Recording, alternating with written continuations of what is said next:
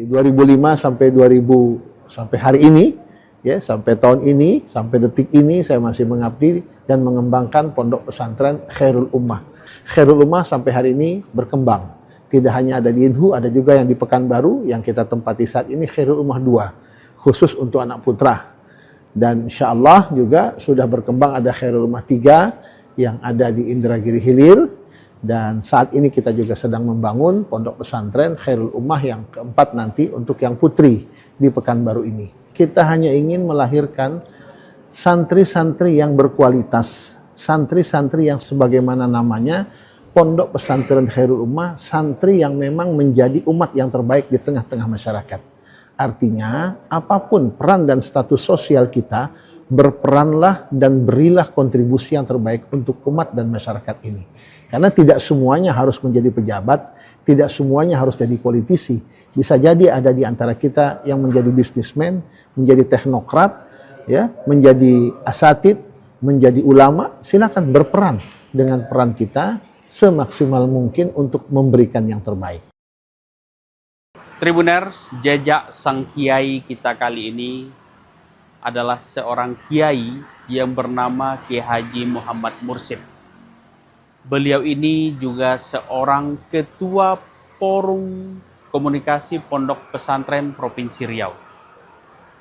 Selain itu, Kiai Haji Mursid juga dikenal sebagai seorang yang dikenal di masyarakat dan terpilih menjadi Dewan Perwakilan Daerah di Senayan dari daerah pemilihan Provinsi Riau. Seperti apa perjalanan kisah hidup dari sang kiai dari Provinsi Riau ini?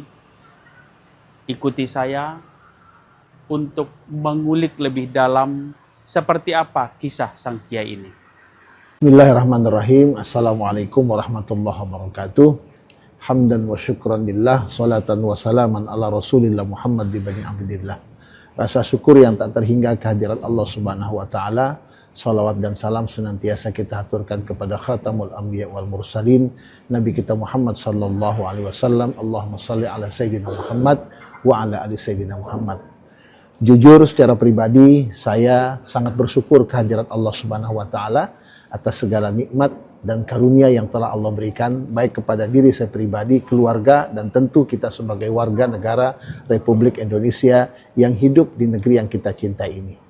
Saya Muhammad Mursid, dilahirkan di Jakarta, tepatnya 4 Juli 1973, lahir di Jakarta dan alhamdulillah di lingkungan keluarga yang cukup sangat agamis. Ayah saya kelahiran dari Kalimantan Selatan, Martapura, dan ibu saya kelahiran Jakarta.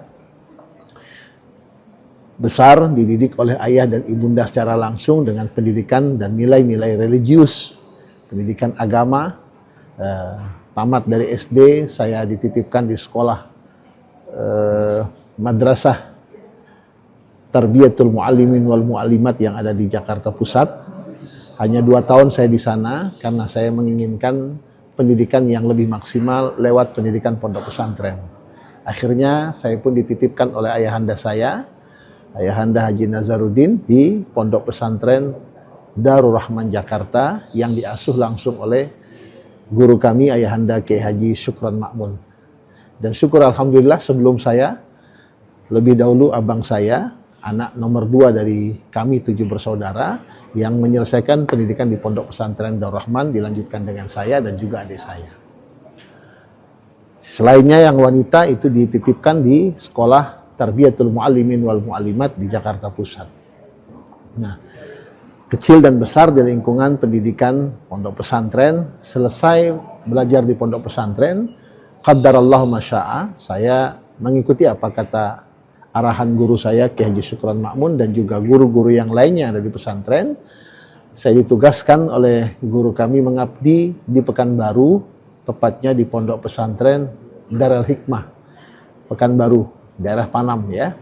Saat itu di tahun 94. Saya ingat betul, saya diminta langsung oleh salah satu pendirinya, selain Haji Abdullah ada Profesor Dr. Satria Effendi, Allahu yarham, keduanya sudah meninggal dunia. Ditugaskan dan mengabdi di pondok pesantren Darul Hikmah Pekanbaru. Ya, dalam perjalanannya saya tidak hanya diminta mengisi dan membina para santri di sana, tapi juga diminta peran aktif saya untuk terjun ke masyarakat, mengisi beberapa majelis taklim yang ada di Kota Pekanbaru saat itu. Dan syukur alhamdulillah saat itu juga saya dibersamai ya oleh para asatid dan asatidah, baik yang ada di IKMI saat itu juga ada di IKADI, Ikatan Dai Indonesia Wilayah Riau. Di IKADI tahun 2002-2003 itu ada program Dai Bina Desa yang membina desa-desa pelosok yang ada di Provinsi Riau ini. Secara kebetulan saya diminta juga sebagai salah satu pengurus koordinator dakwah wilayah Kabupaten Kuansing, Inhu, dan juga Indragiri Hilir. Ya.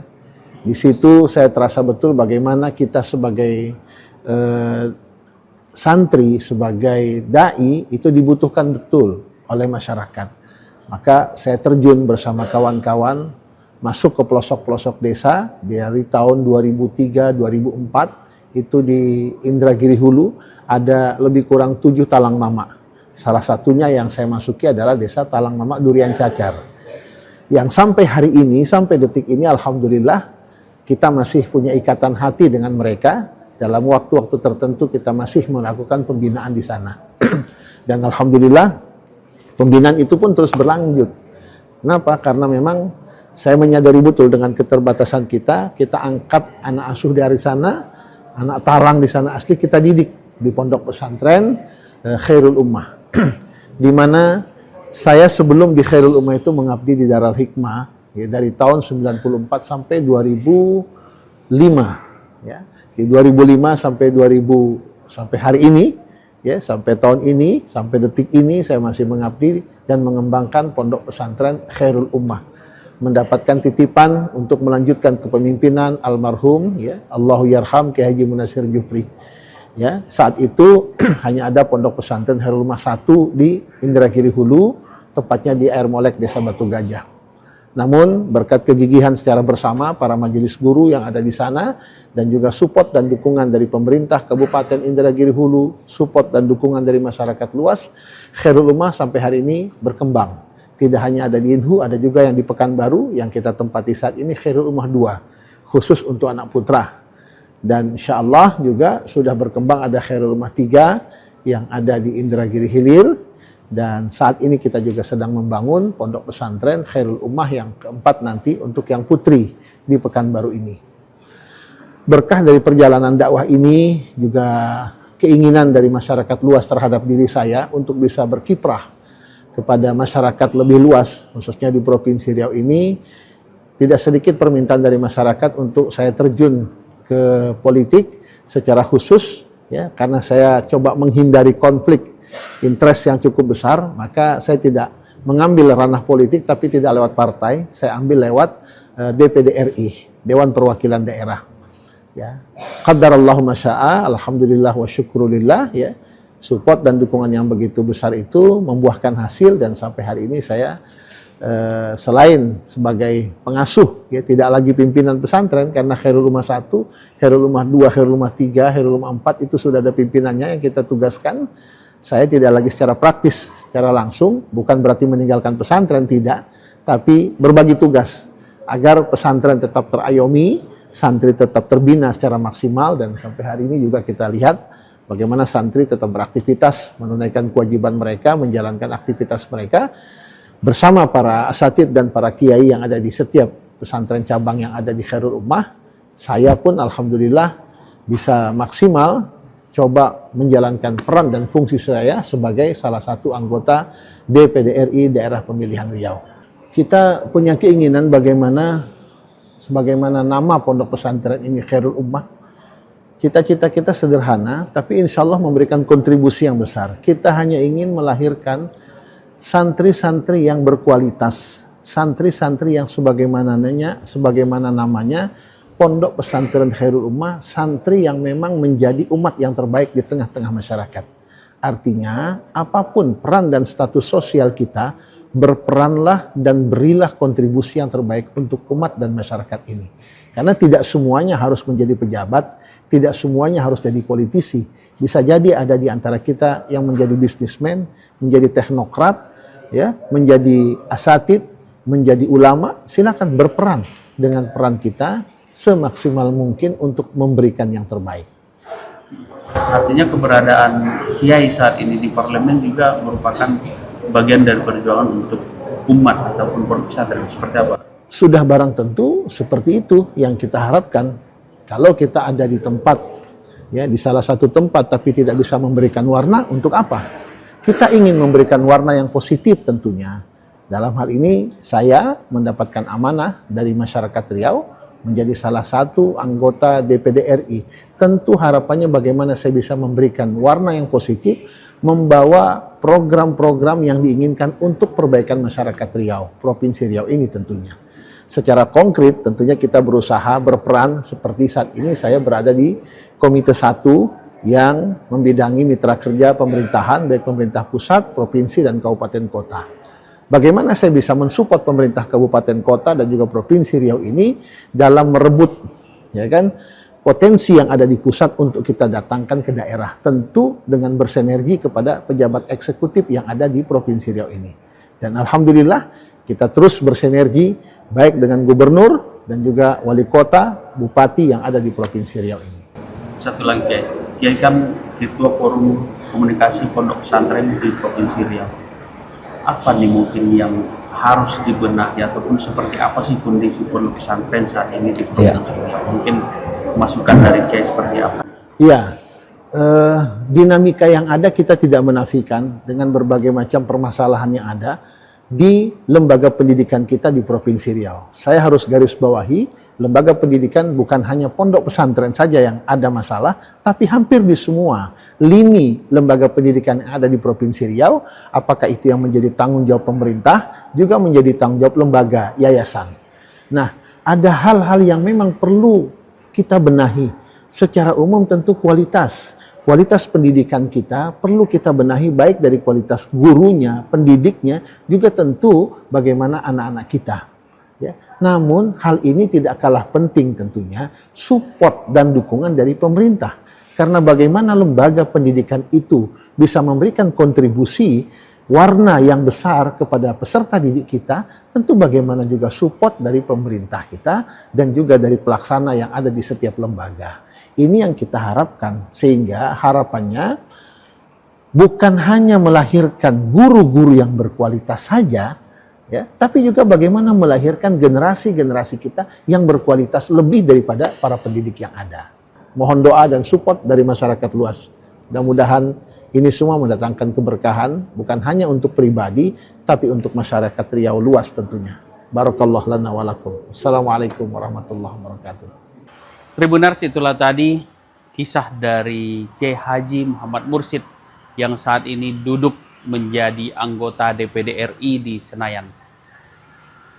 Dia memperjuangkan umat melalui kursi di Senayan. Kisah perjalanan hidup beliau mulai menjadi seorang pengajar di sebuah pondok pesantren di Pekanbaru, kemudian mengabdi di daerah suku Talang Mamak di Indragiri Hulu, hingga membangun sebuah pesantren yang saat ini sudah memiliki cabang juga, beberapa cabang.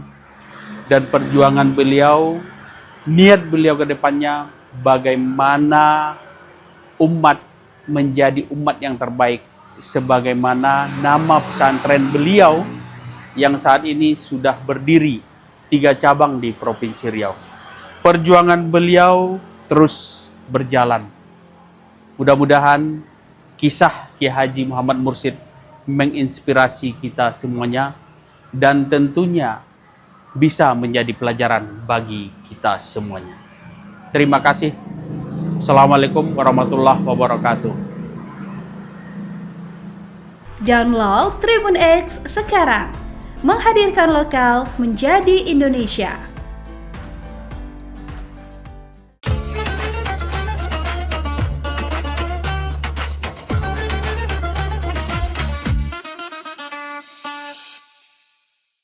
Bismillahirrahmanirrahim. Assalamualaikum warahmatullahi wabarakatuh. Alhamdulillahi rabbil alamin. Nahmaduhu wa nasta'inuhu wa nastaghfiruh. Wa na'udzu billahi min sururi anfusina wa min sayyiati a'malina.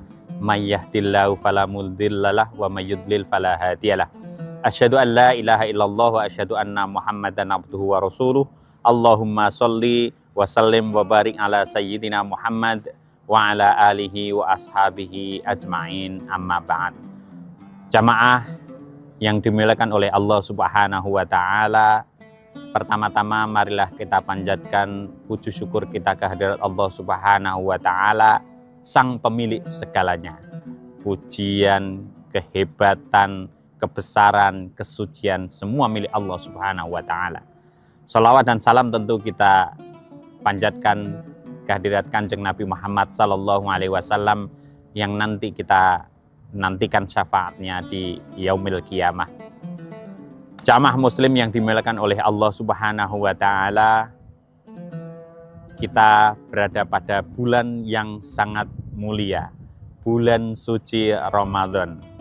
Allah Subhanahu wa taala telah berfirman, memberikan pesan kepada kita sekalian dalam surat Al-Baqarah, ya ayyuhalladzina amanu kutiba alaikumusiyam kama kutiba alal ladzina min qablikum la'allakum tattaqun. Shadaqallahul azim. Dalam ayat yang sangat populer ini banyak pesan yang mendalam, yang merupakan inti dari kehidupan, yang mengingatkan kepada kita sekalian, yaitu adalah takwa. Takwa ini bukan hanya disampaikan pada bulan Ramadan, tapi hampir setiap minggu, minimal pada Jumatan, khutbah Jumat pun tidak sah jika tidak ada perintah mengajak kita untuk bertakwa. Jadi takwa kepada Allah Subhanahu wa taala itu adalah inti kehidupan. Artinya apa? Itu adalah sumber kesuksesan, sumber kebahagiaan hidup di dunia dan di akhirat. Takwa. Takwa itu salah satu maknanya itu adalah, hakikatnya itu adalah pengendalian diri. Jadi internal, mengendalikan diri kita sendiri. Dalam surat Al-Baqarah tadi tentang perintah puasa tadi, salah satu instrumen, salah satu alat yang bisa kita gunakan untuk bisa mengendalikan diri adalah dengan berpuasa. Itu adalah salah satu alat agar kita nanti ujungnya bisa menjadi orang yang bertakwa. Puasa pada lahiriahnya itu adalah ibadah menahan lapar, menahan makan dan minum sejak pagi hari, sejak subuh, nanti kembali makan lagi setelah maghrib. Jadi secara lahiriah yang di permukaan itu nampaknya hanya mengendalikan diri dalam bentuk makan dan minum. Itu jika kita dalami lebih mendalam itu akan semakin luar biasa. Karena hanya dengan menahan dari makan itu aja kita sudah merasakan luar biasa bagaimana lemahnya kita, bagaimana kekurangan kita. Nah itu dengan mengendalikan diri kita akan bisa merasakan kelemahan kita. Dan nanti di ujungnya dengan mengendalikan diri pada saat berbuka puasa kita akan bisa merasakan nikmatnya lahiriah. Bagaimana ketika kita bisa menahan itu pada akhirnya kita akan mendapatkan kebahagiaan yang luar biasa. Ini sama pelajaran dalam hidup kita seluruhnya. Dari kita mengendalikan diri itu adalah salah satu inti dari kehidupan yang bisa menghantarkan kita kepada ketakwaan. Sebagai contoh yang bisa kita jelaskan, saat ini adalah era digital, era media sosial yang luar banjir informasi. Namanya banjir itu justru kelemahannya adalah kita mendapatkan air yang bersih, informasi yang bersih itu sangat sulit sekali. Sehingga pada intinya di era digital ini, pelajaran puasa, mengendalikan diri kita sendiri itu menjadi sangat penting. Jadi sebagai contoh adalah mulai dari kita mereview, mengendalikan diri, mana yang perlu dan mana yang tidak perlu. Ketika men-scroll mendapatkan informasi yang tidak perlu kita lewati. Terus kemudian kita menchat, merespon dari informasi itu di media sosial. Itu juga harus bisa mengendalikan diri. Jangan asal, apalagi ini besok di bulan puasa ini, kita harus latihan, bukan makan dan minum, tapi nanti selama bulan Ramadan dan seterusnya. Ini Ramadan kita jadikan latihan untuk mengendalikan diri. Jangan sampai kita mengeluarkan hal-hal yang negatif, hal yang berdampaknya tidak baik.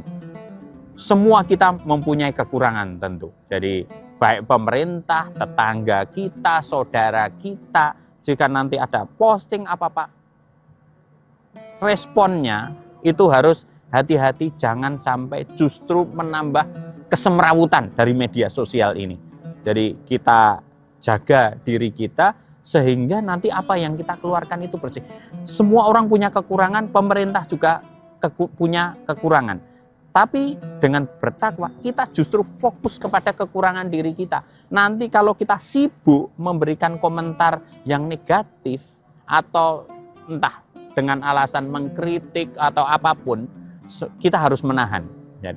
Jadi nanti biar media sosial, karena kita tahu semua algoritma di dalam media sosial, begitu kita banyak mengeluarkan sentimen negatif, yang media yang akan datang kita itu juga setan-setan, sesuatu hal yang buruk juga, yang negatif. Oleh karena itu kita harus berhati-hati mengendalikan diri selama bulan Ramadan ini, sehingga nanti yang kita keluarkan dari diri kita selama bulan Ramadan itu adalah hal yang baik-baik. Perintah Allah dalam ayat yang lain itu, ya ayyuhalladzina amanut taqullah wa qulu qaulan sadida. Jadi memang mengendalikan diri baik dalam puasa atau tadi dalam mengendalikan diri dalam berkata. Kalau sekarang media sosial kan kita dalam menulis itu memang dekat sekali dengan ketakwaan. Begitu kita bisa mengendalikan diri, makan dan minum, mengendalikan tangan kita, mulut tapi juga tangan kita, insya Allah kita akan mendekati menuju kepada ketakwaan kepada Allah Subhanahu wa taala. Janji Allah sudah jelas, wa may yattaqillah yaj'al lahu makhraja wa yarzuqhu min haitsu la yahtasib. Barang siapa yang bertakwa kepada Allah Subhanahu wa taala, kalau ada masalah apapun pasti akan diberikan solusi oleh Allah sendiri. Dan jika kita menginginkan rezeki yang banyak, wa yarzuqhu min haitsu la yahtasib, dan Allah akan memberikan rezeki yang tidak pernah kita duga-duga ataupun tidak pernah kita minta. Jadi sekali lagi bahwa bulan Ramadan ini adalah bulan yang luar biasa. Allah, kalau bahasa dunia itu, mendiskon, mengobral apapun semua kebaikan, kerahmatan, pahala, keindahan, barokah dari Allah Subhanahu wa taala akan diguyurkan selama bulan Ramadan. Sehingga jangan luangkan, jangan gunakan kesempatan ini yang luar biasa ini hanya habis untuk memberikan sesuatu yang tidak bermanfaat. Setiap saat kita coba manfaatkan bulan Ramadan ini, sehingga nanti kalau kita bermedsos pun nggak apa-apa. Jadi nanti media sosial, akun-akun yang mengajak komentarnya negatif di-unfollow, tidak diikuti. Tapi akun-akun yang mengajak kebaikan seperti akun Masjid Raya Syekh Zayed Solo ini yang ada live pengajian, ikuti. Nanti insya Allah ketika kita jenengan semua unfollow yang tidak, misalnya 5 yang komentar negatif-negatif, jelek-jelek itu di-unfollow, terus kemudian Anda follow masjid-masjid atau pengajian, kemudian di-follow, otomatis itu akan menutup pintu negatif. Dan itu nanti dari media sosial, algoritmanya akan mengarahkan semua yang baik-baik itu akan datang kepada Anda. Sekali lagi, mari jamaah sekalian yang dimuliakan oleh Allah Subhanahu wa taala, kita manfaatkan Ramadan ini sebagai bulan pengendalian diri. Pertama, kita mengendalikan diri kita sendiri dari hal-hal yang buruk atau hal-hal yang mengarah kepada yang buruk, dan kita mendekati hal-hal yang baik. Silahkan dicari sendiri apa yang sudah nanti akan diobral, akan didiskon, akan diberikan luar biasa banjir kebaikan yang akan diberikan oleh Allah Subhanahu wa Ta'ala pada bulan Ramadan ini, dan mari kita sambut barokah pertolongan dari Allah, pengampunan dari Allah selama bulan Ramadan ini. Semoga kultum kali ini bisa bermanfaat dan semakin membuat kita dekat kepada Allah Subhanahu wa Ta'ala dan menjadi insan yang baik, yang bermanfaat untuk semuanya. Wallahul muwafiq ila aqwamit thoriq. Assalamualaikum warahmatullahi wabarakatuh. Download Tribun X sekarang. Menghadirkan lokal menjadi Indonesia. Dari founder yang menggelontorkan dananya untuk pembangunan Masjid Al-Hakim, memang beliau suka dengan desain Taj Mahal, beliau suka dengan, ya itulah, dengan nuansa Taj Mahal tuh, makanya terus dibawa ke Masjid Al-Hakim Padang. Nah, jadi kan kita kan sudah hitung seluruh keperluannya. Kalau misalkan kita mau menyediakan 1000 porsi setiap hari itu, kita butuh dana sekitar 450-an juta. Kalau ada terkumpul dana segitu, tentu kita bisa menyediakan 1000 porsi. Kalau sudah 1000 porsi, Kak, sudah tidak perlu kupon. Karena saya yakin semuanya insya Allah. Ya, pemandangannya indah gitu di sini kan. Di Preman juga kan banyak laut. Tapi kesannya sini lain juga kan di Preman kan. Ada masjidnya itu nyaman gitu.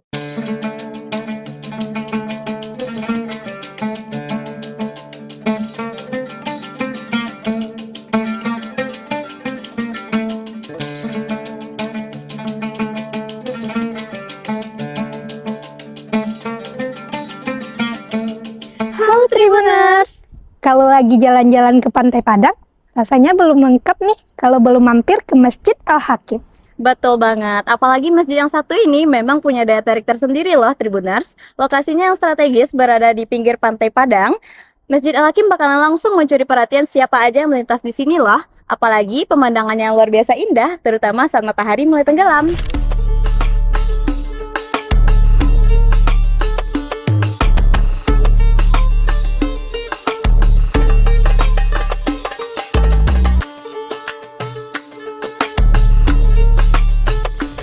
Gak cuma jadi tempat ibadah, Masjid Al-Hakim juga sudah menjadi salah satu ikon kota Padang yang paling sering dikunjungi oleh masyarakat hingga wisatawan loh.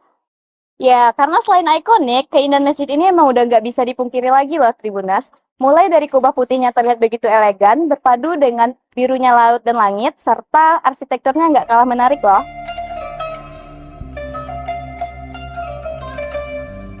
Nah Tribuners, kali ini kita akan mengajak Tribuners untuk mengenal lebih dekat masjid ini.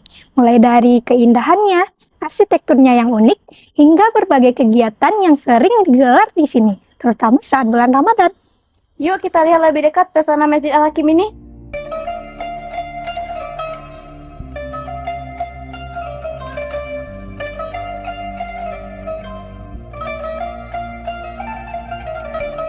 Oke, jadi sejarahnya Masjid Al-Hakim mulai peletakan batu pertama itu di tahun 2017 dan mulai dipakai untuk sholat itu September 2020. Jadi saat itu lagi COVID kan, 2020. Nah, itu saat pertama kali Masjid Al-Hakim digunakan untuk sholat berjamaah. Berarti pada tahun 2020 itu masjidnya sudah bisa digunakan. Betul. Jadi dari pewakif, dari founder yang menggelontorkan dananya untuk pembangunan Masjid Al-Hakim, memang beliau suka dengan desain Taj Mahal, beliau suka dengan, ya itulah, dengan nuansa Taj Mahal tuh, makanya terus dibawa ke Masjid Al-Hakim Padang kayak gitu. Oke, berarti terinspirasinya dari desain Taj Mahal yang ada di India ya Bang ya? Betul. Kalau dari Masjid Al-Hakimnya sendiri mungkin kubahnya ya, kubahnya kan ada beberapa dan itu juga jadi ciri khas dengan 4 menaranya yang itu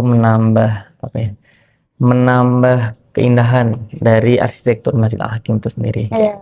Apalagi letaknya di tepi pantai ya Bang ya. dia. Pasti orang yang bakal lewat di sini langsung ke notice nih sama masjidnya. Apalagi desainnya yang terinspirasi dengan Iya. Taj Mahal ya Bang ya. Oke, keunggulan yang bikin orang datang ke masjid ya. Yang pertama tentu tadi keindahan arsitektur Masjid Al-Hakim.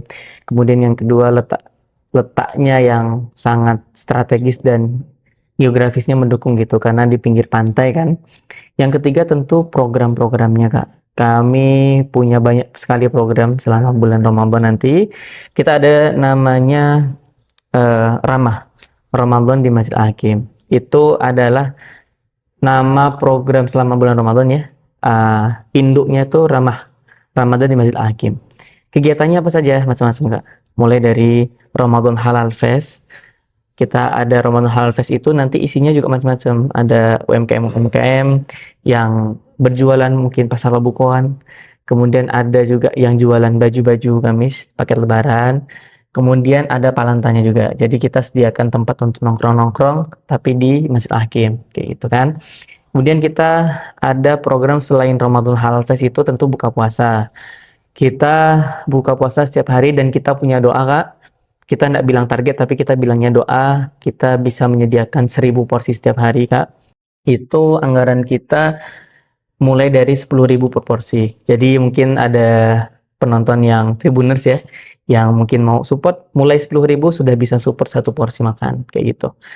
Kemudian kita ada juga program kajian. Dalam sehari itu kita kajian 1 ba'da subuh, kemudian duha ada kajian, sebelum sholat duhur ada lagi, kultum sebelum berbuka ada juga, kemudian kajian sebelum sholat tarawih. Itu ada, berarti 5 kali kan. Ditambah lagi nanti ketika itikaf. Itikaf itu juga program sendiri yang isinya ada tausiah muhasabah jam 2, kemudian jam 3-nya kita ada sholat qiyamul lail. Dan banyak lagi Kak kegiatannya, nanti bisa ikut kegiatan di Masjid Al-Hakim. Oke. Nah Bang, yang menjadi perhatian mungkin bagi para Tribuners juga nantinya nih Bang ya, kayak seperti berbuka puasa bersama di sini ada ya Bang Ya programnya? insya Allah ada. Nah kalau misalnya berbuka di sini itu apakah perlu ada kupon dulu atau bisa langsung masyarakat datang ke sini untuk berbuka puasa atau gimana ya Bang Siap. kira-kira?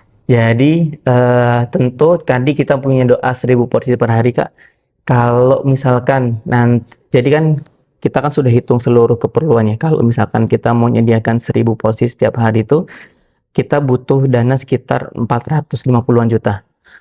Kalau ada terkumpul dana segitu, tentu kita bisa menyediakan 1000 porsi. Kalau sudah 1000 porsi Kak, sudah tidak perlu kupon. Karena saya yakin semuanya insya Allah tercukupi lah. Kayak gitu. Tapi kalau kita sekarang mungkin baru sediakan 300-500 porsi Kak, di kondisi Masjid Al-Hakim yang kalau penuh tuh bisa lebih dari itu. Maka tentu kita pakai kupon dan kita mengutamakan satu yang berpuasa. Yang kedua, yang sholat maghrib di Masjid Al-Hakim. Maka seperti tahun lalu kita pembagian kupon itu setelah sholat maghrib Kak. Jadi kita pastikan dia sholat maghrib dulu, baru kita bagi kupon dari soft depan memang. Nah tentu dengan seperti itu kan jadi adil ya. Orang yang tentu, jadi kita mengutamakan orang yang benar-benar sholat. Nah kalau masih ada lebih, nanti ada yang belum makan, nah silahkan makan. Kayak gitu Kak. Gitu kira-kira. Nah, berarti harus sholat dulu di sini, Betul. baru nanti dibagi kuponnya. Iya. Kalau berlebih baru nanti untuk Iya, itu yang masyarakat yang umum Yang- kayak gitu. Oke.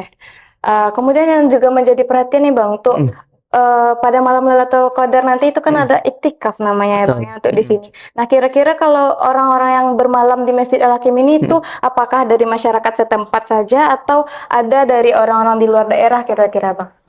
Yang pengalaman dari tahun-tahun sebelumnya ada juga yang dari luar daerah. Dan memang saat iktikaf itu kita sediakan space khusus untuk yang mungkin mau istirahat kayak gitu. Dan kita pisah ya laki-laki dengan perempuan demi menjaga kan seperti itu. Dan saya lihat memang banyak juga yang dari luar kayak gitu. Sebenarnya kalau dari masyarakat sekitar sendiri tidak banyak Kak, karena Masjid Al-Hakim itu sebenarnya jauh dari permukiman, ya kan? Karena memang di tempat publik di pinggir pantai kan. Dan pemukiman terdekat sebenarnya sudah ada masjid juga kayak gitu. Jadi memang yang ke Masjid Al-Hakim itu memang orang-orang yang memang pengen ke Al-Hakim lah seperti itu kan bahasanya. Nah nanti tapi kalau saya lihat dari pengalaman sebelumnya juga sebenarnya banyak juga yang tidak bermalam di Al-Hakim. Ada yang bermalam, tapi ada juga yang tidak bermalam di Al-Hakim. Mereka datang di jam-jam 2 saat Masjid Al-Hakim memang punya kegiatan khusus di dalam iktikaf itu. Seperti tadi kan ada muhasabah, itu kan mulainya jam 2. Nah, banyak tuh yang datangnya baru jam 2 kayak gitu. Dan itu enggak masalah sih kayak gitu. Himbauan untuk para pengunjung di saat di Masjid Al-Hakim, tentu yang pertama minta tolong sekali untuk sama-sama jaga kebersihan dan kenyamanan bersama ya. Jangan sampai tim Masjid Al-Hakim sudah bersusah payah untuk membersihkan, tapi kita malah merasa oh kan nanti udah ada yang bersihkan. Harusnya tidak seperti itu. Harusnya kita bisa jaga bareng-bareng. Tentu kalau kita tidak mengotori, nanti orang yang datang pun juga ikut nyaman. Tapi kalau satu orang berpikiran, ya udahlah, nanti kan ada yang ngambil. Ya kalau satu orang. Kalau 100 orang berarti ada 100 sampah. Ada 1000 orang yang berpikiran seperti itu, 1000 sampah menumpuk dan bercecer. Tentu kita yang di sini juga tidak nyaman. Kawan-kawan yang sudah bersih-bersih juga kasihan kan, istilahnya. Ada orang-orang yang tidak bertanggung jawab. Tentu kebersihan ini demi kenyamanan bersama juga kan, seperti itu. Dan tentunya jaga barang-barang keamanan. Kita tuh sudah sediakan tempat penitipan barang, Kak. Jadi kalau ada helm, sandal, sepatu, mungkin ada yang mahal-mahalnya, titipkan enggak apa-apa. Tapi kalau ada yang enggak mahal gimana? Misalkan sandal Swallow, saya nyebut merek ya, yang mungkin harganya tidak sampai 15.000 misalkan. Ya titipkan pun enggak apa-apa gitu. Artinya kita sediakan tempat penitipan barang itu gratis, tidak dipungut biaya. Kalau mau infak lah. Tapi kalau enggak juga enggak apa-apa. Itu demi kenyamanan bersama kayak gitu. Jadi jangan sampai nanti, oh sandal saya hilang, sepatu hilang. Ya mohon maaf, kami sudah sediakan sebenarnya tempat penitipan. Kalau hilangnya di tempat penitipan, Kak, kita siap tanggung jawab. Ada buktinya dia punya kartu tadi saat menitip, misalkan kayak gitu. Helm, makanya helm, sandal, sepatu, tas, barang-barang penting tuh kalau mau titip aja. Insya Allah dijaga sama yang standby nanti di area itu gitu.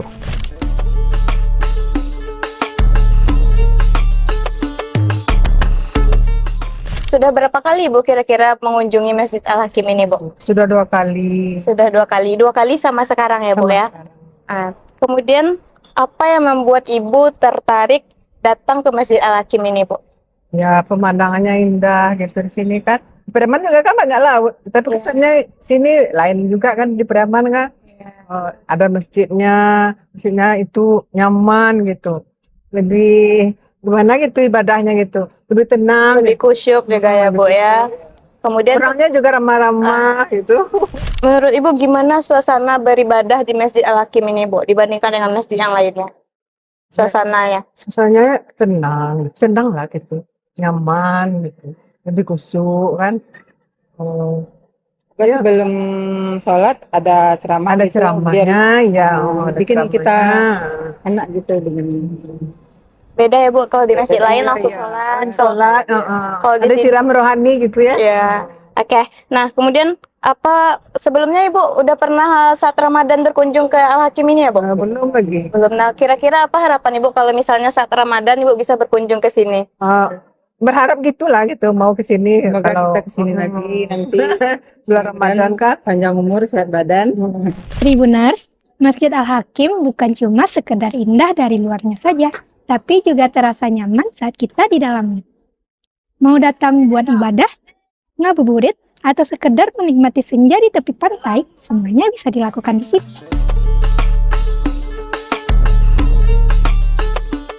Kalau Tribuners belum pernah ke sini, ini bisa jadi pilihan tempat yang wajib Tribuners kunjungi. Oh ya, bagi Tribuners yang berkunjung ke sini, selalu jaga ketertiban dan kebersihannya ya. Saya Alda Amelia Putri. Saya Filia Hasdi. Sampai jumpa. Download Tribun X sekarang. Menghadirkan lokal menjadi Indonesia.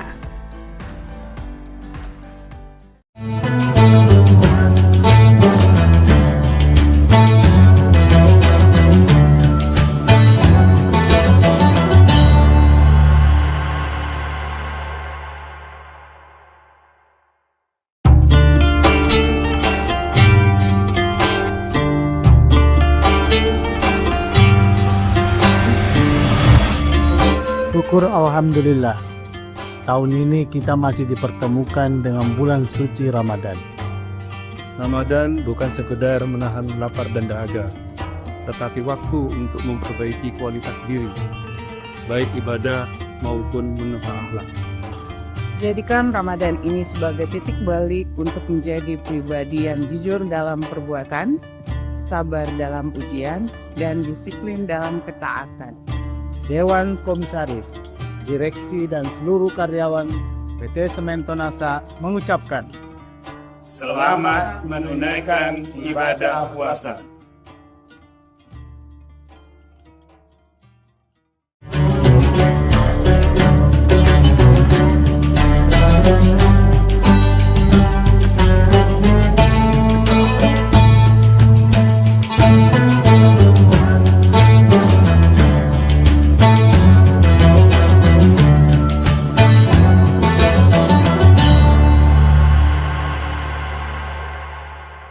Assalamualaikum warahmatullahi wabarakatuh. Tribuners, bagaimana kabar Anda pada hari ini? Apakah puasanya masih lancar dan juga semangat? Tentunya kita kembali lagi menyapa Tribuners dalam program Syiar Ramadan bersama saya Ilu Devi Sania hanya di Tribun Timur, mata lokal menjangkau Indonesia. Seperti biasanya kita akan selalu membahas tema-tema yang menarik untuk menemani seluruh Tribuners menantikan waktu berbuka puasa hari ini. Tentunya hari ini tema kita merupakan itikaf, menepi dari hiruk pikuk dunia, yang akan dibahas secara tuntas bersama dengan Bapak Ustadz Kiai Haji Sabarudin LC bersama kita di studio pada hari ini. Assalamualaikum Pak Ustadz. Waalaikumsalam warahmatullahi wabarakatuh. Baik, kabarnya seperti apa? Alhamdulillah. Alhamdulillah, baik. Nah Pak Ustadz, tema kita pada hari ini merupakan itikaf, menepi dari hiruk pikuk dunia.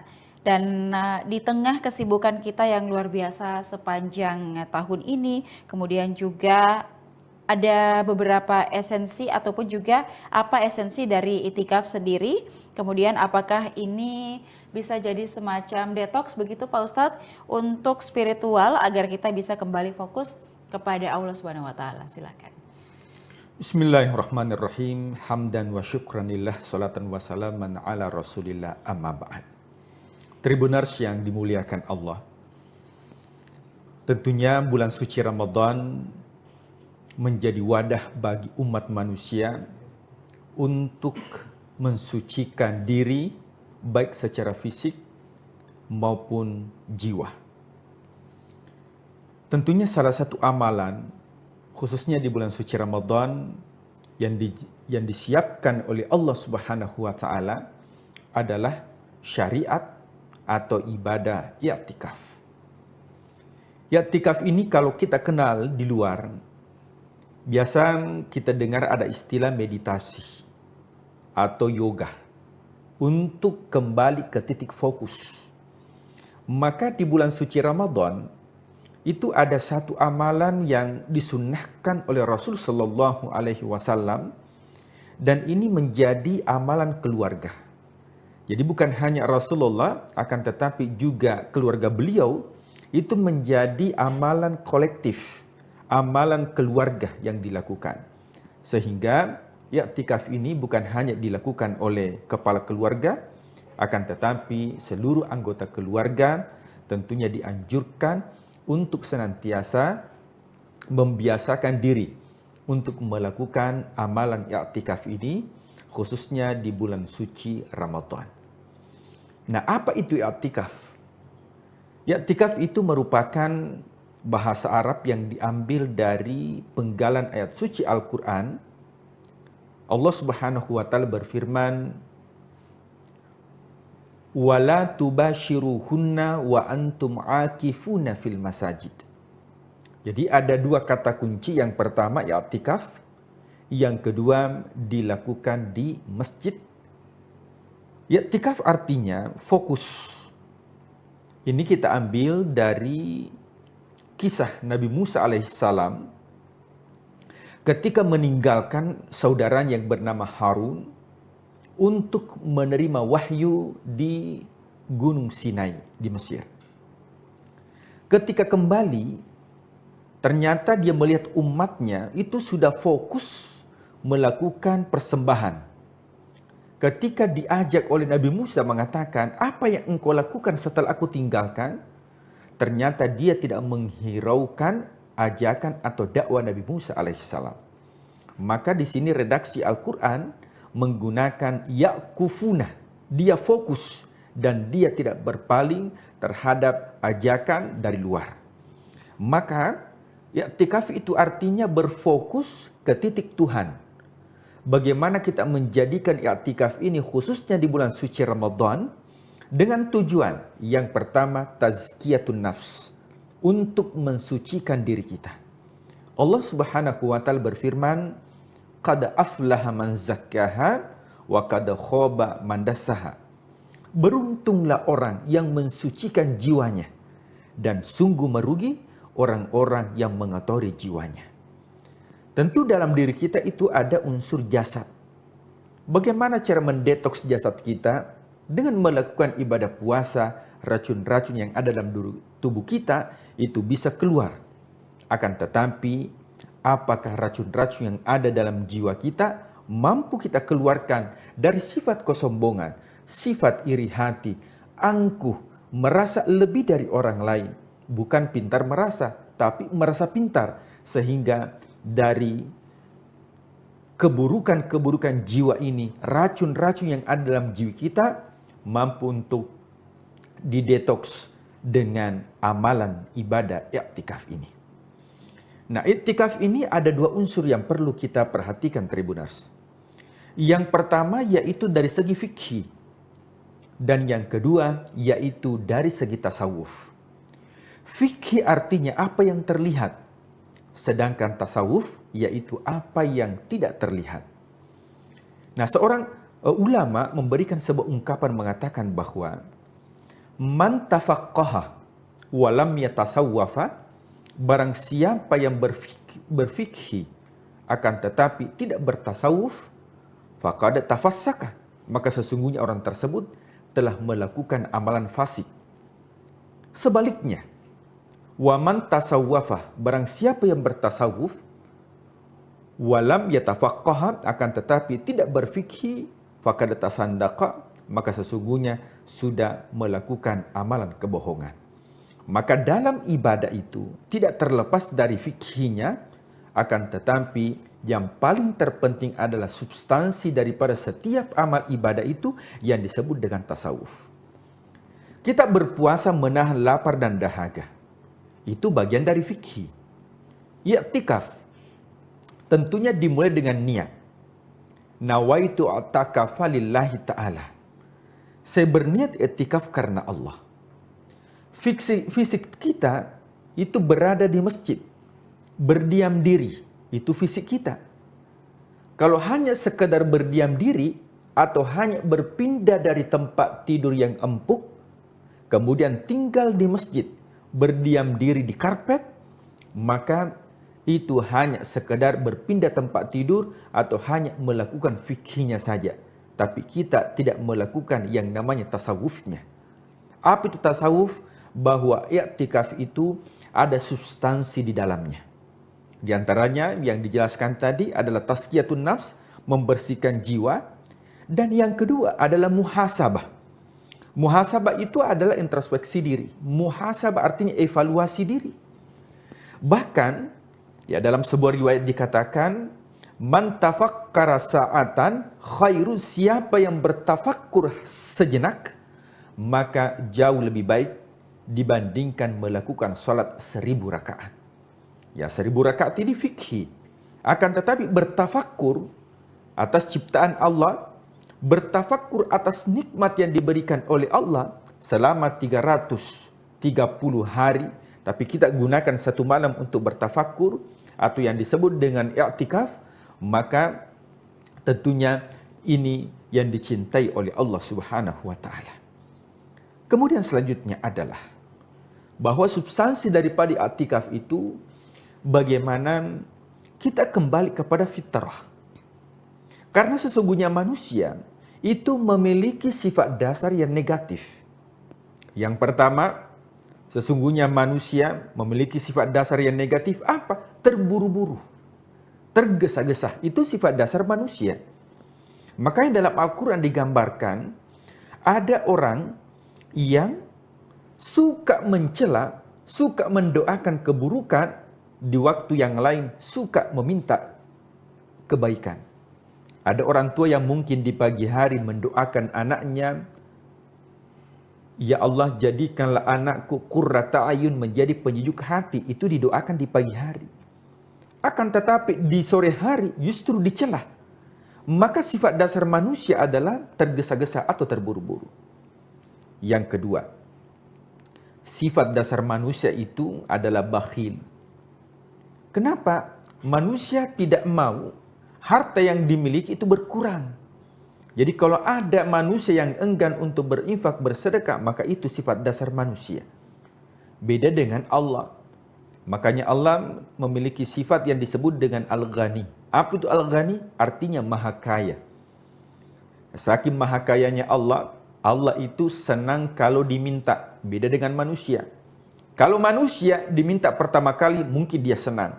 Tapi kalau sudah 2 kali, mungkin dia senang. Ketiga kalinya pas dia jengkel. Itu sifat dasar manusia. Beda dengan Allah. Justru Allah ketika kita meminta, Allah senang. Yang kedua, Allah itu ketika dia memberi, dia pasti mengabulkan. Beda dengan manusia. Ketika kita meminta, belum tentu dikabulkan. Dan inilah sifat dasar manusia. Yang ketiga, sifat dasar manusia itu adalah berkeluh kesah. Ya. Sesungguhnya manusia, khuliqal insanu, ya, manusia itu diciptakan dalam keadaan berkeluh kesah. Idza massahu syarr, apabila mendapatkan keburukan, maka dia berkeluh kesah kepada Allah. Ya Allah, kenapa mesti saya? Kenapa bukan tetangga saya? Kenapa bukan orang lain? Maka Allah memberikan kebahagiaan. Tapi apa kata Allah? Wa idza massahul khair manu'a, justru kalau diberikan kebaikan, justru dia menolak, justru dia ingkar. Dan inilah sifat atau watak dasar manusia. Tentunya kita bertanya, jika demikian, nah apakah manusia harus berpangku begitu saja? Sudah mideh, karena memang saya orangnya bakhil. Sudah mideh, karena memang saya orang tergesa-gesa. Maka dikatakan oleh ulama tidak. Kenapa? Karena manusia dibekali yang namanya fitrah.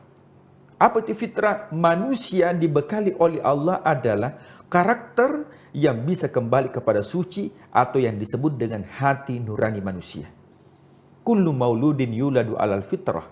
Setiap manusia diciptakan oleh Allah beserta dengan fitrah manusia itu atau kesucian. Maka biasa ada istilah kembali kepada fitrah. Maka tujuan dari substansi daripada i'tikaf ini bukan hanya berdiam diri di masjid dengan melakukan amalan, membaca Al-Quran, berzikir, bertaklim, akan tetapi jauh daripada itu bagaimana kita mensucikan diri kita, kemudian kita muhasabah. Allah sudah memberikan nikmat 11 bulan yang lalu. Maka kita bermuhasabah apakah 11 bulan itu berapa nikmat yang digunakan di jalan Allah. Sehingga kita keluar dari i'tikaf ini betul-betul menjadi pribadi yang fitrah, kembali kepada fitrah, kembali kepada suci, karena manusia diciptakan oleh Allah dalam keadaan fitrah, dan akan kembali kepada Allah dalam keadaan fitrah. Apa buktinya? Kita lahir di dunia ini tanpa membawa apa-apa. Dan kita akan kembali menuju kepada Allah. Makanya orang yang meninggal dunia itu dikatakan berpulang ke rahmatullah. Yang namanya berpulang, pulang itu artinya ada tempat asalnya. Yang mana tempat asal kita adalah alam arwah. Sehingga ketika ada orang yang wafat, orang Makassar mengatakan amotere. Orang Bugis mengatakan lisu. Dalam bahasa Indonesia dikatakan berpulang ke rahmatullah karena asal kita dari sana, bukan dari sini. Maka dari sini ini adalah tanah. Yang kembali apa? Yang kembali itu, yang di sana yang kembali bukan jasad kita. Tapi yang kembali ke sana itu adalah jiwa kita. Yang kembali di sini adalah jasad. Kenapa? Karena jasad kita ini unsurnya dari sini. Dari mana? Sini itu yang dimaksud adalah tanah. Tapi yang di sana itu bukan jasad kita, tapi yang di sana itu adalah jiwa kita. Maka jiwa akan kembali ke asalnya. Kemudian yang di sini adalah jasad kita akan terkubur dan hancur. Akan tetapi yang abadi itu adalah jiwa kita. Makanya i'tikaf ini yang disucikan bukan fisik kita, akan tetapi yang disucikan adalah jiwa kita, sehingga kita dipanggil oleh Allah, ya ayyatuhan nafsul mutmainnah, wahai jiwa yang tenang, wahai jiwa yang suci. Mudah-mudahan i'tikaf ini menjadi momentum di dalam bulan suci Ramadan untuk kita berdiam diri sejenak, fokus, bermeditasi dengan Allah, sehingga betul-betul di dunia ini apa yang kita lakukan bisa betul-betul kita bermuhasabah sehingga fokus kepada Allah Subhanahu wa taala. Kalau kita fokus kepada Allah, tentunya Allah juga akan fokus kepada apa yang kita harapkan di dunia. Walal akhiratu khairul laka minal ula, kedepankan urusan akhirat, maka dunia akan ikut. Semakin kita kejar dunia, maka akhirat tertinggal. Akan tetapi ketika kita mengejar akhirat, maka dunia ini menjadi ladang amal bagi kita. Wallahu a'lam bishawab. Oke, baik, itu tadi beberapa wejangan ataupun juga yang disampaikan terkait itikaf, dan mungkin Pak Ustadz kita juga perlu menggarisbawahi bahwa setelah kita beritikaf atau menepikan urusan-urusan duniawi kita, kemudian pada saat di masjid kita khusyuk, jangan sampai keluar dari masjid kita kembali lagi tidak fokus ya Pak Ustadz ya. Ini harus kita tetap jaga, bukan hanya pada saat di dalam masjid saja, tetapi setelah kita keluar kita bisa mengendalikan diri kita, tetap memisahkan antara mana urusan dunia dan juga kapan kita harus mendekatkan diri kepada Allah Subhanahu wa taala. Semoga ini menjadi ilmu lagi untuk kita selama bulan suci Ramadan ini, dan semoga kita bisa memperkokoh iman kita dengan segala kebaikan yang bisa kita lakukan dan kita memanen pahala selama Ramadan kali ini. Dan Pak Ustadz terima kasih sudah memberikan kita banyak sekali pengetahuan, dan semoga ini bisa menjadi siraman rohani begitu ya bagi seluruh Tribuners yang sedang menyaksikan.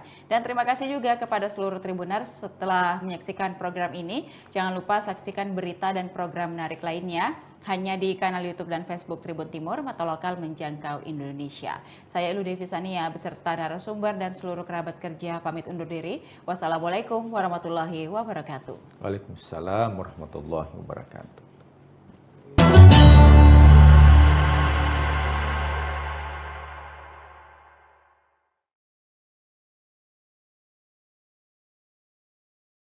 Ilaha illallah wa nastaghfirullah nas'aluka ridhaka wal jannah wa na'udzubika min sakhatika wan nar.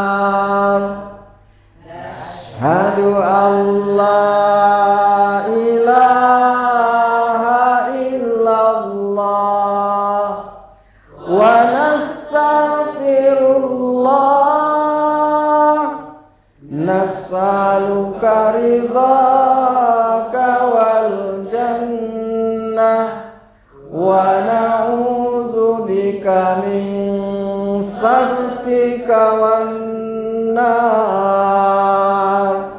Nashhadu an la ilaha illallah wa nastaghfirullah nas'aluka ridhaka wal jannah wa na'udzubika min sakhatika wan nar. Allahumma innaka afuwun karim tuhibbul afwa fa'fu anna ya karim.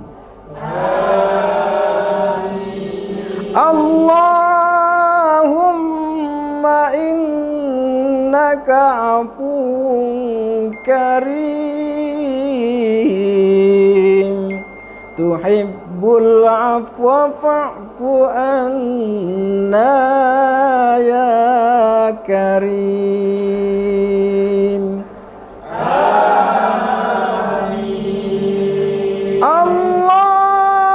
Allahumma innaka afuwun karim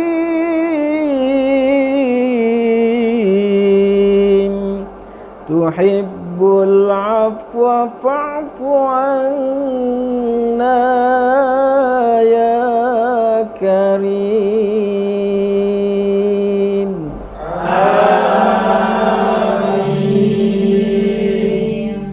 Nashhadu an la ilaha illallah wa nastaghfirullah nas'aluka ridhaka wal jannah wa na'udzubika min sakhatika wan nar.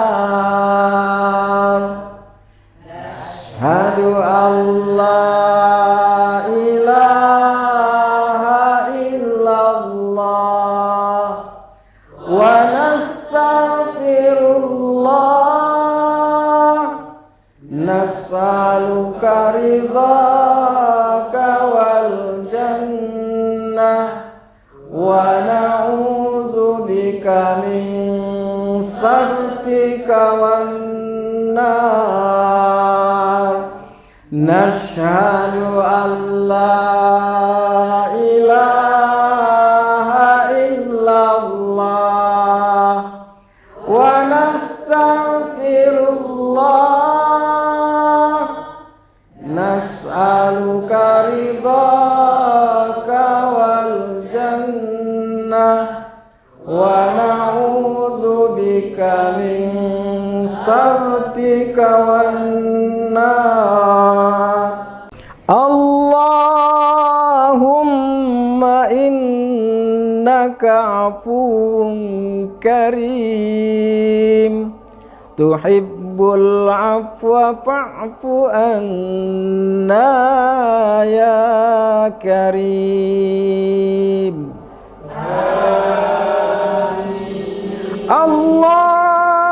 Allahumma innaka afuwun karim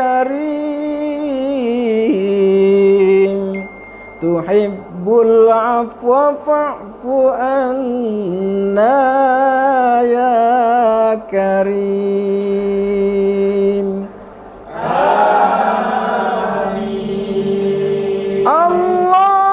Allahumma innaka afuwun karim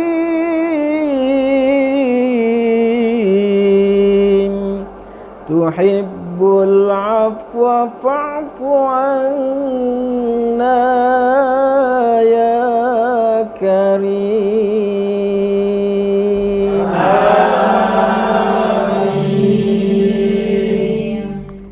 Nashhadu an la ilaha illallah wa nastaghfirullah nas'aluka ridhaka wal jannah wa na'udzubika min sakhatika wan nar. Asyhadu an la ilaha illallah wa nastaghfirullah nas'aluka ridhaka wal jannah wa na'udzubika min sakhatika wan nar. Nashhadu an la ilaha illallah wa nastaghfirullah nas'aluka ridhaka wal jannah wa na'udzubika min sakhatika wan nar. Allahumma innaka afuwun karim tuhibbul afwa fa'fu anna ya karim. Allahumma innaka afuwun karim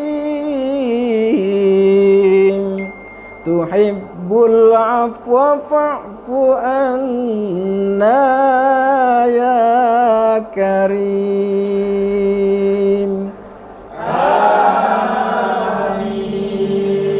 Allahumma innaka afuwun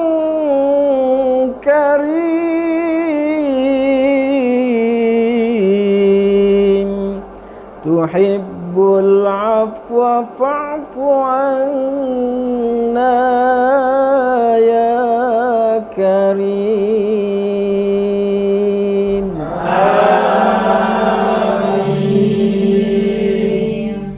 Nashhadu an la ilaha illallah wa nastaghfirullah, nas'aluka ridhaka wal jannah wa na'udzubika min sakhatika wan nar. Asyhadu an la ilaha illallah wa nastaghfirullah, nas'aluka ridhaka wal jannah wa na'udzubika min sakhatika wan nar. Nashhadu an la ilaha illallah wa nastaghfirullah, nas'aluka ridhaka wal jannah wa na'udzubika min sakhatika wan nar. Allahumma innaka afuwun karim, tuhibbul afwa fa'fu anna ya karim. Allahumma innaka afuwun karim, tuhibbul afwa fa'fu anna ya karim.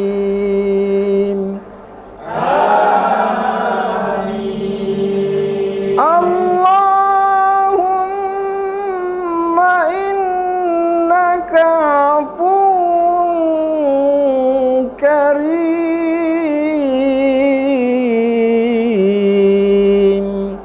tuhibbul afwa fa'fu anna ya karim.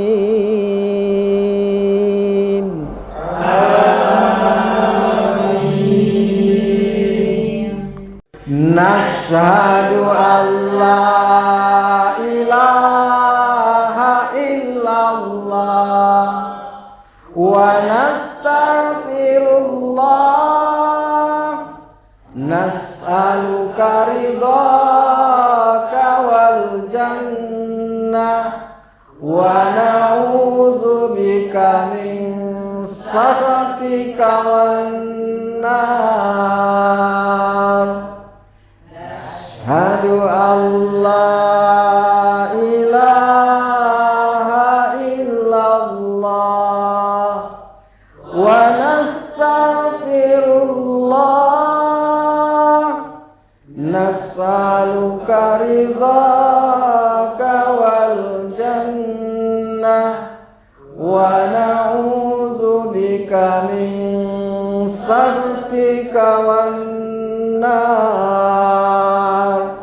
Nashhadu an la ilaha illallah wa nastaghfirullah, nas'aluka ridhaka wal jannah wa na'udzubika min sakhatika wan nar. Allahumma innaka afuwun karim, tuhibbul tuhibbul afwa fa'fu anna ya karim.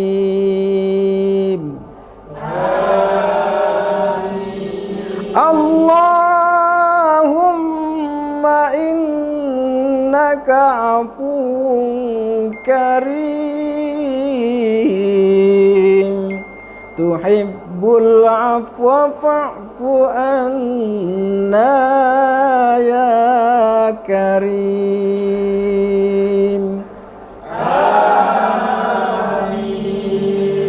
Allahumma innaka afuwun karim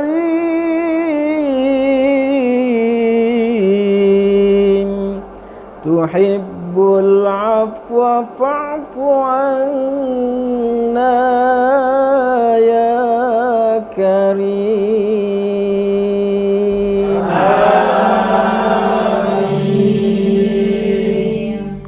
Nashhadu an la ilaha illallah wa nastaghfirullah nas'aluka ridhaka wal jannah wa na'udzubika min sakhatika wan nar. Ashhadu an la ilaha illallah wa nastaghfirullah nas'aluka ridhaka wal jannah wa na'udzubika min sakhatika wan nar. Nashhadu an la ilaha illallah wa nastaghfirullah nas'aluka ridhaka wal jannah wa na'udzubika min sakhatika wan nar. Allahumma innaka afuwun karim tuhibbul afwa fa'fu anna ya karim.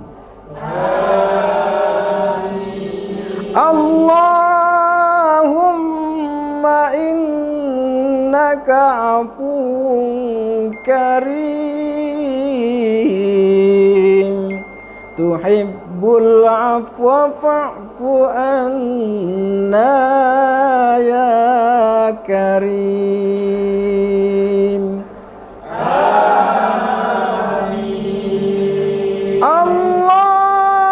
Allahumma innaka afuwun karim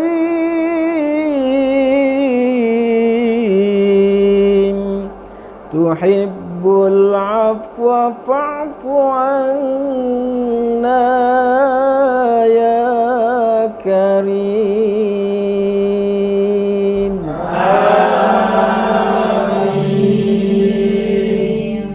Nashhadu an la ilaha illallah wa nastaghfirullah nas'aluka ridhaka wal jannah wa na'udzubika min sakhatika wan nar.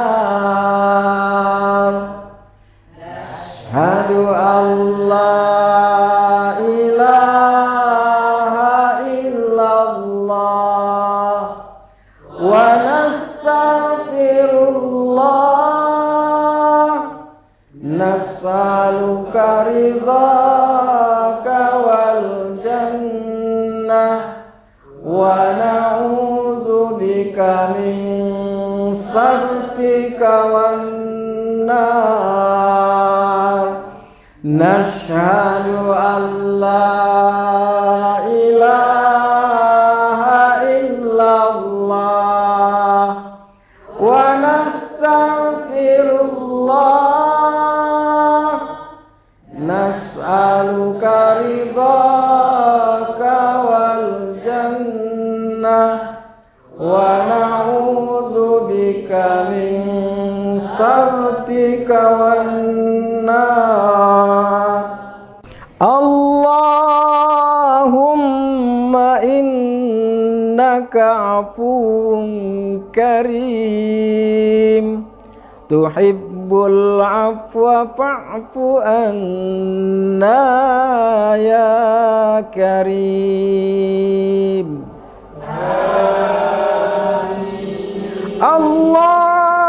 اللهم إنك عفو كريم تحب العفو فاعف عنا يا كريم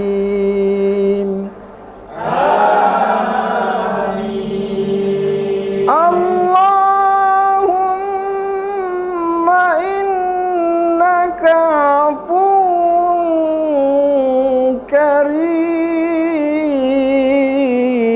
كريم تحب العفو فاعف عنا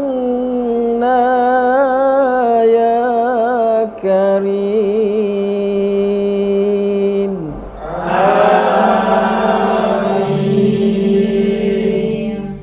نشهد أن لا إله إلا الله ونستغفر الله نسألك رضاك والجنة اللهم لك سمنا وعلى رزقك أفطرنا ذهب الدمع وابتلت العروق وثبت الأجر إن شاء الله الله أكبر الله أكبر الله أكبر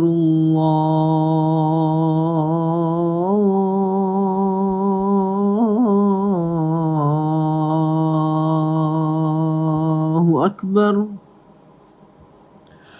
أشهد أن لا إله إلا الله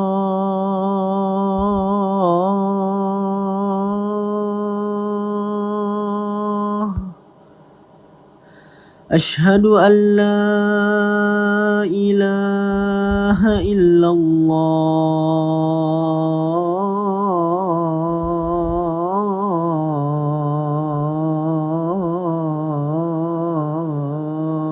الله أشهد أن محمد رسول الله أشهد أن محمد رسول الله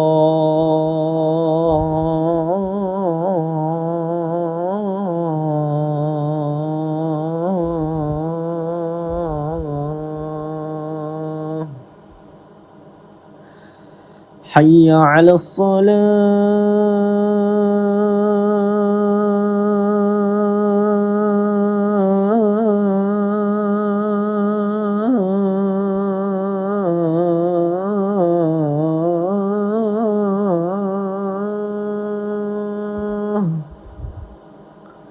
حي على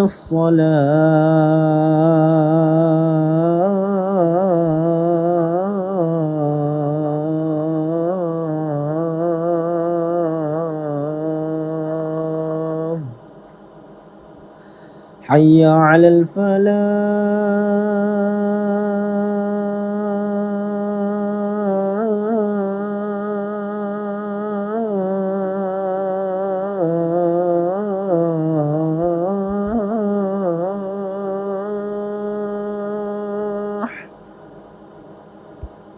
حي على الفلاح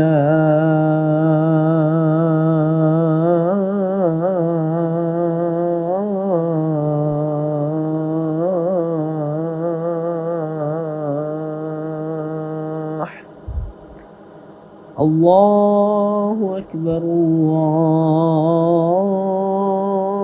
الله أكبر لا إله إلا الله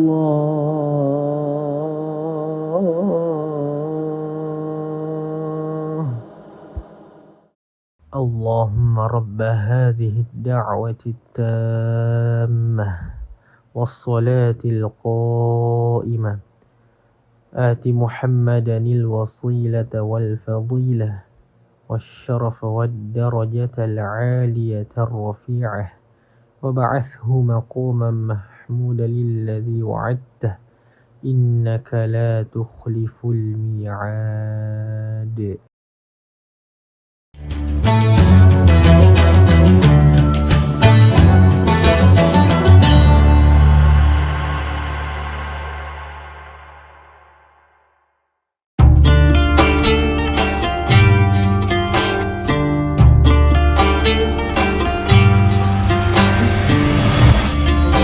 Syukur Alhamdulillah, tahun ini kita masih dipertemukan dengan bulan suci Ramadan. Ramadan bukan sekedar menahan lapar dan dahaga, tetapi waktu untuk memperbaiki kualitas diri, baik ibadah maupun menata akhlak. Jadikan Ramadan ini sebagai titik balik untuk menjadi pribadi yang jujur dalam perbuatan, sabar dalam ujian, dan disiplin dalam ketaatan. Dewan Komisaris, Direksi dan seluruh karyawan PT Semen Tonasa mengucapkan Selamat menunaikan ibadah puasa.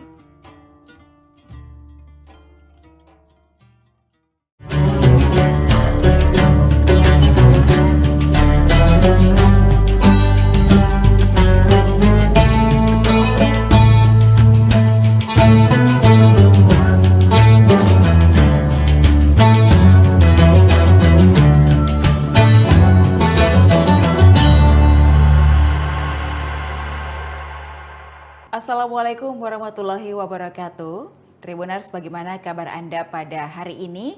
Apakah puasanya masih lancar dan juga semangat? Tentunya kita kembali lagi menyapa Tribuners dalam program Syiar Ramadan bersama saya Ilu Devi Sania hanya di Tribun Timur, mata lokal menjangkau Indonesia. Seperti biasanya kita akan selalu membahas tema-tema yang menarik untuk menemani seluruh Tribuners menantikan waktu berbuka puasa hari ini. Tentunya hari ini tema kita merupakan itikaf, menepi dari hiruk pikuk dunia, yang akan dibahas secara tuntas bersama dengan Bapak Ustadz Kiai Haji Sabarudin LC bersama kita di studio pada hari ini. Assalamualaikum Pak Ustadz. Waalaikumsalam warahmatullahi wabarakatuh. Baik, kabarnya seperti apa? Alhamdulillah. Alhamdulillah, baik. Nah Pak Ustadz, tema kita pada hari ini merupakan itikaf, menepi dari hiruk pikuk dunia. Dan di tengah kesibukan kita yang luar biasa sepanjang tahun ini, kemudian juga ada beberapa esensi ataupun juga apa esensi dari itikaf sendiri, kemudian apakah ini bisa jadi semacam detox begitu Pak Ustadz untuk spiritual agar kita bisa kembali fokus kepada Allah Subhanahu wa taala. Silakan. Bismillahirrahmanirrahim. Hamdan wa syukranillah, salatan wa salaman ala Rasulillah, amma ba'd. Tribuners yang dimuliakan Allah. Tentunya bulan suci Ramadan menjadi wadah bagi umat manusia untuk mensucikan diri baik secara fisik maupun jiwa. Tentunya salah satu amalan khususnya di bulan suci Ramadan yang disiapkan oleh Allah Subhanahu wa taala adalah syariat atau ibadah i'tikaf. I'tikaf ini kalau kita kenal di luar, biasa kita dengar ada istilah meditasi atau yoga untuk kembali ke titik fokus. Maka di bulan suci Ramadan itu ada satu amalan yang disunnahkan oleh Rasul Shallallahu Alaihi Wasallam, dan ini menjadi amalan keluarga. Jadi bukan hanya Rasulullah, akan tetapi juga keluarga beliau itu menjadi amalan kolektif, amalan keluarga yang dilakukan. Sehingga i'tikaf ini bukan hanya dilakukan oleh kepala keluarga, akan tetapi seluruh anggota keluarga tentunya dianjurkan untuk senantiasa membiasakan diri untuk melakukan amalan i'tikaf ini, khususnya di bulan suci Ramadan. Nah, apa itu i'tikaf? I'tikaf itu merupakan bahasa Arab yang diambil dari penggalan ayat suci Al-Quran. Allah Subhanahu wa Ta'ala berfirman, "Wala tubashiruhunna wa antum akifuna fil masajid." Jadi ada dua kata kunci, yang pertama i'tikaf, yang kedua dilakukan di masjid. I'tikaf artinya fokus. Ini kita ambil dari kisah Nabi Musa alaihissalam ketika meninggalkan saudaranya yang bernama Harun untuk menerima wahyu di Gunung Sinai di Mesir. Ketika kembali, ternyata dia melihat umatnya itu sudah fokus melakukan persembahan. Ketika diajak oleh Nabi Musa mengatakan, apa yang engkau lakukan setelah aku tinggalkan? Ternyata dia tidak menghiraukan ajakan atau dakwah Nabi Musa alaihissalam. Maka di sini redaksi Al-Quran menggunakan ya'kufuna. Dia fokus dan dia tidak berpaling terhadap ajakan dari luar. Maka i'tikaf itu artinya berfokus ke titik Tuhan. Bagaimana kita menjadikan i'tikaf ini khususnya di bulan suci Ramadan dengan tujuan yang pertama tazkiyatun nafs, untuk mensucikan diri kita. Allah Subhanahu wa Ta'ala berfirman, "Qad aflaha man zakkaha wa qad khaba man dassaha." Beruntunglah orang yang mensucikan jiwanya, dan sungguh merugi orang-orang yang mengotori jiwanya. Tentu dalam diri kita itu ada unsur jasad. Bagaimana cara mendetoks jasad kita? Dengan melakukan ibadah puasa, racun-racun yang ada dalam tubuh kita itu bisa keluar. Akan tetapi, apakah racun-racun yang ada dalam jiwa kita mampu kita keluarkan dari sifat kesombongan, sifat iri hati, angkuh, merasa lebih dari orang lain.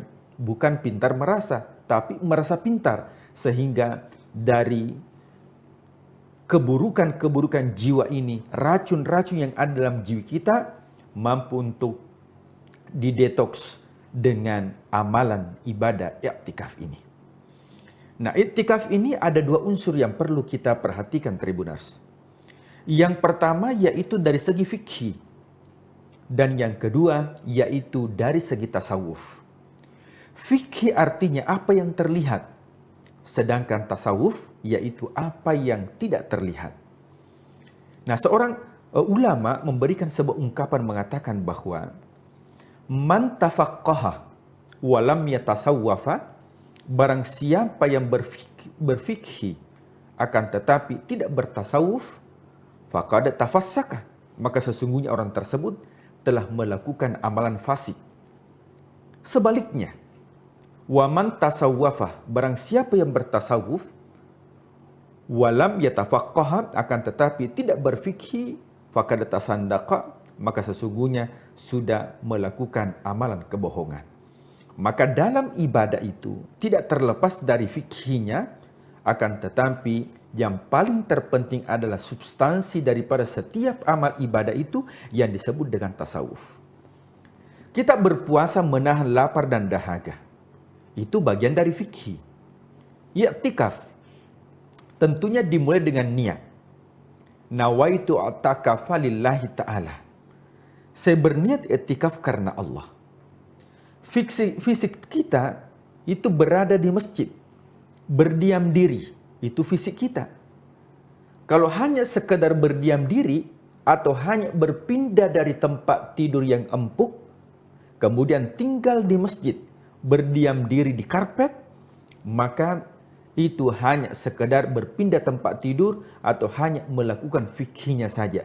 tapi kita tidak melakukan yang namanya tasawufnya. Apa itu tasawuf? Bahwa i'tikaf itu ada substansi di dalamnya. Di antaranya yang dijelaskan tadi adalah tazkiyatun nafs, membersihkan jiwa. Dan yang kedua adalah muhasabah. Muhasabah itu adalah introspeksi diri. Muhasabah artinya evaluasi diri. Bahkan ya dalam sebuah riwayat dikatakan, man tafakkara sa'atan khairu, siapa yang bertafakkur sejenak maka jauh lebih baik dibandingkan melakukan salat 1000 rakaat. Ya 1000 rakaat ini fikhi. Akan tetapi bertafakkur atas ciptaan Allah, bertafakkur atas nikmat yang diberikan oleh Allah selama 330 hari, tapi kita gunakan satu malam untuk bertafakkur atau yang disebut dengan i'tikaf, maka tentunya ini yang dicintai oleh Allah Subhanahu wa taala. Kemudian selanjutnya adalah bahwa substansi daripada i'tikaf itu bagaimana kita kembali kepada fitrah. Karena sesungguhnya manusia itu memiliki sifat dasar yang negatif. Yang pertama, sesungguhnya manusia memiliki sifat dasar yang negatif apa? Terburu-buru, tergesa-gesa. Itu sifat dasar manusia. Makanya dalam Al-Quran digambarkan ada orang yang suka mencela, suka mendoakan keburukan, di waktu yang lain suka meminta kebaikan. Ada orang tua yang mungkin di pagi hari mendoakan anaknya, ya Allah jadikanlah anakku qurrata ayun, menjadi penyejuk hati. Itu didoakan di pagi hari. Akan tetapi di sore hari justru dicela. Maka sifat dasar manusia adalah tergesa-gesa atau terburu-buru. Yang kedua, sifat dasar manusia itu adalah bakhil. Kenapa? Manusia tidak mau harta yang dimiliki itu berkurang. Jadi kalau ada manusia yang enggan untuk berinfak, bersedekah, maka itu sifat dasar manusia. Beda dengan Allah. Makanya Allah memiliki sifat yang disebut dengan Al-Ghani. Apa itu Al-Ghani? Artinya maha kaya. Saking maha kayanya Allah, Allah itu senang kalau diminta. Beda dengan manusia. Kalau manusia diminta pertama kali, mungkin dia senang. Tapi kalau sudah 2 kali, mungkin dia senang. Ketiga kalinya pas dia jengkel. Itu sifat dasar manusia. Beda dengan Allah. Justru Allah ketika kita meminta, Allah senang. Yang kedua, Allah itu ketika dia memberi, dia pasti mengabulkan. Beda dengan manusia. Ketika kita meminta, belum tentu dikabulkan. Dan inilah sifat dasar manusia. Yang ketiga, sifat dasar manusia itu adalah berkeluh kesah. Ya. Sesungguhnya manusia khuliqal insanu, ya, manusia itu diciptakan dalam keadaan berkeluh kesah. Idza massahu syarr, apabila mendapatkan keburukan, maka dia berkeluh kesah kepada Allah. Ya Allah, kenapa mesti saya? Kenapa bukan tetangga saya? Kenapa bukan orang lain? Maka Allah memberikan kebahagiaan. Tapi apa kata Allah? Wa idza massahul khair manu'a, justru kalau diberikan kebaikan, justru dia menolak, justru dia ingkar. Dan inilah sifat atau watak dasar manusia. Tentunya kita bertanya, jika demikian, nah apakah manusia harus berpangku begitu saja? Sudah mideh, karena memang saya orangnya bakhil. Sudah mideh, karena memang saya orang tergesa-gesa. Maka dikatakan oleh ulama tidak. Kenapa? Karena manusia dibekali yang namanya fitrah. Apa itu fitrah? Manusia dibekali oleh Allah adalah karakter yang bisa kembali kepada suci atau yang disebut dengan hati nurani manusia. Kullu mauludin yuladu alal fitrah. Setiap manusia diciptakan oleh Allah beserta dengan fitrah manusia itu atau kesucian. Maka biasa ada istilah kembali kepada fitrah.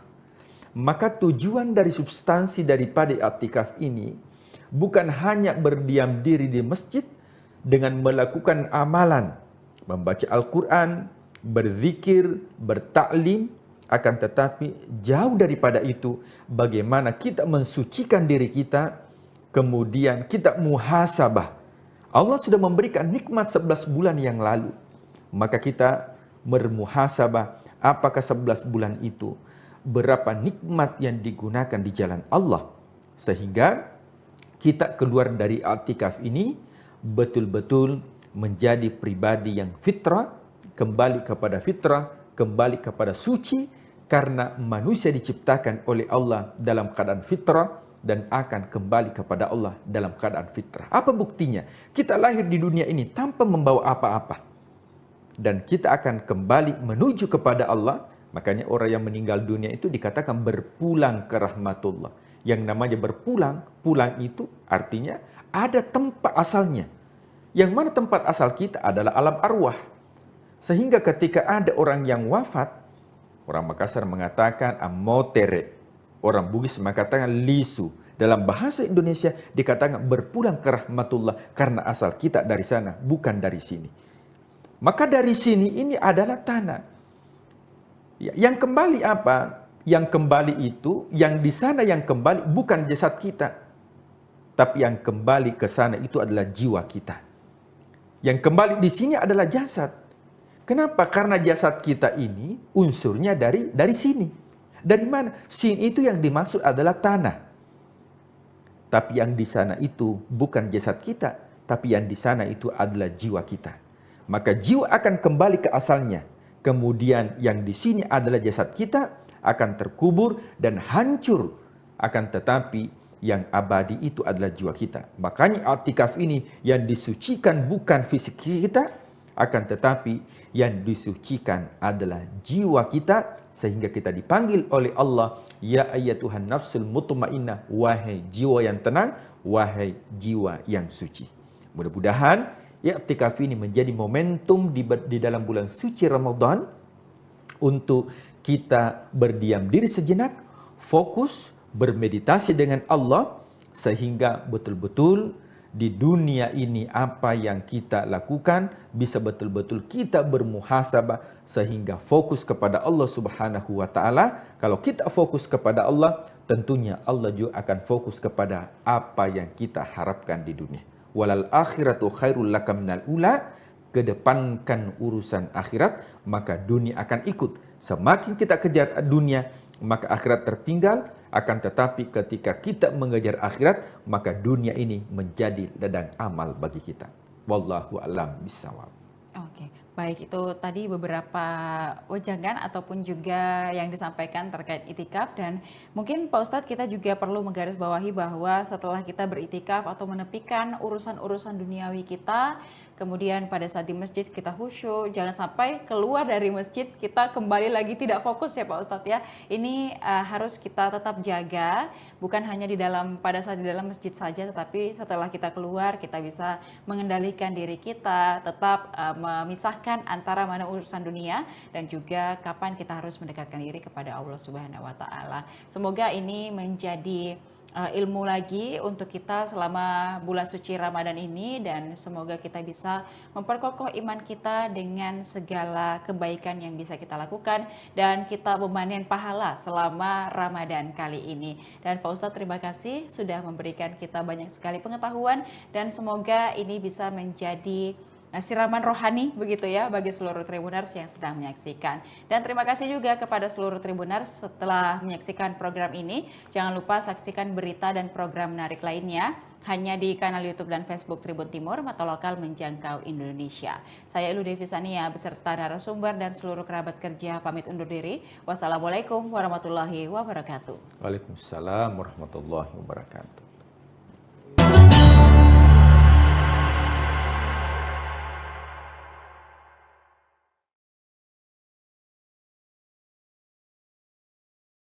Di 2005 sampai hari ini, ya, sampai tahun ini, sampai detik ini saya masih mengabdi dan mengembangkan pondok pesantren Khairul Ummah. Khairul Ummah sampai hari ini berkembang. Tidak hanya ada di Inhu, ada juga yang di Pekanbaru yang kita tempati saat ini, Khairul Ummah 2, khusus untuk anak putra. Dan insya Allah juga sudah berkembang ada Khairul Ummah 3 yang ada di Indragiri Hilir. Dan saat ini kita juga sedang membangun pondok pesantren Khairul Ummah yang keempat nanti untuk yang putri di Pekanbaru ini. Kita hanya ingin melahirkan santri-santri yang berkualitas, santri-santri yang sebagaimana namanya Pondok Pesantren Khairul Ummah, santri yang memang menjadi umat yang terbaik di tengah-tengah masyarakat. Artinya, apapun peran dan status sosial kita, berperanlah dan berilah kontribusi yang terbaik untuk umat dan masyarakat ini. Karena tidak semuanya harus menjadi pejabat, tidak semuanya harus jadi politisi.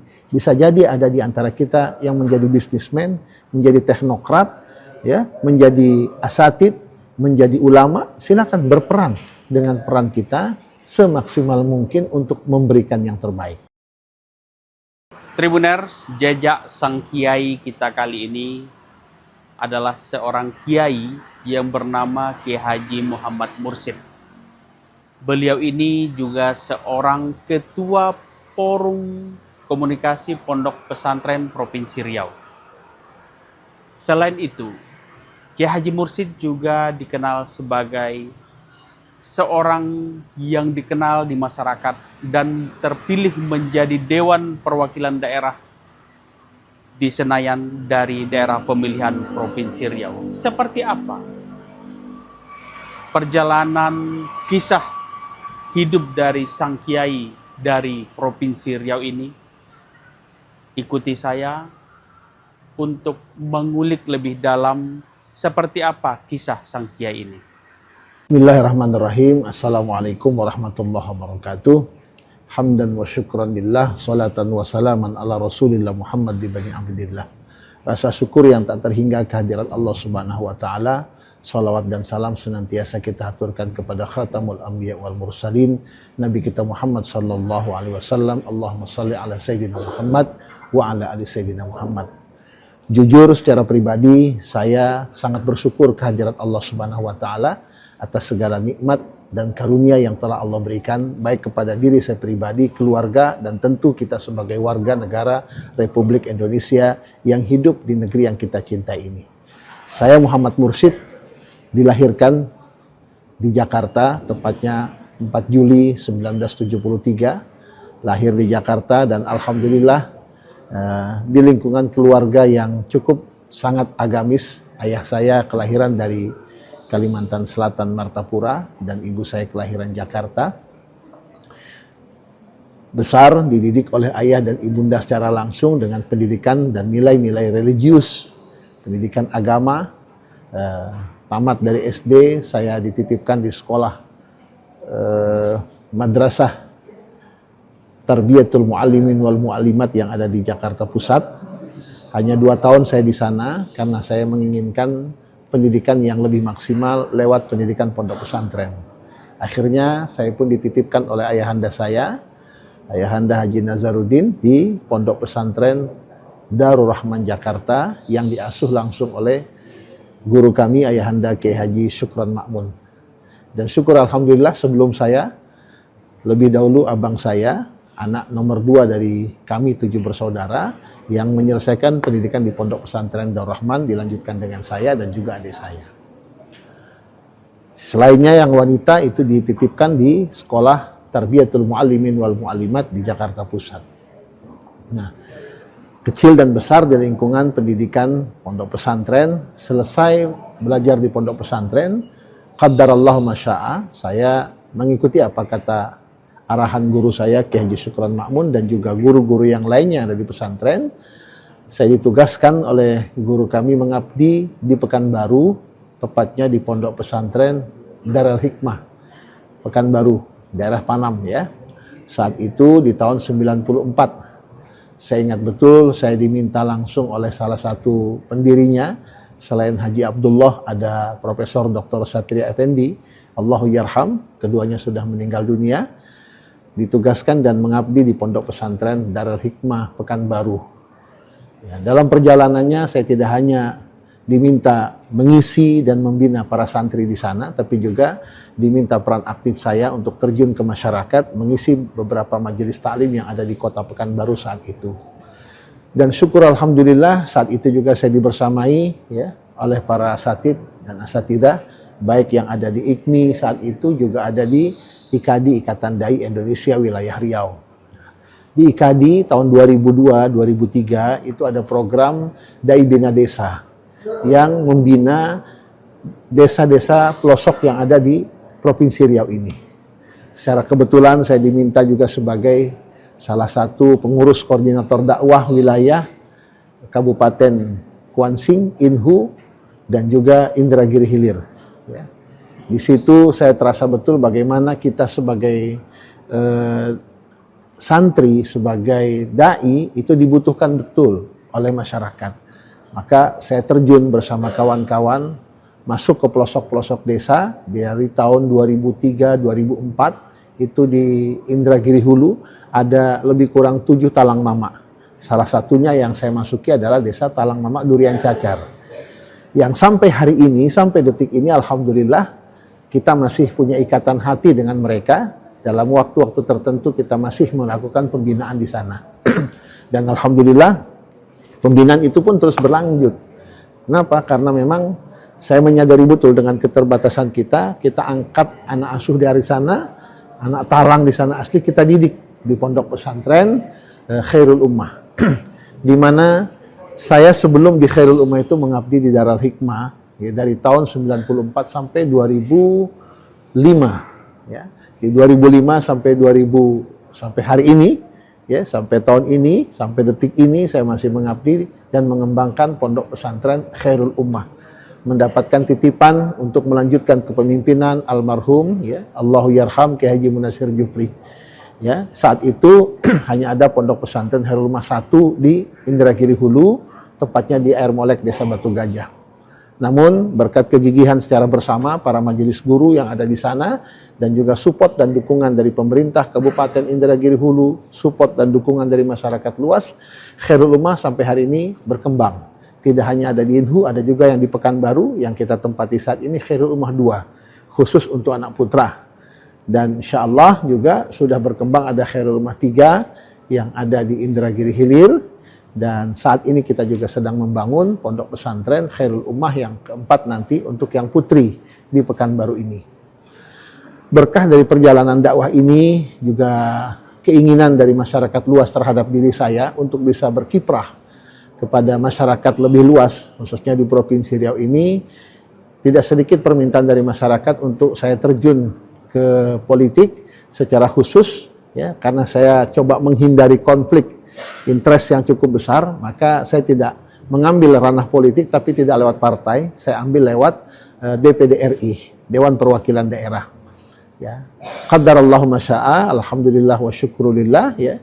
Support dan dukungan yang begitu besar itu membuahkan hasil dan sampai hari ini saya selain sebagai pengasuh ya tidak lagi pimpinan pesantren karena Khairul Ummah 1, Khairul Ummah 2, Khairul Ummah 3, Khairul Ummah 4 itu sudah ada pimpinannya yang kita tugaskan.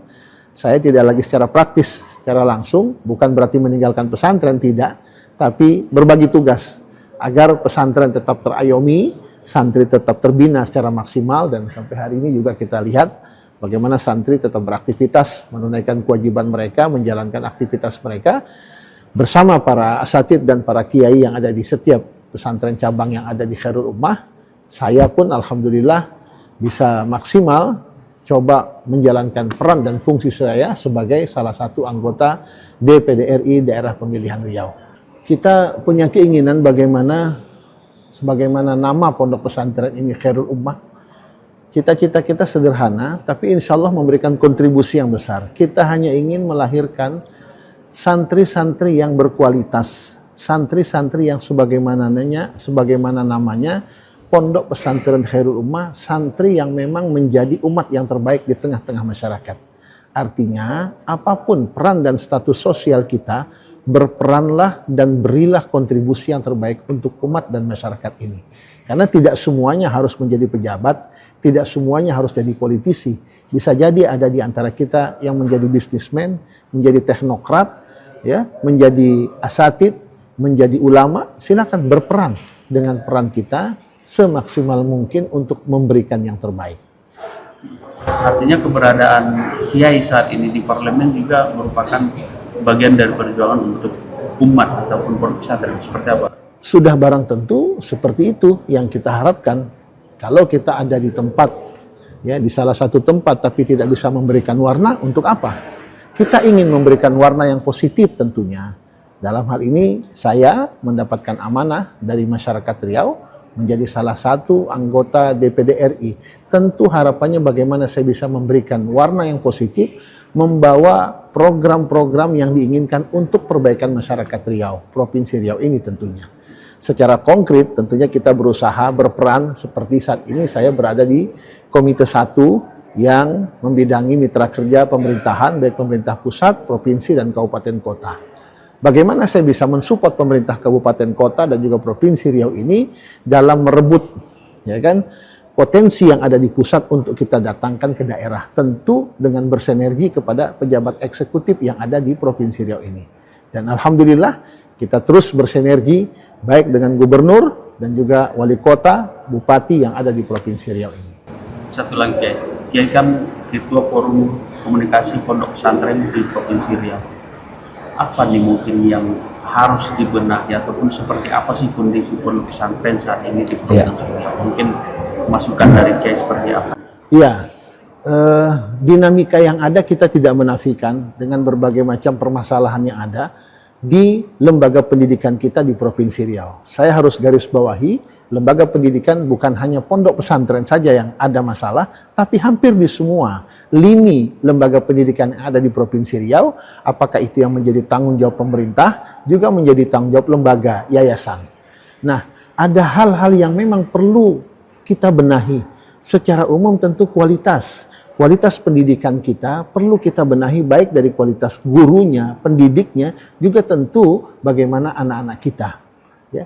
Namun hal ini tidak kalah penting tentunya support dan dukungan dari pemerintah. Karena bagaimana lembaga pendidikan itu bisa memberikan kontribusi warna yang besar kepada peserta didik kita, tentu bagaimana juga support dari pemerintah kita dan juga dari pelaksana yang ada di setiap lembaga. Ini yang kita harapkan, sehingga harapannya bukan hanya melahirkan guru-guru yang berkualitas saja, ya, tapi juga bagaimana melahirkan generasi-generasi kita yang berkualitas lebih daripada para pendidik yang ada. Mohon doa dan support dari masyarakat luas. Mudah-mudahan ini semua mendatangkan keberkahan, bukan hanya untuk pribadi, tapi untuk masyarakat Riau luas tentunya. Barakallahu lana wa lakum. Assalamualaikum warahmatullahi wabarakatuh. Tribuners, itulah tadi kisah dari Kiai Haji Muhammad Mursyid yang saat ini duduk menjadi anggota DPD RI di Senayan. Dia memperjuangkan umat melalui kursi di Senayan.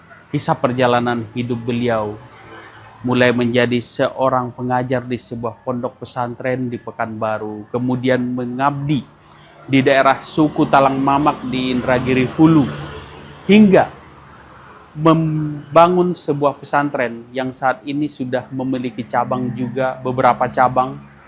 Dan perjuangan beliau, niat beliau ke depannya bagaimana umat menjadi umat yang terbaik, sebagaimana nama pesantren beliau yang saat ini sudah berdiri 3 cabang di Provinsi Riau. Perjuangan beliau terus berjalan. Mudah-mudahan kisah Kiai Haji Muhammad Mursyid menginspirasi kita semuanya dan tentunya bisa menjadi pelajaran bagi kita semuanya. Terima kasih. Assalamualaikum warahmatullahi wabarakatuh. Download Tribun X sekarang. Menghadirkan lokal menjadi Indonesia.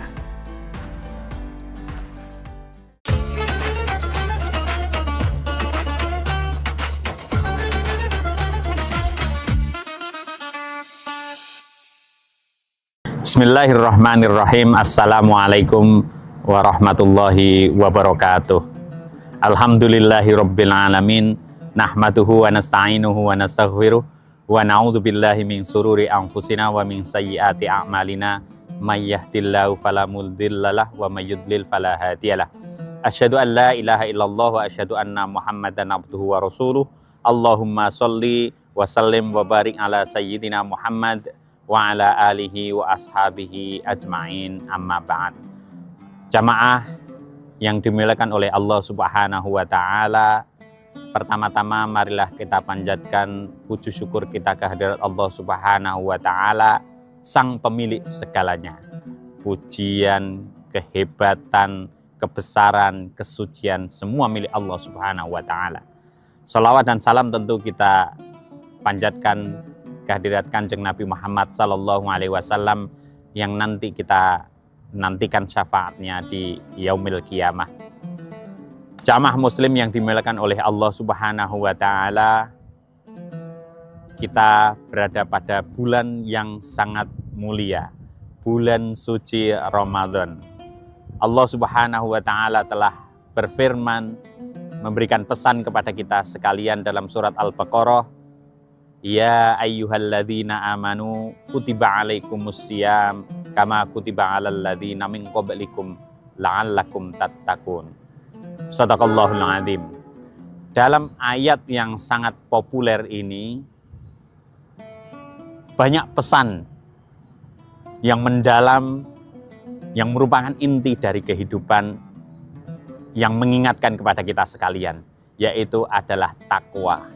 Takwa ini bukan hanya disampaikan pada bulan Ramadan, tapi hampir setiap minggu, minimal pada Jumatan, khutbah Jumat pun tidak sah jika tidak ada perintah mengajak kita untuk bertakwa. Jadi takwa kepada Allah Subhanahu wa taala itu adalah inti kehidupan. Artinya apa? Itu adalah sumber kesuksesan, sumber kebahagiaan hidup di dunia dan di akhirat.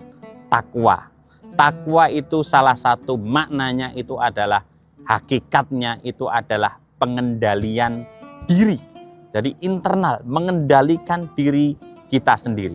Dalam surat Al-Baqarah tadi tentang perintah puasa tadi, salah satu instrumen, salah satu alat yang bisa kita gunakan untuk bisa mengendalikan diri adalah dengan berpuasa. Itu adalah salah satu alat agar kita nanti ujungnya bisa menjadi orang yang bertakwa. Puasa pada lahiriahnya itu adalah ibadah menahan lapar, menahan makan dan minum sejak pagi hari, sejak subuh, nanti kembali makan lagi setelah maghrib. Jadi secara lahiriah yang di permukaan itu nampaknya hanya mengendalikan diri dalam bentuk makan dan minum. Itu jika kita dalami lebih mendalam itu akan semakin luar biasa. Karena hanya dengan menahan dari makan, itu aja kita sudah merasakan luar biasa bagaimana lemahnya kita, bagaimana kekurangan kita. Nah itu dengan mengendalikan diri kita akan bisa merasakan kelemahan kita. Dan nanti di ujungnya dengan mengendalikan diri pada saat berbuka puasa kita akan bisa merasakan nikmatnya lahiriah. Bagaimana ketika kita bisa menahan, itu pada akhirnya kita akan mendapatkan kebahagiaan yang luar biasa. Ini sama pelajaran dalam hidup kita seluruhnya. Dari kita mengendalikan diri itu adalah salah satu inti dari kehidupan yang bisa menghantarkan kita kepada ketakwaan. Sebagai contoh yang bisa kita jelaskan, saat ini adalah era digital, era media sosial yang luar banjir informasi. Namanya banjir itu justru kelemahannya adalah kita mendapatkan air yang bersih, informasi yang bersih itu sangat sulit sekali. Sehingga pada intinya di era digital ini, pelajaran puasa, mengendalikan diri kita sendiri itu menjadi sangat penting. Jadi sebagai contoh adalah mulai dari kita mereview, mengendalikan diri, mana yang perlu dan mana yang tidak perlu. Ketika men-scroll, mendapatkan informasi yang tidak perlu kita lewati. Terus kemudian kita menchat, merespon dari informasi itu di media sosial. Itu juga kita harus bisa mengendalikan diri. Jangan asal, apalagi ini besok di bulan puasa ini, kita harus latihan, bukan makan dan minum, tapi nanti selama bulan Ramadan dan seterusnya. Ini Ramadan kita jadikan latihan untuk mengendalikan diri. Jangan sampai kita mengeluarkan hal-hal yang negatif, hal yang berdampaknya tidak baik. Semua kita mempunyai kekurangan tentu. Jadi baik pemerintah, tetangga kita, saudara kita, jika nanti ada posting apa-apa, responnya itu harus hati-hati, jangan sampai justru menambah kesemrawutan dari media sosial ini. Jadi kita jaga diri kita sehingga nanti apa yang kita keluarkan itu bersih. Semua orang punya kekurangan, pemerintah juga punya kekurangan. Tapi dengan bertakwa kita justru fokus kepada kekurangan diri kita. Nanti kalau kita sibuk memberikan komentar yang negatif atau entah dengan alasan mengkritik atau apapun, kita harus menahan.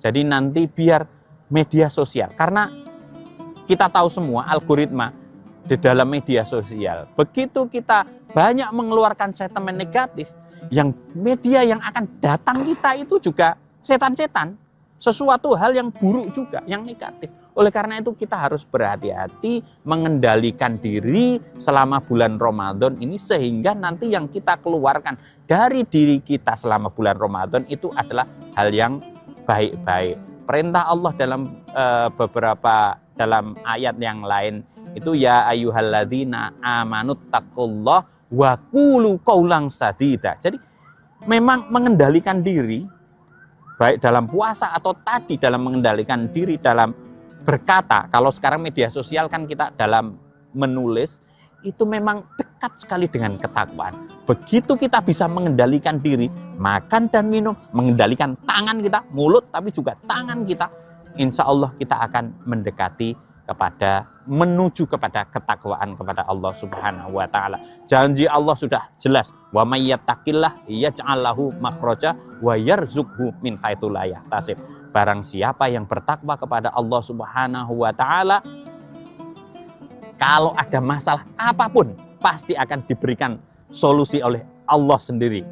Dan jika kita menginginkan rezeki yang banyak, wa yarzuqhu min haitsu la yahtasib, dan Allah akan memberikan rezeki yang tidak pernah kita duga-duga ataupun tidak pernah kita minta. Jadi sekali lagi bahwa bulan Ramadan ini adalah bulan yang luar biasa. Allah, kalau bahasa dunia itu, mendiskon, mengobral apapun, semua kebaikan, kerahmatan, pahala, keindahan, barokah dari Allah Subhanahu wa taala akan diguyurkan selama bulan Ramadan. Sehingga jangan luangkan, jangan gunakan kesempatan ini yang luar biasa ini hanya habis untuk memberikan sesuatu yang tidak bermanfaat. Setiap saat kita coba manfaatkan bulan Ramadan ini, sehingga nanti kalau kita bermedsos pun nggak apa-apa. Jadi nanti media sosial, akun-akun yang mengajak komentarnya negatif di-unfollow, tidak diikuti. Tapi akun-akun yang mengajak kebaikan, seperti akun Masjid Raya Syekh Zayed Solo ini yang ada live pengajian, ikuti. Nanti insya Allah ketika kita jenengan semua unfollow yang tidak, misalnya 5 yang komentar negatif-negatif, jelek-jelek itu di-unfollow, terus kemudian Anda follow masjid-masjid atau pengajian, kemudian di-follow, otomatis itu akan menutup pintu negatif. Dan itu nanti dari media sosial, algoritmanya akan mengarahkan semua yang baik-baik itu akan datang kepada Anda. Sekali lagi, mari jamaah sekalian yang dimuliakan oleh Allah Subhanahu wa taala, kita manfaatkan Ramadan ini sebagai bulan pengendalian diri. Pertama, kita mengendalikan diri kita sendiri dari hal-hal yang buruk atau hal-hal yang mengarah kepada buruk, dan kita mendekati hal-hal yang baik. Silahkan dicari sendiri apa yang sudah nanti akan diobral, akan didiskon, akan diberikan luar biasa banjir kebaikan yang akan diberikan oleh Allah Subhanahu wa taala pada bulan Ramadan ini. Dan mari kita sambut barokah pertolongan dari Allah, pengampunan dari Allah selama bulan Ramadan ini. Semoga kultum kali ini bisa bermanfaat dan semakin membuat kita dekat kepada Allah Subhanahu wa taala dan menjadi insan yang baik, yang bermanfaat untuk semuanya. Wallahul muwafiq ila aqwamit thoriq. Assalamualaikum warahmatullahi wabarakatuh. Download Tribun X sekarang. menghadirkan lokal menjadi Indonesia.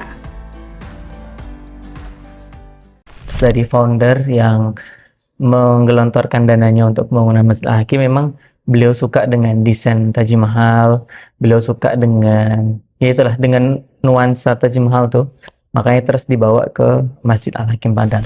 Nah, jadi kan kita kan sudah hitung seluruh keperluannya. Kalau misalkan kita mau menyediakan 1000 porsi setiap hari itu, kita butuh dana sekitar 450-an juta. Kalau ada terkumpul dana segitu, tentu kita bisa menyediakan 1000 porsi. Kalau sudah 1000 porsi, Kak, sudah tidak perlu kupon. Karena saya yakin semuanya insya Allah. Ya, pemandangannya indah gitu di sini kan. Di Preman juga kan banyak laut, tapi kesannya sini lain juga kan di Preman kan. Ada masjidnya itu nyaman gitu.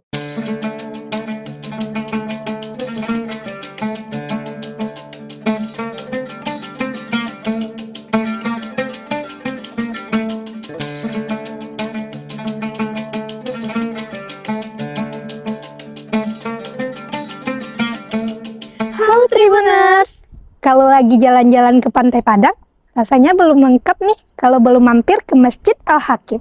Betul banget, apalagi masjid yang satu ini memang punya daya tarik tersendiri loh Tribuners. Lokasinya yang strategis berada di pinggir Pantai Padang. Masjid Al-Hakim bakalan langsung mencuri perhatian siapa aja yang melintas di sini loh. Apalagi pemandangannya yang luar biasa indah, terutama saat matahari mulai tenggelam.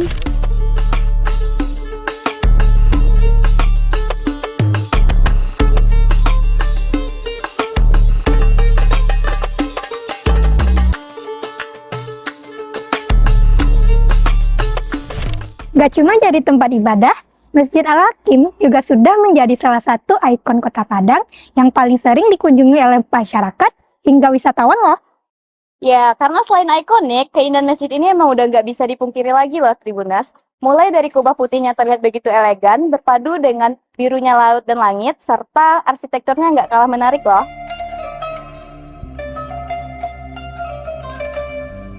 Nah, Tribuners, kali ini kita akan mengajak Tribuners untuk mengenal lebih dekat masjid ini. Mulai dari keindahannya, arsitekturnya yang unik, hingga berbagai kegiatan yang sering digelar di sini, terutama saat bulan Ramadan.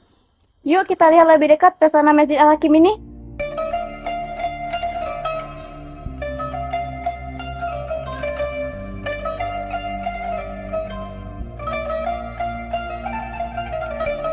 Oke, jadi sejarahnya Masjid Al-Hakim mulai peletakan batu pertama itu di tahun 2017 dan mulai dipakai untuk sholat itu September 2020. Jadi saat itu lagi COVID kan, 2020. Nah, itu saat pertama kali Masjid Al-Hakim digunakan untuk sholat berjamaah. Berarti pada tahun 2020 itu masjidnya sudah bisa digunakan. Betul. Jadi dari pewakif, dari founder yang menggelontorkan dananya untuk pembangunan Masjid Al-Hakim, memang beliau suka dengan desain Taj Mahal, beliau suka dengan, ya itulah, dengan nuansa Taj Mahal tuh, makanya terus dibawa ke Masjid Al-Hakim Padang. Kayak gitu. Oke, berarti terinspirasinya dari desain Taj Mahal yang ada di India ya Bang ya? Betul. Kalau dari Masjid Al-Hakimnya sendiri mungkin kubahnya ya, kubahnya kan ada beberapa dan itu juga jadi ciri khas dengan 4 menaranya yang itu menambah keindahan dari arsitektur Masjid Al-Hakim itu sendiri. Iya. Apalagi letaknya di tepi pantai ya itu Bang ya. Pasti orang yang bakal lewat di sini langsung ke notice nih sama masjidnya. Apalagi desainnya yang terinspirasi dengan Taj Mahal ya Bang ya. Oke, keunggulan yang bikin orang datang ke masjid ya. Yang pertama tentu tadi keindahan arsitektur Masjid Al-Hakim. Kemudian yang kedua letaknya yang sangat strategis dan geografisnya mendukung gitu karena di pinggir pantai kan. Yang ketiga tentu program-programnya Kak. Kami punya banyak sekali program selama bulan Ramadan nanti. Kita ada namanya Ramah Ramadan di Masjid Al-Hakim. Itu adalah nama program selama bulan Ramadan ya. Induknya itu Ramah Ramadan di Masjid Al-Hakim. Kegiatannya apa saja? Macam-macam Kak. Mulai dari Ramadan Halal Fest. Kita ada Ramadan Halal Fest itu nanti isinya juga macam-macam. Ada UMKM yang berjualan mungkin pasar Labukoan. Kemudian ada juga yang jualan baju-baju gamis paket lebaran. Kemudian ada palantanya juga. Jadi kita sediakan tempat untuk nongkrong-nongkrong tapi di Masjid Al-Hakim kayak gitu kan. Kemudian kita ada program selain Ramadan Halal Fest itu tentu buka puasa. Kita buka puasa setiap hari dan kita punya doa, Kak. Kita nggak bilang target, tapi kita bilangnya doa. Kita bisa menyediakan 1000 porsi setiap hari, Kak. Itu anggaran kita mulai dari 10.000 per porsi. Jadi mungkin ada penonton yang Tribuners ya, yang mungkin mau support, mulai 10.000 sudah bisa support 1 porsi makan, kayak gitu. Kemudian kita ada juga program kajian. Dalam sehari itu kita kajian 1 ba'da subuh, kemudian duha ada kajian, sebelum sholat duhur ada lagi, kultum sebelum berbuka ada juga, kemudian kajian sebelum sholat tarawih. Itu ada, berarti 5 kali kan. Ditambah lagi nanti ketika intikaf. Nah, intikaf itu juga program sendiri yang isinya ada tausiah, muhasabah jam 2, kemudian jam 3-nya kita ada sholat qiyamul lail. Dan banyak lagi Kak kegiatannya, nanti bisa ikut kegiatan di Masjid Al-Hakim. Oke. Nah Bang, yang menjadi perhatian mungkin bagi para Tribuners juga nantinya nih Bang ya, kayak seperti berbuka puasa bersama di sini ada ya Bang Ya programnya? insya Allah ada. Nah kalau misalnya berbuka di sini itu apakah perlu ada kupon dulu atau bisa langsung masyarakat datang ke sini untuk berbuka puasa atau gimana ya Bang Siap. kira-kira? Jadi tentu tadi kita punya doa 1000 porsi per hari Kak. Kalau misalkan nanti, jadi kan kita kan sudah hitung seluruh keperluannya. Kalau misalkan kita mau menyediakan 1000 porsi setiap hari itu, kita butuh dana sekitar 450-an juta. Kalau ada terkumpul dana segitu, tentu kita bisa menyediakan 1000 porsi. Kalau sudah 1000 porsi Kak, sudah tidak perlu kupon. Karena saya yakin semuanya insya Allah tercukupi lah. Kayak gitu. Tapi kalau kita sekarang mungkin baru sediakan 300-500 porsi Kak, di kondisi Masjid Hakim yang kalau penuh tuh bisa lebih dari itu. Maka tentu kita pakai kupon dan kita mengutamakan satu yang berpuasa. Yang kedua, yang sholat maghrib di Masjid Al-Hakim. Maka seperti tahun lalu kita pembagian kupon itu setelah sholat maghrib Kak. Jadi kita pastikan dia sholat maghrib dulu, baru kita bagi kupon dari soft depan memang. Nah tentu dengan seperti itu kan jadi adil ya. Orang yang tentu, jadi kita mengutamakan orang yang benar-benar sholat. Nah kalau masih ada lebih, nanti ada yang belum makan, nah silahkan makan. Kayak gitu Kak. Gitu kira-kira. Nah, berarti harus sholat dulu di sini, Betul. baru nanti dibagi kuponnya. Iya. Kalau berlebih, baru nanti Iya, itu yang masyarakat yang umum kayak gitu. Oke. Kemudian yang juga menjadi perhatian nih Bang, untuk pada malam Lailatul Qadar nanti itu kan ada iktikaf namanya ya Bang ya, untuk di sini. Nah kira-kira kalau orang-orang yang bermalam di Masjid Al-Hakim ini itu apakah dari masyarakat setempat saja atau ada dari orang-orang di luar daerah kira-kira Bang? Yang pengalaman dari tahun-tahun sebelumnya ada juga yang dari luar daerah. Dan memang saat iktikaf itu kita sediakan space khusus untuk yang mungkin mau istirahat kayak gitu. Dan kita pisah ya laki-laki dengan perempuan demi menjaga kan, seperti itu. Dan saya lihat memang banyak juga yang dari luar kayak gitu. Sebenarnya kalau dari masyarakat sekitar sendiri tidak banyak Kak, karena Masjid Al-Hakim itu sebenarnya jauh dari permukiman, ya kan? Karena memang di tempat publik di pinggir pantai kan. Dan pemukiman terdekat sebenarnya sudah ada masjid juga kayak gitu. Jadi memang yang ke Masjid Al-Hakim itu memang orang-orang yang memang pengen ke Al-Hakim lah, seperti itu kan bahasanya. Nah nanti tapi kalau saya lihat dari pengalaman sebelumnya juga sebenarnya banyak juga yang tidak bermalam di Al-Hakim. Ada yang bermalam, tapi ada juga yang tidak bermalam di Al-Hakim. Mereka datang di jam-jam 2 saat Masjid Al-Hakim memang punya kegiatan khusus di dalam iktikaf itu. Seperti tadi kan ada muhasabah, itu kan mulainya jam 2. Nah, banyak tuh yang datangnya baru jam 2 kayak gitu. Dan itu enggak masalah sih gitu. Himbauan untuk para pengunjung saat di Masjid Al-Hakim, tentu yang pertama minta tolong sekali untuk sama-sama jaga kebersihan dan kenyamanan bersama ya. Jangan sampai tim Masjid Al-Hakim sudah bersusah payah untuk membersihkan, tapi kita malah merasa oh kan nanti udah ada yang bersihkan. Harusnya tidak seperti itu. Harusnya kita bisa jaga bareng-bareng. Tentu kalau kita tidak mengotori, nanti orang yang datang pun juga ikut nyaman. Tapi kalau satu orang berpikiran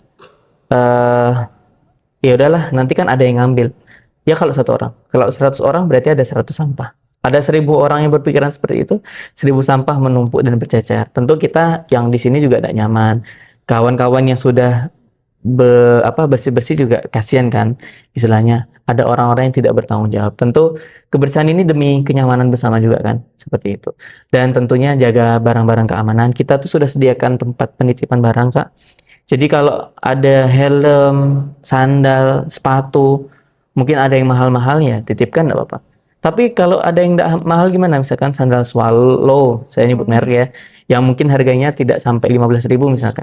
Ya titipkan pun nggak apa-apa gitu. Artinya kita sediakan tempat penitipan barang itu gratis, tidak dipungut biaya. Kalau mau infak lah. Tapi kalau enggak juga enggak apa-apa. Itu demi kenyamanan bersama kayak gitu. Jadi jangan sampai nanti, oh sandal saya hilang, sepatu hilang. Ya mohon maaf, kami sudah sediakan sebenarnya tempat penitipan. Kalau hilangnya di tempat penitipan Kak, kita siap tanggung jawab. Ada buktinya dia punya kartu tadi saat menitip misalkan kayak gitu. Helm, makanya helm, sandal, sepatu, tas, barang-barang penting tuh kalau mau titip aja. Insya Allah dijaga sama yang standby nanti di area itu gitu.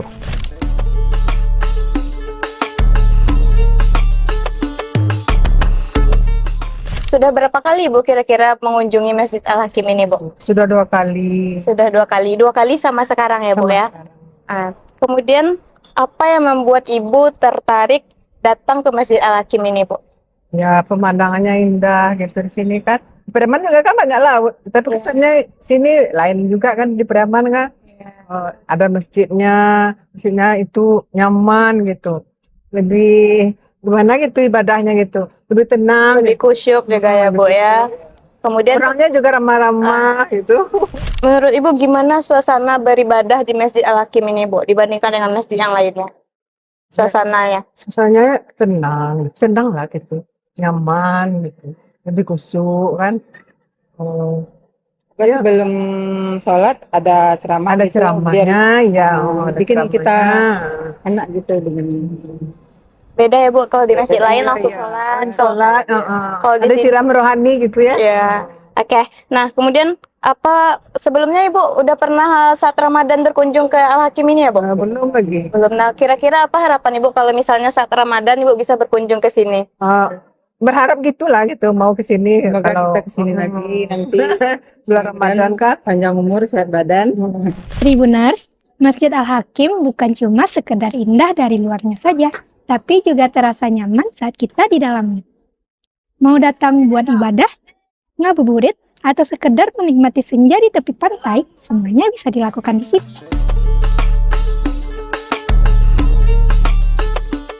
Kalau Tribuners belum pernah ke sini, ini bisa jadi pilihan tempat yang wajib Tribuners kunjungi. Oh iya, bagi Tribuners yang berkunjung ke sini, selalu jaga ketertiban dan kebersihannya ya. Saya Alda Amelia Putri. Saya Filia Hasdi. Sampai jumpa. Download Tribun X sekarang. Menghadirkan lokal menjadi Indonesia.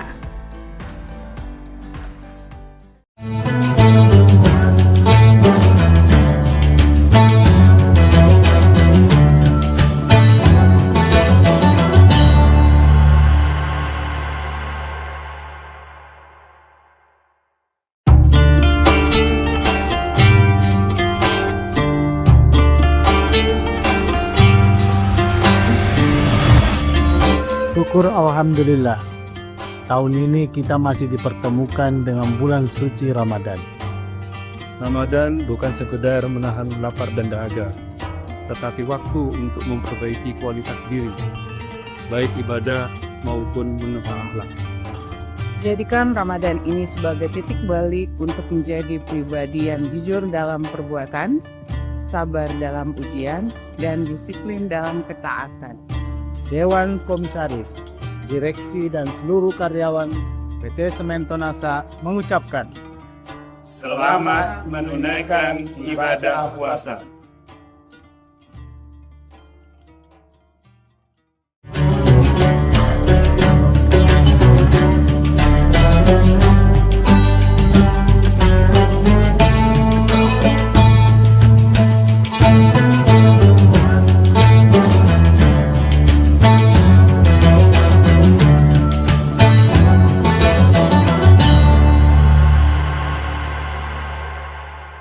Assalamualaikum warahmatullahi wabarakatuh. Tribuners, bagaimana kabar Anda pada hari ini? Apakah puasanya masih lancar dan juga semangat? Tentunya kita kembali lagi menyapa Tribuners dalam program Syiar Ramadan bersama saya Ilu Devi Sania hanya di Tribun Timur, mata lokal menjangkau Indonesia. Seperti biasanya kita akan selalu membahas tema-tema yang menarik untuk menemani seluruh Tribuners menantikan waktu berbuka puasa hari ini. Tentunya hari ini tema kita merupakan itikaf, menepi dari hiruk pikuk dunia, yang akan dibahas secara tuntas bersama dengan Bapak Ustadz Kiai Haji Sabarudin LC bersama kita di studio pada hari ini. Assalamualaikum Pak Ustadz. Waalaikumsalam warahmatullahi wabarakatuh. Baik, kabarnya seperti apa? Alhamdulillah. Alhamdulillah, baik. Nah Pak Ustadz, tema kita pada hari ini merupakan itikaf, menepi dari hiruk pikuk dunia. Dan di tengah kesibukan kita yang luar biasa sepanjang tahun ini, kemudian juga ada beberapa esensi ataupun juga apa esensi dari itikaf sendiri, kemudian apakah ini bisa jadi semacam detox begitu Pak Ustadz untuk spiritual agar kita bisa kembali fokus kepada Allah Subhanahu wa taala. Silakan. Bismillahirrahmanirrahim. Hamdan wa syukranillah, salatan wa salaman ala Rasulillah, amma ba'd. Tribuners yang dimuliakan Allah. Tentunya bulan suci Ramadan menjadi wadah bagi umat manusia untuk mensucikan diri baik secara fisik maupun jiwa. Tentunya salah satu amalan khususnya di bulan suci Ramadan yang disiapkan oleh Allah Subhanahu wa taala adalah syariat atau ibadah i'tikaf. I'tikaf ini kalau kita kenal di luar, biasa kita dengar ada istilah meditasi atau yoga untuk kembali ke titik fokus. Maka di bulan suci Ramadan itu ada satu amalan yang disunnahkan oleh Rasul Shallallahu Alaihi Wasallam dan ini menjadi amalan keluarga. Jadi bukan hanya Rasulullah, akan tetapi juga keluarga beliau itu menjadi amalan kolektif, amalan keluarga yang dilakukan. Sehingga i'tikaf ini bukan hanya dilakukan oleh kepala keluarga, akan tetapi seluruh anggota keluarga tentunya dianjurkan untuk senantiasa membiasakan diri untuk melakukan amalan i'tikaf ini, khususnya di bulan suci Ramadan. Nah, apa itu i'tikaf? I'tikaf itu merupakan bahasa Arab yang diambil dari penggalan ayat suci Al-Quran. Allah Subhanahu wa taala berfirman, "Wala tubashiruhunna wa antum aakifuna fil masajid." Jadi ada dua kata kunci, yang pertama i'tikaf, yang kedua dilakukan di masjid. I'tikaf artinya fokus. Ini kita ambil dari kisah Nabi Musa alaihissalam ketika meninggalkan saudaranya yang bernama Harun untuk menerima wahyu di Gunung Sinai di Mesir. Ketika kembali, ternyata dia melihat umatnya itu sudah fokus melakukan persembahan. Ketika diajak oleh Nabi Musa mengatakan, "Apa yang engkau lakukan setelah aku tinggalkan?" Ternyata dia tidak menghiraukan ajakan atau dakwah Nabi Musa alaihissalam. Maka di sini redaksi Al-Quran menggunakan ya'kufuna. Dia fokus dan dia tidak berpaling terhadap ajakan dari luar. Maka i'tikaf itu artinya berfokus ke titik Tuhan. Bagaimana kita menjadikan i'tikaf ini khususnya di bulan suci Ramadan dengan tujuan yang pertama tazkiyatun nafs, untuk mensucikan diri kita. Allah Subhanahu wa taala berfirman, "Qad aflaha man zakkaha wa qad khaba man dassaha." Beruntunglah orang yang mensucikan jiwanya dan sungguh merugi orang-orang yang mengotori jiwanya. Tentu dalam diri kita itu ada unsur jasad. Bagaimana cara mendetoks jasad kita? Dengan melakukan ibadah puasa, racun-racun yang ada dalam tubuh kita itu bisa keluar. Akan tetapi, apakah racun-racun yang ada dalam jiwa kita mampu kita keluarkan dari sifat kesombongan, sifat iri hati, angkuh, merasa lebih dari orang lain. Bukan pintar merasa, tapi merasa pintar. Sehingga dari keburukan-keburukan jiwa ini, racun-racun yang ada dalam jiwa kita, mampu untuk didetoks dengan amalan ibadah i'tikaf ini. Nah, i'tikaf ini ada dua unsur yang perlu kita perhatikan, Tribuners. Yang pertama yaitu dari segi fikih, dan yang kedua yaitu dari segi tasawuf. Fikih artinya apa yang terlihat, sedangkan tasawuf yaitu apa yang tidak terlihat. Nah, seorang ulama memberikan sebuah ungkapan mengatakan bahwa man tafaqqaha wa lam yatasawwafa, barang siapa yang berfikih akan tetapi tidak bertasawuf, faqad tafassaka, maka sesungguhnya orang tersebut telah melakukan amalan fasik. Sebaliknya, wa man tasawwafa, barang siapa yang bertasawuf, walam yatafaqqaha, akan tetapi tidak berfikih, faqad tasandaqa, maka sesungguhnya sudah melakukan amalan kebohongan. Maka dalam ibadah itu tidak terlepas dari fikihnya, akan tetapi yang paling terpenting adalah substansi daripada setiap amal ibadah itu yang disebut dengan tasawuf. Kita berpuasa menahan lapar dan dahaga, itu bagian dari fikih. I'tikaf tentunya dimulai dengan niat. Nawaitu atakafa lillahi ta'ala. Saya berniat i'tikaf karena Allah. Fisik kita itu berada di masjid, berdiam diri, itu fisik kita. Kalau hanya sekedar berdiam diri atau hanya berpindah dari tempat tidur yang empuk, kemudian tinggal di masjid, berdiam diri di karpet, maka itu hanya sekedar berpindah tempat tidur atau hanya melakukan fikihnya saja. Tapi kita tidak melakukan yang namanya tasawufnya. Apa itu tasawuf? Bahwa i'tikaf itu ada substansi di dalamnya. Di antaranya yang dijelaskan tadi adalah tazkiyatun nafs, membersihkan jiwa. Dan yang kedua adalah muhasabah. Muhasabah itu adalah introspeksi diri. Muhasabah artinya evaluasi diri. Bahkan ya dalam sebuah riwayat dikatakan, man tafakkara sa'atan khairu, siapa yang bertafakkur sejenak maka jauh lebih baik dibandingkan melakukan salat 1000 rakaat. Ya, 1000 rakaat ini fikih. Akan tetapi bertafakkur atas ciptaan Allah, bertafakkur atas nikmat yang diberikan oleh Allah selama 330 hari, tapi kita gunakan satu malam untuk bertafakkur atau yang disebut dengan i'tikaf, maka tentunya ini yang dicintai oleh Allah Subhanahu wa taala. Kemudian selanjutnya adalah bahwa substansi daripada i'tikaf itu bagaimana kita kembali kepada fitrah. Karena sesungguhnya manusia itu memiliki sifat dasar yang negatif. Yang pertama, sesungguhnya manusia memiliki sifat dasar yang negatif apa? Terburu-buru, tergesa-gesa. Itu sifat dasar manusia. Makanya dalam Al-Quran digambarkan ada orang yang suka mencela, suka mendoakan keburukan, di waktu yang lain suka meminta kebaikan. Ada orang tua yang mungkin di pagi hari mendoakan anaknya, ya Allah jadikanlah anakku qurrata ayun, menjadi penyejuk hati, itu didoakan di pagi hari.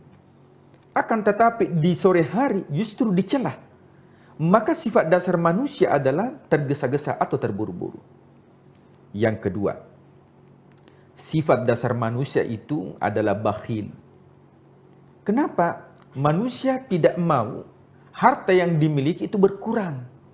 Jadi kalau ada manusia yang enggan untuk berinfak, bersedekah, maka itu sifat dasar manusia. Beda dengan Allah.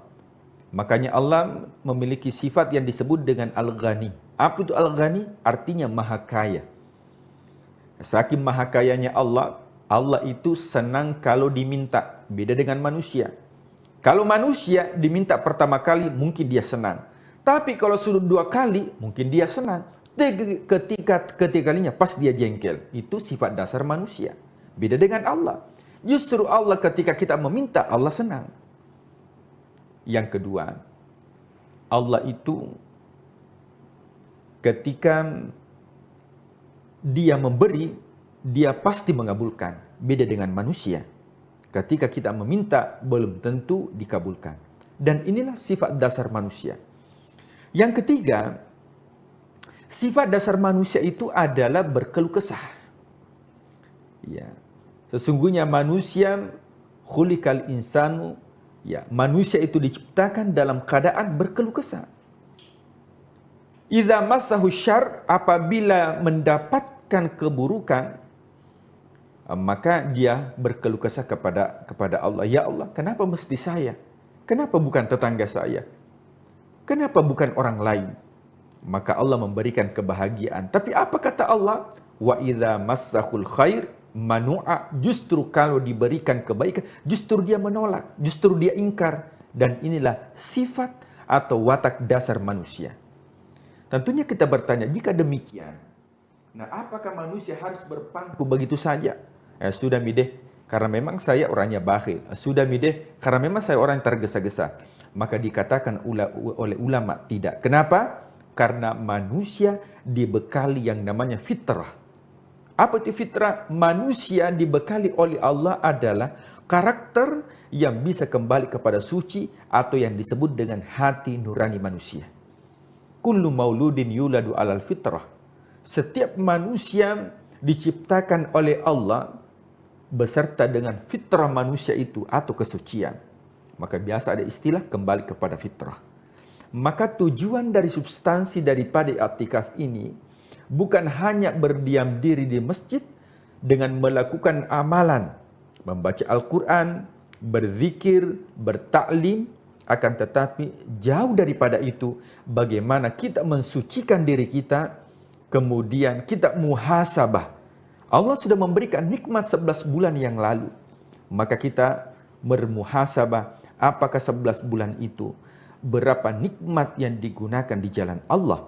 Sehingga kita keluar dari i'tikaf ini betul-betul menjadi pribadi yang fitrah, kembali kepada fitrah, kembali kepada suci, karena manusia diciptakan oleh Allah dalam keadaan fitrah, dan akan kembali kepada Allah dalam keadaan fitrah. Apa buktinya? Kita lahir di dunia ini tanpa membawa apa-apa. Dan kita akan kembali menuju kepada Allah. Makanya orang yang meninggal dunia itu dikatakan berpulang ke rahmatullah. Yang namanya berpulang, pulang itu artinya ada tempat asalnya. Yang mana tempat asal kita adalah alam arwah. Sehingga ketika ada orang yang wafat, orang Makassar mengatakan amotere. Orang Bugis mengatakan lisu. Dalam bahasa Indonesia dikatakan berpulang ke rahmatullah karena asal kita dari sana, bukan dari sini. Maka dari sini ini adalah tanah.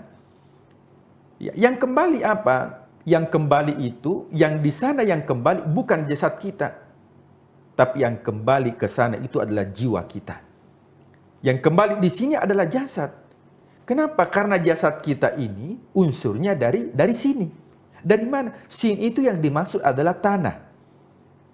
Tapi yang di sana itu bukan jasad kita, tapi yang di sana itu adalah jiwa kita. Maka jiwa akan kembali ke asalnya. Kemudian yang di sini adalah jasad kita akan terkubur dan hancur. Akan tetapi yang abadi itu adalah jiwa kita. Makanya i'tikaf ini yang disucikan bukan fisik kita, akan tetapi yang disucikan adalah jiwa kita, sehingga kita dipanggil oleh Allah, ya ayyatuhan nafsul mutmainnah, wahai jiwa yang tenang, wahai jiwa yang suci. Mudah-mudahan i'tikaf ini menjadi momentum di dalam bulan suci Ramadan untuk kita berdiam diri sejenak, fokus, bermeditasi dengan Allah, sehingga betul-betul di dunia ini apa yang kita lakukan bisa betul-betul kita bermuhasabah sehingga fokus kepada Allah Subhanahu wa taala. Kalau kita fokus kepada Allah, tentunya Allah juga akan fokus kepada apa yang kita harapkan di dunia. Walal akhiratu khairul laka minal ula, kedepankan urusan akhirat, maka dunia akan ikut. Semakin kita kejar dunia, maka akhirat tertinggal, Akan tetapi ketika kita mengejar akhirat, maka dunia ini menjadi ladang amal bagi kita. Wallahu a'lam bishawab. Oke, baik, itu tadi beberapa wejangan ataupun juga yang disampaikan terkait itikaf, dan mungkin Pak Ustadz kita juga perlu menggarisbawahi bahwa setelah kita beritikaf atau menepikan urusan-urusan duniawi kita, kemudian pada saat di masjid kita khusyuk, jangan sampai keluar dari masjid kita kembali lagi tidak fokus ya Pak Ustadz ya. Ini harus kita tetap jaga, bukan hanya pada saat di dalam masjid saja, tetapi setelah kita keluar kita bisa mengendalikan diri kita, tetap memisahkan antara mana urusan dunia dan juga kapan kita harus mendekatkan diri kepada Allah Subhanahu wa Ta'ala. Semoga ini menjadi ilmu lagi untuk kita selama bulan suci Ramadan ini, dan semoga kita bisa memperkokoh iman kita dengan segala kebaikan yang bisa kita lakukan dan kita memanen pahala selama Ramadan kali ini. Dan Pak Ustadz terima kasih sudah memberikan kita banyak sekali pengetahuan, dan semoga ini bisa menjadi siraman rohani begitu ya bagi seluruh Tribuners yang sedang menyaksikan. Dan terima kasih juga kepada seluruh Tribuners setelah menyaksikan program ini. Jangan lupa saksikan berita dan program menarik lainnya hanya di kanal YouTube dan Facebook Tribun Timur, mata lokal menjangkau Indonesia. Saya Elu Devi Sania beserta narasumber dan seluruh kerabat kerja pamit undur diri. Wassalamualaikum warahmatullahi wabarakatuh. Waalaikumsalam warahmatullahi wabarakatuh.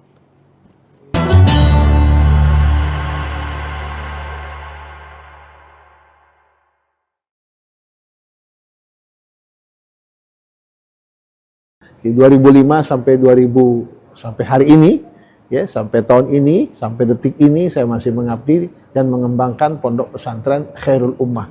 Khairul Ummah sampai hari ini berkembang. Tidak hanya ada di Inhu, ada juga yang di Pekanbaru yang kita tempati saat ini, Khairul Ummah 2, khusus untuk anak putra.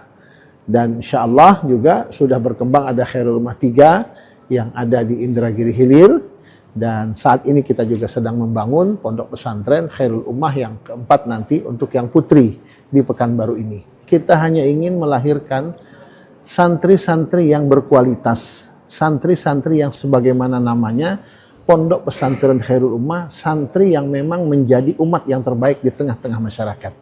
Artinya, apapun peran dan status sosial kita, berperanlah dan berilah kontribusi yang terbaik untuk umat dan masyarakat ini. Karena tidak semuanya harus menjadi pejabat, tidak semuanya harus jadi politisi.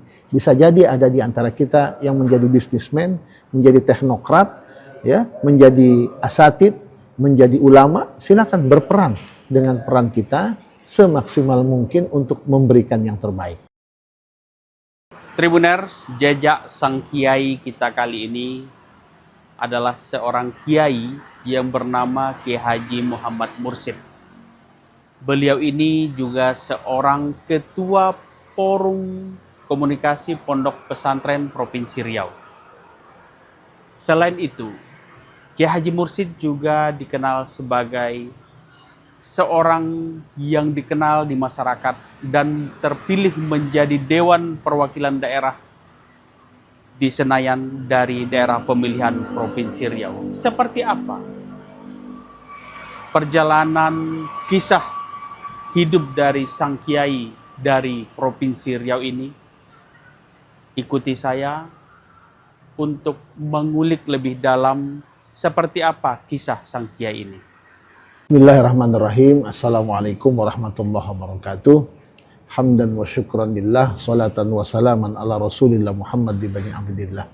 Rasa syukur yang tak terhingga kehadirat Allah Subhanahu wa Ta'ala. Salawat dan salam senantiasa kita aturkan kepada Khatamul Anbiya wal Mursalin, Nabi kita Muhammad sallallahu alaihi wasallam. Allahumma shalli ala Sayyidina Muhammad wa ala ali Sayyidina Muhammad. Jujur secara pribadi saya sangat bersyukur kehadirat Allah Subhanahu wa Ta'ala atas segala nikmat dan karunia yang telah Allah berikan baik kepada diri saya pribadi, keluarga, dan tentu kita sebagai warga negara Republik Indonesia yang hidup di negeri yang kita cintai ini. Saya Muhammad Mursid dilahirkan di Jakarta, tepatnya 4 Juli 1973, lahir di Jakarta, dan alhamdulillah di lingkungan keluarga yang cukup sangat agamis. Ayah saya kelahiran dari Kalimantan Selatan, Martapura, dan ibu saya kelahiran Jakarta. besar, dididik oleh ayah dan ibunda secara langsung dengan pendidikan dan nilai-nilai religius, pendidikan agama. Tamat dari SD, saya dititipkan di sekolah Madrasah Tarbiyatul Muallimin wal Muallimat yang ada di Jakarta Pusat.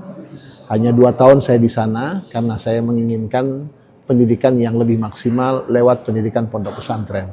Akhirnya saya pun dititipkan oleh ayahanda saya, Ayahanda Haji Nazaruddin, di pondok pesantren Darul Rahman Jakarta yang diasuh langsung oleh guru kami Ayahanda Kiai Haji Syukron Ma'mun. Dan syukur alhamdulillah sebelum saya, lebih dahulu abang saya, anak nomor 2 dari kami 7 bersaudara yang menyelesaikan pendidikan di pondok pesantren Darul Rahman, dilanjutkan dengan saya dan juga adik saya. Selainnya yang wanita itu dititipkan di sekolah Tarbiyatul Muallimin wal Muallimat di Jakarta Pusat. Nah, kecil dan besar di lingkungan pendidikan pondok pesantren, selesai belajar di pondok pesantren, qaddarallahu masya'a, saya mengikuti apa kata arahan guru saya Kiai Haji Syukron Ma'mun dan juga guru-guru yang lainnya yang ada di pesantren. Saya ditugaskan oleh guru kami mengabdi di Pekanbaru, tepatnya di pondok pesantren Darul Hikmah Pekanbaru, daerah Panam ya.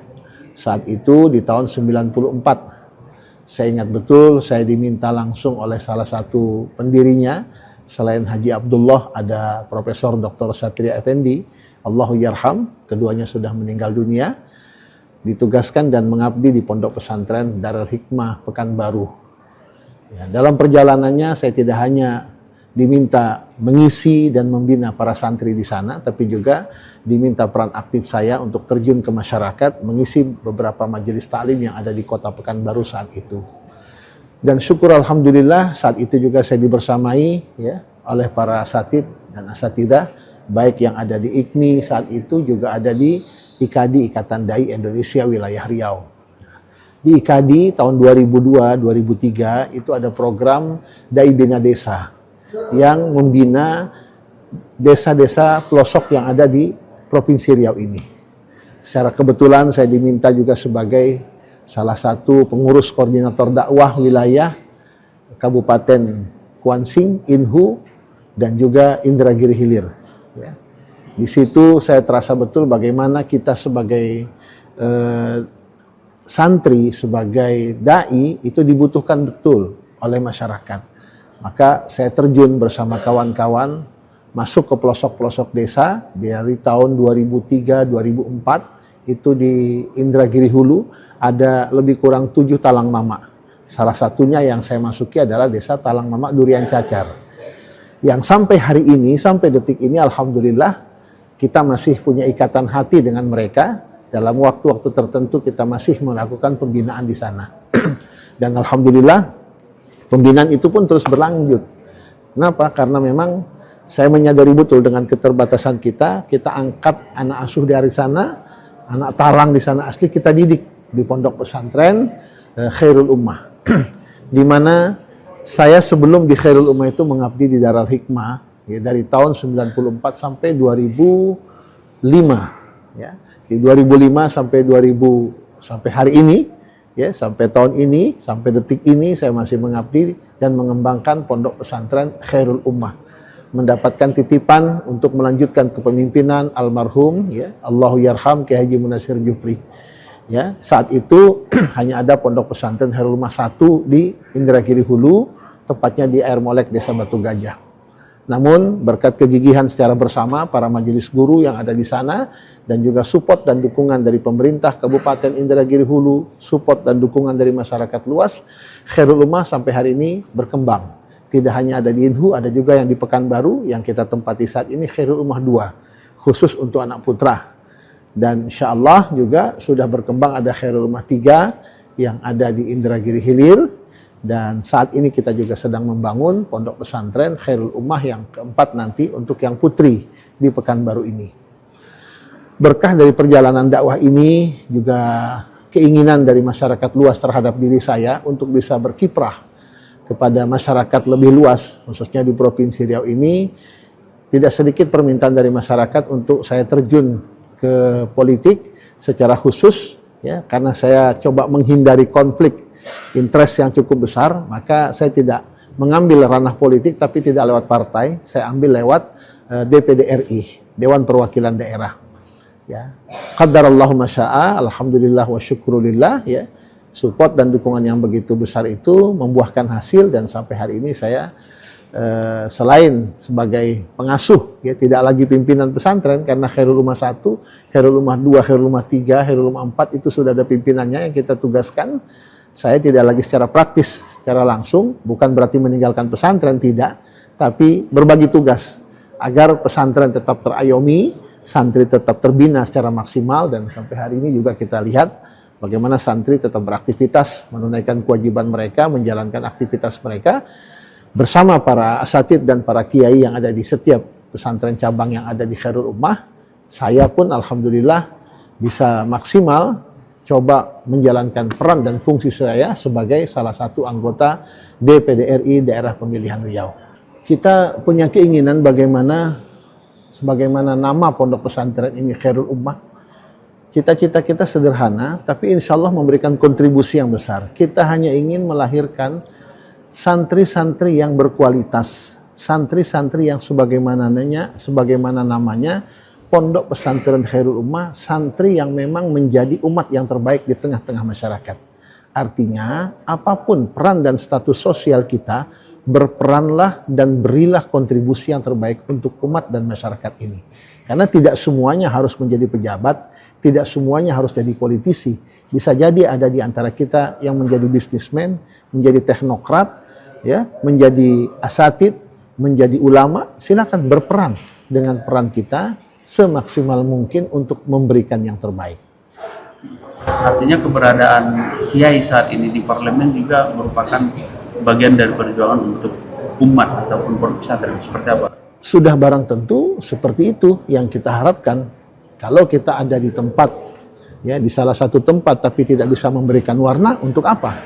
Kita ingin memberikan warna yang positif tentunya. Dalam hal ini saya mendapatkan amanah dari masyarakat Riau menjadi salah satu anggota DPD RI. Tentu harapannya bagaimana saya bisa memberikan warna yang positif, membawa program-program yang diinginkan untuk perbaikan masyarakat Riau, Provinsi Riau ini tentunya. Secara konkret tentunya kita berusaha berperan seperti saat ini saya berada di Komite 1 yang membidangi mitra kerja pemerintahan, baik pemerintah pusat, provinsi, dan kabupaten kota. Bagaimana saya bisa mensupport pemerintah kabupaten kota dan juga provinsi Riau ini dalam merebut, ya kan, potensi yang ada di pusat untuk kita datangkan ke daerah, tentu dengan bersinergi kepada pejabat eksekutif yang ada di provinsi Riau ini. Dan alhamdulillah kita terus bersinergi baik dengan gubernur dan juga wali kota, bupati yang ada di provinsi Riau ini. Satu lagi, Kiai. Kiai kan ketua forum komunikasi pondok pesantren di provinsi Riau. Apa nih mungkin yang harus dibenahi ataupun seperti apa sih kondisi pondok pesantren saat ini di provinsi Riau? Mungkin masukan dari Kiai seperti apa?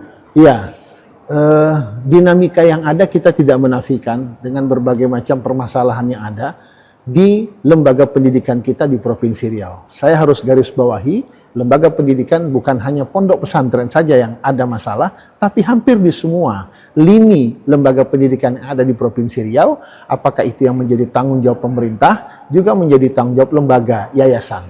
Nah, ada hal-hal yang memang perlu kita benahi. Secara umum tentu kualitas pendidikan kita perlu kita benahi, baik dari kualitas gurunya, pendidiknya, juga tentu bagaimana anak-anak kita. Ya. Namun hal ini tidak kalah penting tentunya support dan dukungan dari pemerintah. Karena bagaimana lembaga pendidikan itu bisa memberikan kontribusi warna yang besar kepada peserta didik kita, tentu bagaimana juga support dari pemerintah kita dan juga dari pelaksana yang ada di setiap lembaga. Ini yang kita harapkan, sehingga harapannya bukan hanya melahirkan guru-guru yang berkualitas saja, ya, tapi juga bagaimana melahirkan generasi-generasi kita yang berkualitas lebih daripada para pendidik yang ada. Mohon doa dan support dari masyarakat luas. Mudah-mudahan ini semua mendatangkan keberkahan, bukan hanya untuk pribadi, tapi untuk masyarakat Riau luas tentunya. Barakallahu lana wa lakum. Assalamualaikum warahmatullahi wabarakatuh. Tribuners, itulah tadi kisah dari Kiai Haji Muhammad Mursyid yang saat ini duduk menjadi anggota DPD RI di Senayan. Dia memperjuangkan umat melalui kursi di Senayan. Kisah perjalanan hidup beliau mulai menjadi seorang pengajar di sebuah pondok pesantren di Pekanbaru, kemudian mengabdi di daerah suku Talang Mamak di Indragiri Hulu, hingga membangun sebuah pesantren yang saat ini sudah memiliki cabang juga, beberapa cabang. Dan perjuangan beliau, niat beliau ke depannya bagaimana umat menjadi umat yang terbaik, sebagaimana nama pesantren beliau yang saat ini sudah berdiri 3 cabang di Provinsi Riau. Perjuangan beliau terus berjalan. Mudah-mudahan kisah Kiai Haji Muhammad Mursyid menginspirasi kita semuanya dan tentunya bisa menjadi pelajaran bagi kita semuanya. Terima kasih. Assalamualaikum warahmatullahi wabarakatuh. Download Tribun X sekarang. Menghadirkan lokal menjadi Indonesia.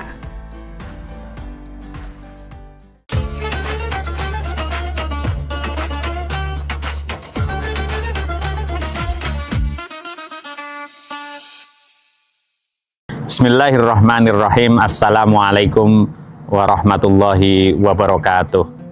Alhamdulillahi rabbil alamin. Nahmaduhu wa nasta'inuhu wa nastaghfiruh. Wa na'udzu billahi min sururi anfusina wa min sayyiati a'malina. May yahdihillahu fala mudhillalah wa may yudlil fala hadiyalah. Asyhadu an la ilaha illallah wa asyhadu anna Muhammadan abduhu wa rasuluh. Allahumma sholli wa sallim wa barik ala sayyidina Muhammad wa ala alihi wa ashabihi ajma'in, amma ba'd.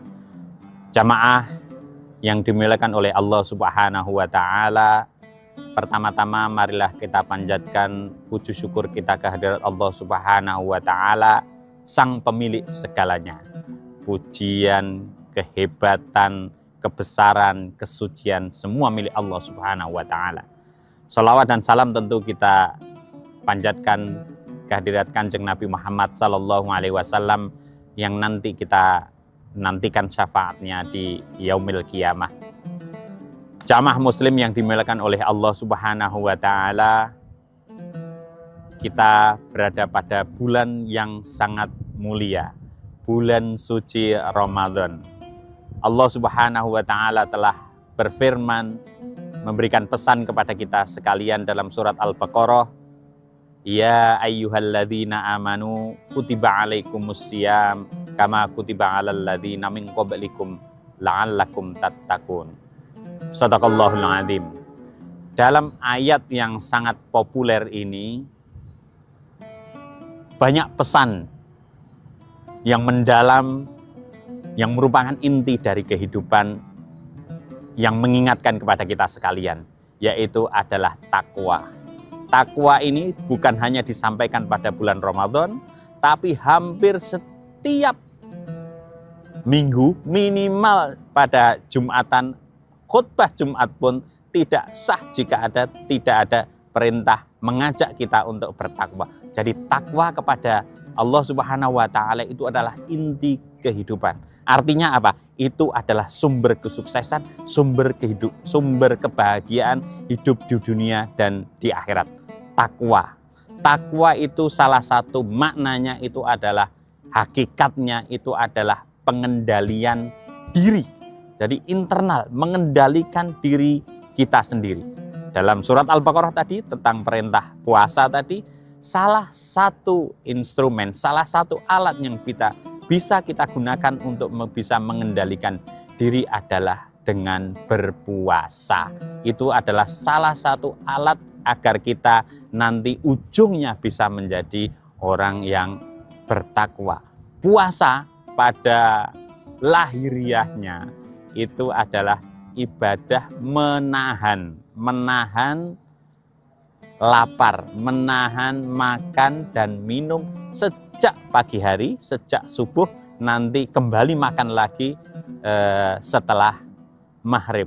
Jadi secara lahiriah yang di permukaan itu nampaknya hanya mengendalikan diri dalam bentuk makan dan minum. Itu jika kita dalami lebih mendalam itu akan semakin luar biasa. Karena hanya dengan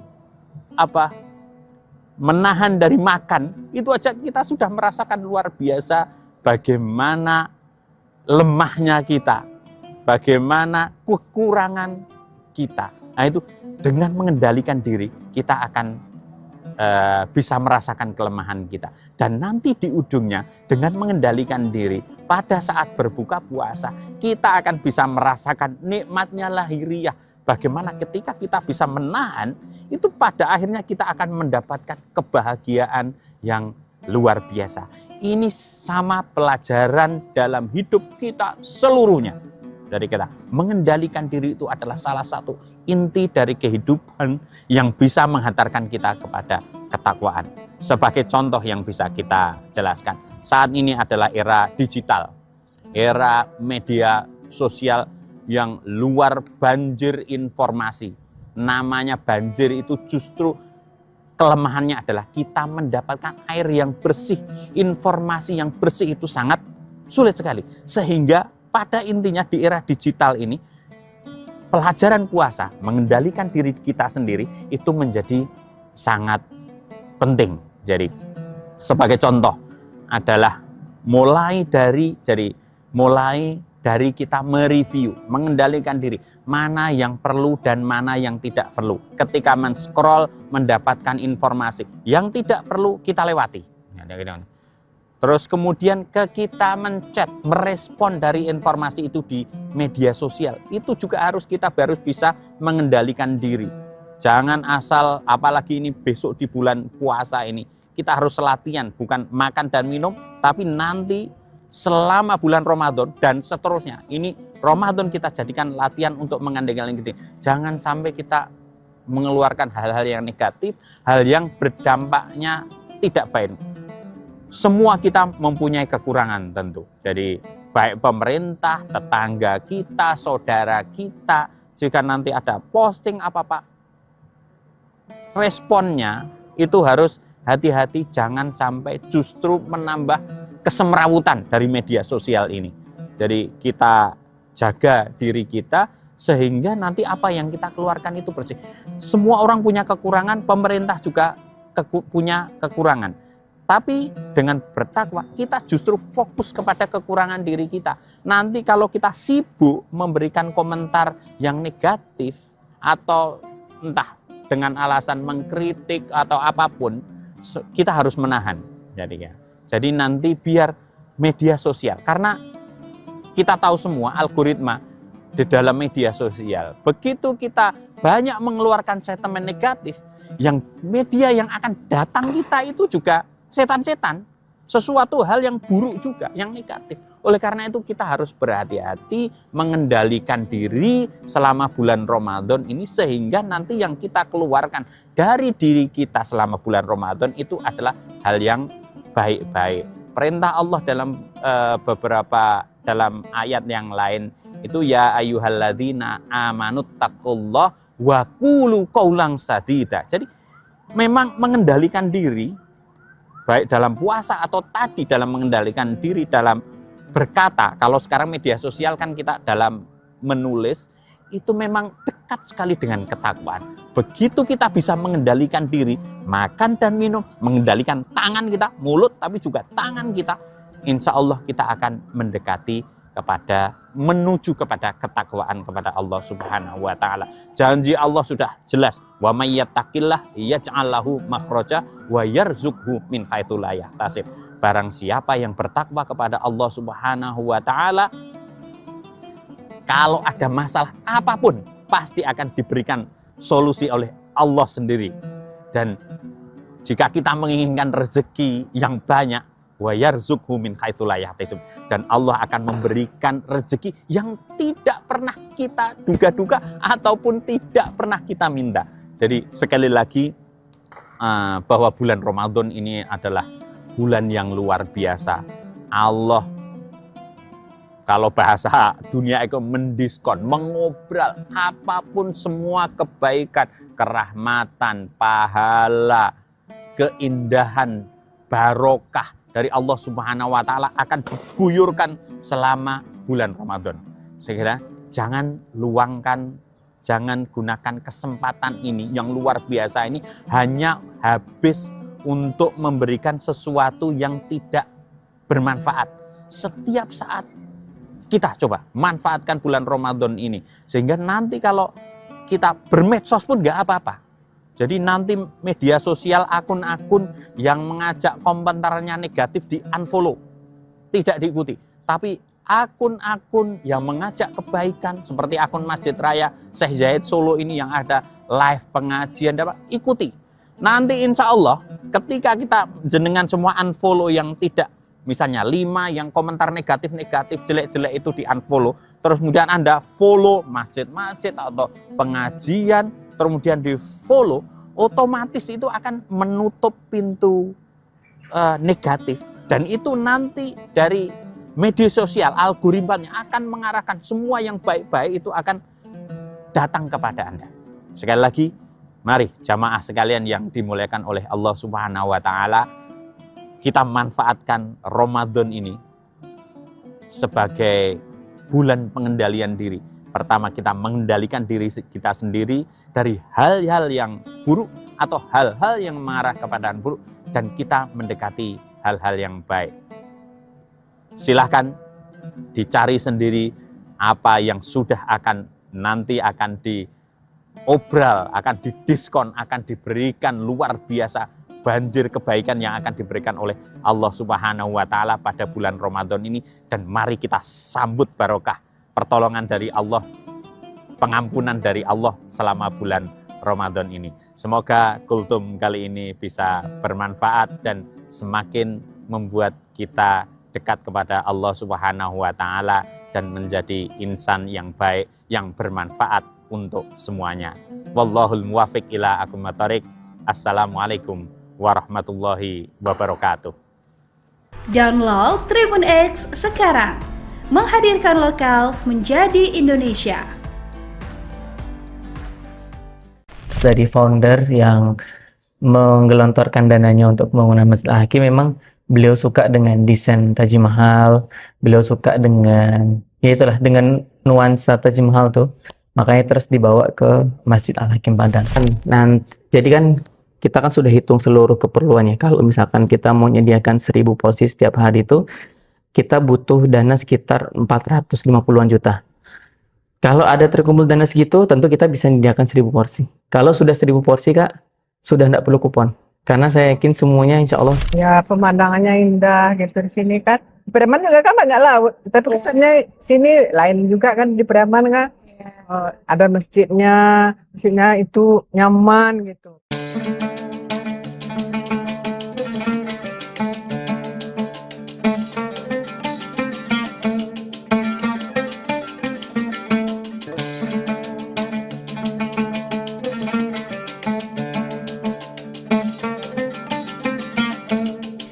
Tribuners, kalau lagi jalan-jalan ke Pantai Padang, rasanya belum lengkap nih kalau belum mampir ke Masjid Al-Hakim. Betul banget, apalagi masjid yang satu ini memang punya daya tarik tersendiri loh Tribuners. Lokasinya yang strategis berada di pinggir Pantai Padang. Masjid Al-Hakim bakalan langsung mencuri perhatian siapa aja yang melintas di sini loh. Apalagi pemandangannya yang luar biasa indah, terutama saat matahari mulai tenggelam.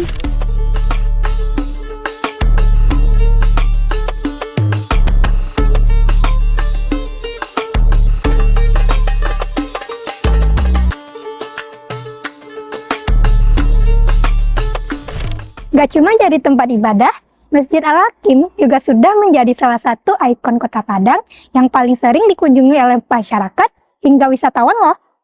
Ya, karena selain ikonik, keindahan masjid ini emang udah nggak bisa dipungkiri lagi loh Tribuners. Mulai dari kubah putihnya terlihat begitu elegan, berpadu dengan birunya laut dan langit, serta arsitekturnya nggak kalah menarik loh.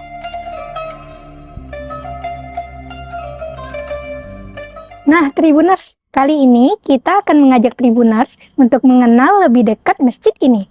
Mulai dari keindahannya, arsitekturnya yang unik, hingga berbagai kegiatan yang sering digelar di sini. terutama saat bulan Ramadan.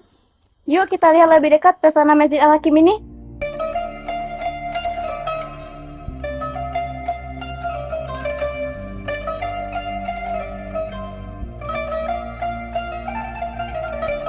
Oke, jadi sejarahnya Masjid Al-Hakim mulai peletakan batu pertama itu di tahun 2017 dan mulai dipakai untuk sholat itu September 2020.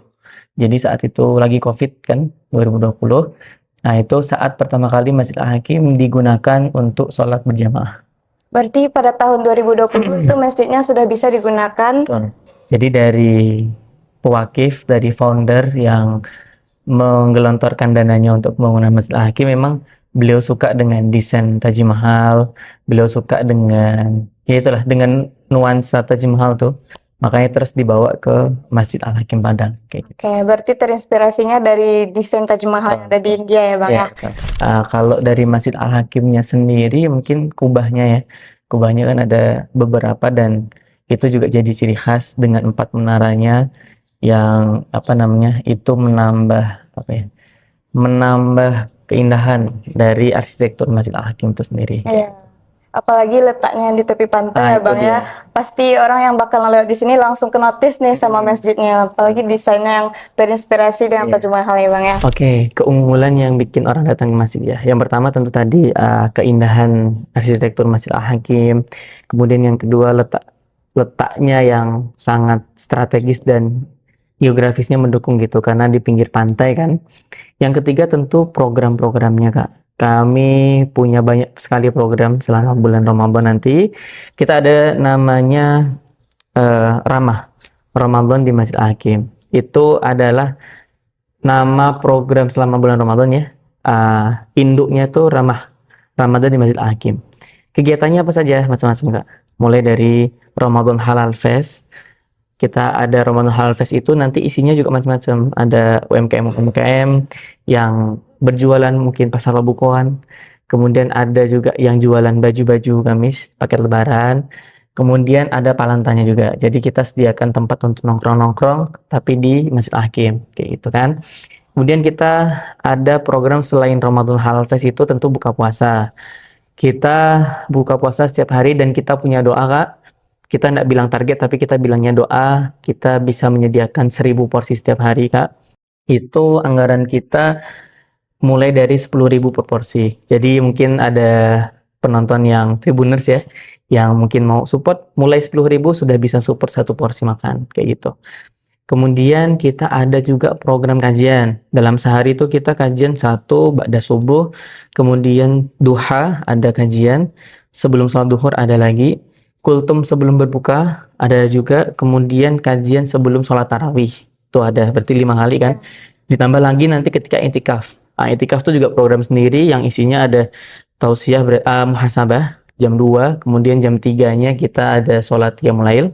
Dan banyak lagi Kak kegiatannya, nanti bisa ikut kegiatan di Masjid Al-Hakim. Oke. Nah Bang, yang menjadi perhatian mungkin bagi para Tribuners juga nantinya nih Bang ya, kayak seperti berbuka puasa bersama di sini ada ya Bang? Ya insya Allah ada. Nah kalau misalnya berbuka di sini itu apakah perlu ada kupon dulu atau bisa langsung masyarakat datang ke sini untuk berbuka puasa atau gimana ya Bang kira-kira? Jadi tentu tadi kita punya doa 1000 porsi per hari Kak.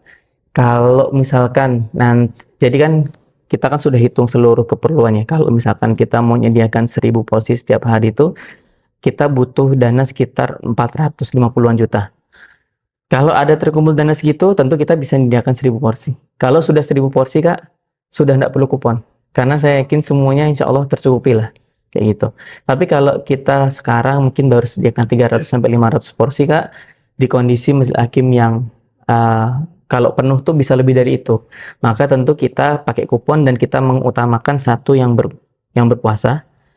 Yang kedua yang sholat maghrib di Masjid Al-Hakim. Maka seperti tahun lalu kita pembagian kupon itu setelah sholat maghrib Kak.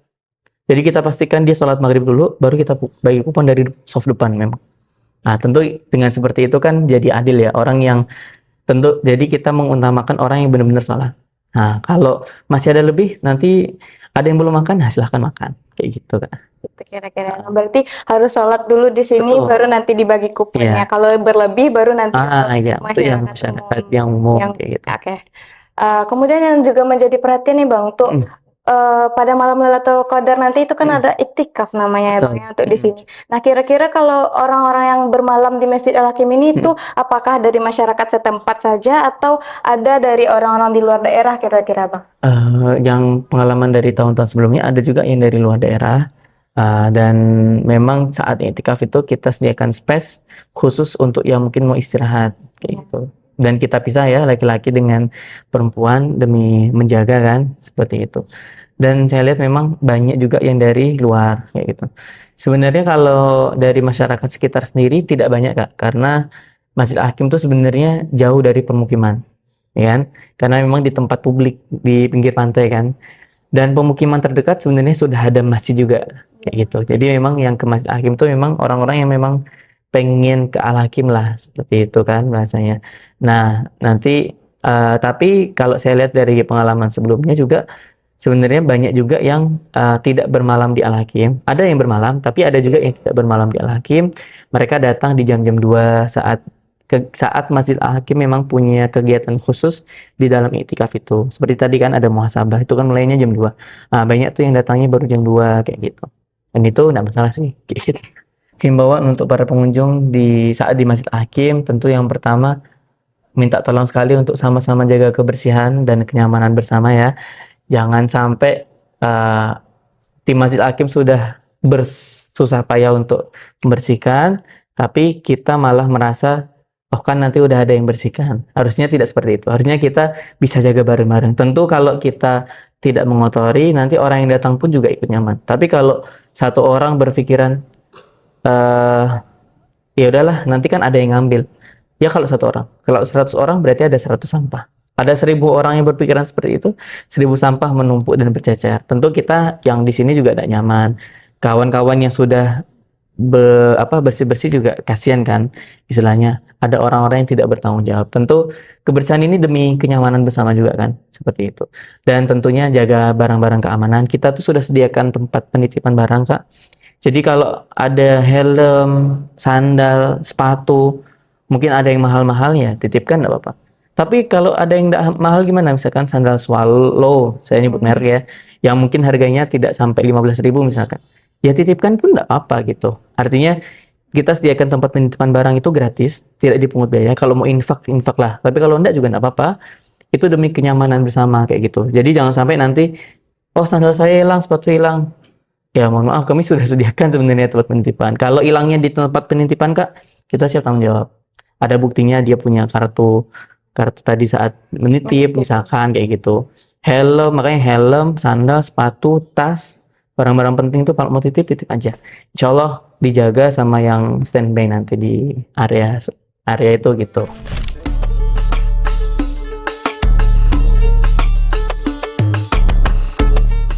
Sudah berapa kali Ibu kira-kira mengunjungi Masjid Al-Hakim ini Bu? Sudah 2 kali. Sudah 2 kali. 2 kali sama sekarang ya Bu ya? Kemudian apa yang membuat Ibu tertarik datang ke Masjid Al-Hakim ini Bu? Ya pemandangannya indah gitu di sini kan. Di Preman juga kan banyak laut, tapi kesannya sini lain juga kan di Preman kan. Ada masjidnya itu nyaman gitu. Lebih gimana gitu ibadahnya gitu. Lebih tenang. Lebih khusyuk juga ya Bu ya. Kemudian orangnya juga ramah-ramah gitu. Menurut Ibu gimana suasana beribadah di Masjid Al-Hakim ini Bu dibandingkan dengan masjid yang lainnya? Suasananya? Suasananya tenang lah gitu. Nyaman gitu. Lebih khusyuk kan. Sebelum sholat ada ceramah. Ada ceramahnya ya. Bikin kita enak gitu dengan beda ya Bu kalau di masjid lain langsung sholat. Kalau ada siram rohani gitu ya. Ya. Oke. Nah kemudian sebelumnya Ibu udah pernah saat Ramadan berkunjung ke Al-Hakim ini ya Bu? Belum lagi. Belum. Nah kira-kira apa harapan Ibu kalau misalnya saat Ramadan Ibu bisa berkunjung ke sini? Berharap gitulah gitu mau ke sini. Kalau kita ke sini lagi nanti bulan Ramadan kan, panjang umur, sehat badan. Tribuners, Masjid Al-Hakim bukan cuma sekedar indah dari luarnya saja, tapi juga terasa nyaman saat kita di dalamnya.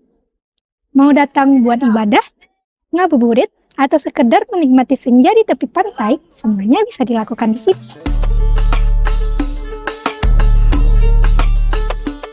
Kalau Tribuners belum pernah ke sini, ini bisa jadi pilihan tempat yang wajib Tribuners kunjungi.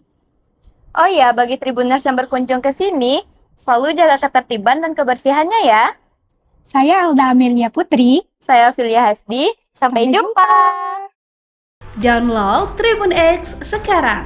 Menghadirkan lokal menjadi Indonesia.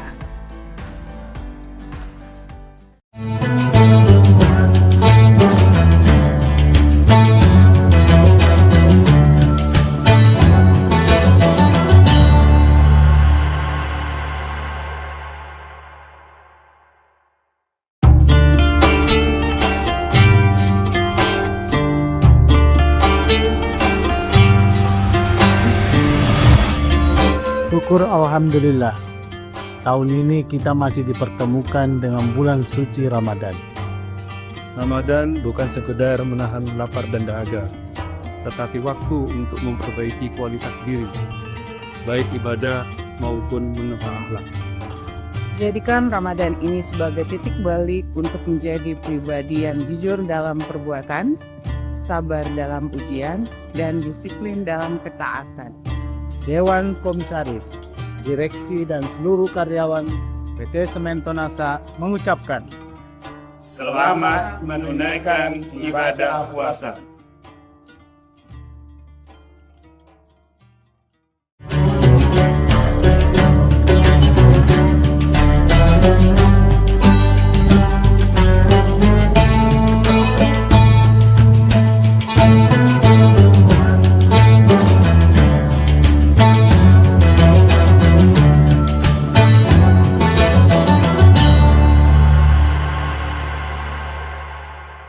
Assalamualaikum warahmatullahi wabarakatuh. Tribuners, bagaimana kabar Anda pada hari ini? Apakah puasanya masih lancar dan juga semangat? Tentunya kita kembali lagi menyapa Tribuners dalam program Syiar Ramadan bersama saya Ilu Devi Sania hanya di Tribun Timur, mata lokal menjangkau Indonesia.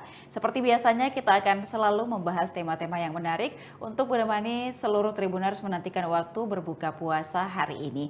Tentunya hari ini tema kita merupakan itikaf, menepi dari hiruk pikuk dunia, yang akan dibahas secara tuntas bersama dengan Bapak Ustadz Kiai Haji Sabarudin LC bersama kita di studio pada hari ini. Assalamualaikum Pak Ustadz. Waalaikumsalam warahmatullahi wabarakatuh. Baik, kabarnya seperti apa? Alhamdulillah. Alhamdulillah, baik. Nah Pak Ustadz, tema kita pada hari ini merupakan itikaf, menepi dari hiruk pikuk dunia. Dan di tengah kesibukan kita yang luar biasa sepanjang tahun ini, kemudian juga ada beberapa esensi ataupun juga apa esensi dari itikaf sendiri, kemudian apakah ini bisa jadi semacam detox begitu Pak Ustadz untuk spiritual agar kita bisa kembali fokus kepada Allah Subhanahu wa taala. Silakan. Bismillahirrahmanirrahim. Hamdan wa syukranillah, salatan wa salaman ala Rasulillah, amma ba'd. Tribuners yang dimuliakan Allah. Tentunya bulan suci Ramadan menjadi wadah bagi umat manusia untuk mensucikan diri baik secara fisik maupun jiwa. Tentunya salah satu amalan khususnya di bulan suci Ramadan yang disiapkan oleh Allah Subhanahu wa taala adalah syariat atau ibadah i'tikaf.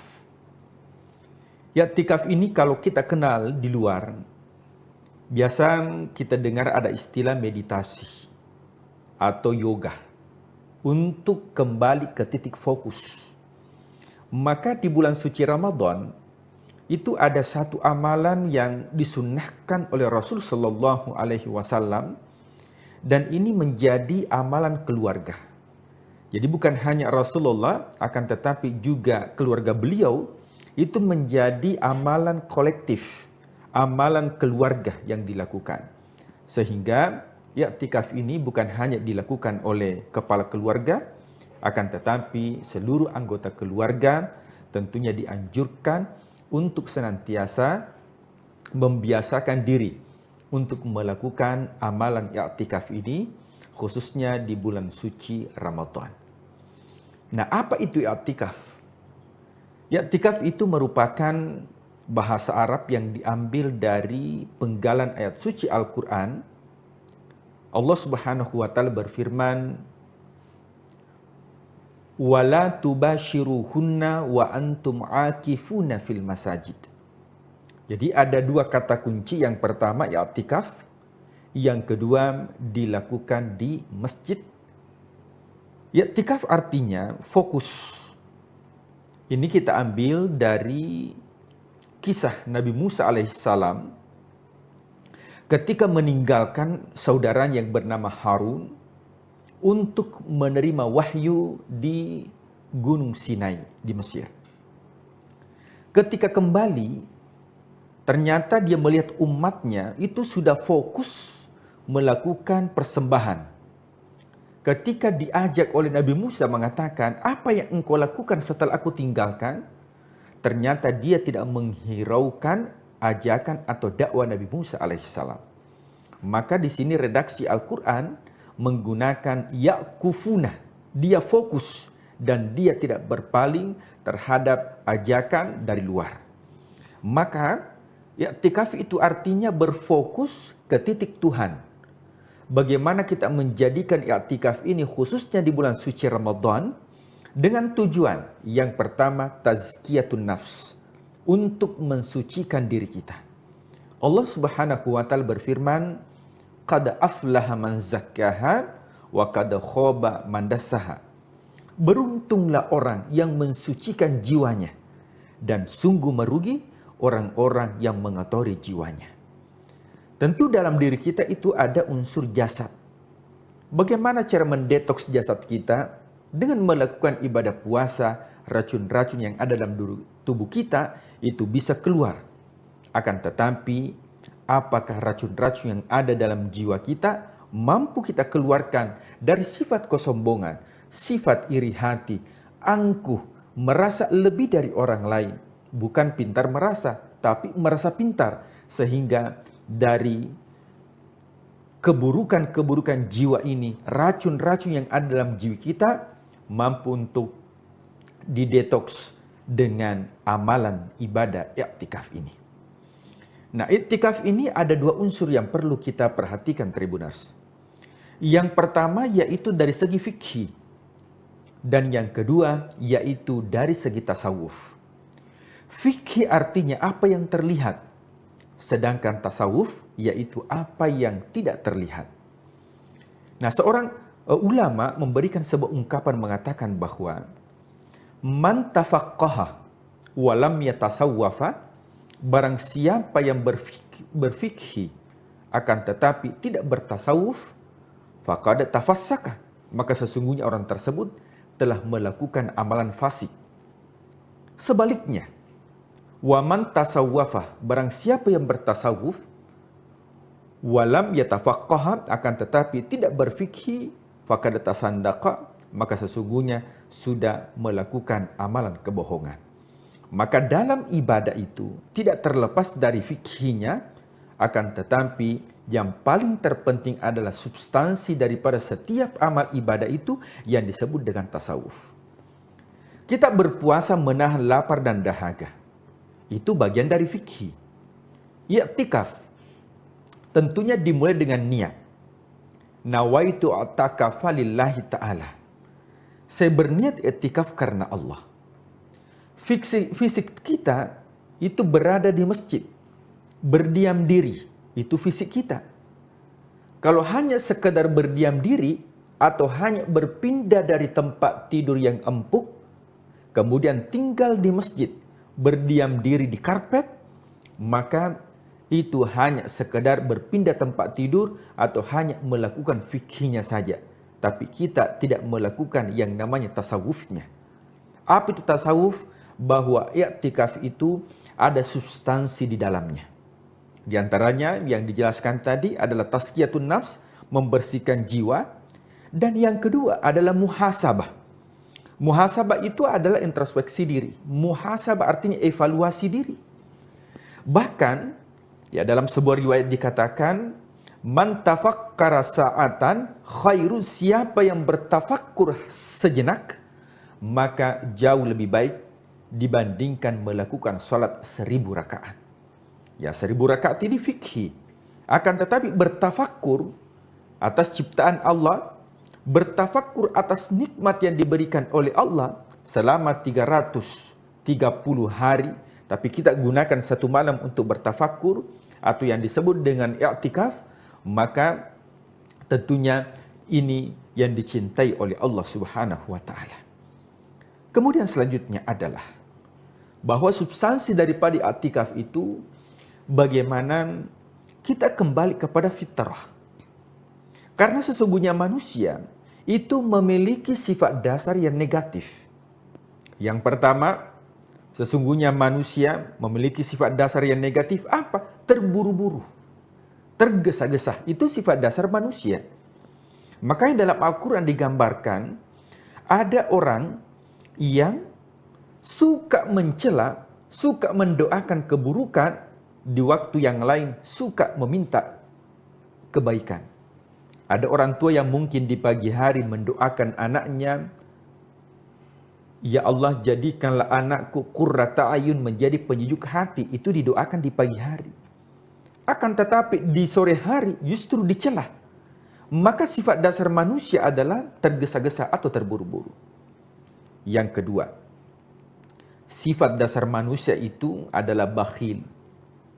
Kenapa? Manusia tidak mau harta yang dimiliki itu berkurang.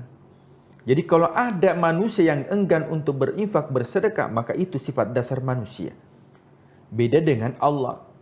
Makanya Allah memiliki sifat yang disebut dengan Al-Ghani. Apa itu Al-Ghani? Artinya maha kaya. Saking maha kayanya Allah, Allah itu senang kalau diminta. Beda dengan manusia. Kalau manusia diminta pertama kali, mungkin dia senang. Tapi kalau sudah 2 kali, mungkin dia senang. Ketiga kalinya pas dia jengkel. Itu sifat dasar manusia. Beda dengan Allah. Justru Allah ketika kita meminta, Allah senang. Yang kedua, Allah itu ketika dia memberi, dia pasti mengabulkan. Beda dengan manusia. Ketika kita meminta, belum tentu dikabulkan. Dan inilah sifat dasar manusia. Yang ketiga, sifat dasar manusia itu adalah berkeluh kesah. Ya. Sesungguhnya manusia khuliqal insanu, ya, manusia itu diciptakan dalam keadaan berkeluh kesah. Idza massahu syarr, apabila mendapatkan keburukan, maka dia berkeluh kesah kepada Allah. Ya Allah, kenapa mesti saya? Kenapa bukan tetangga saya?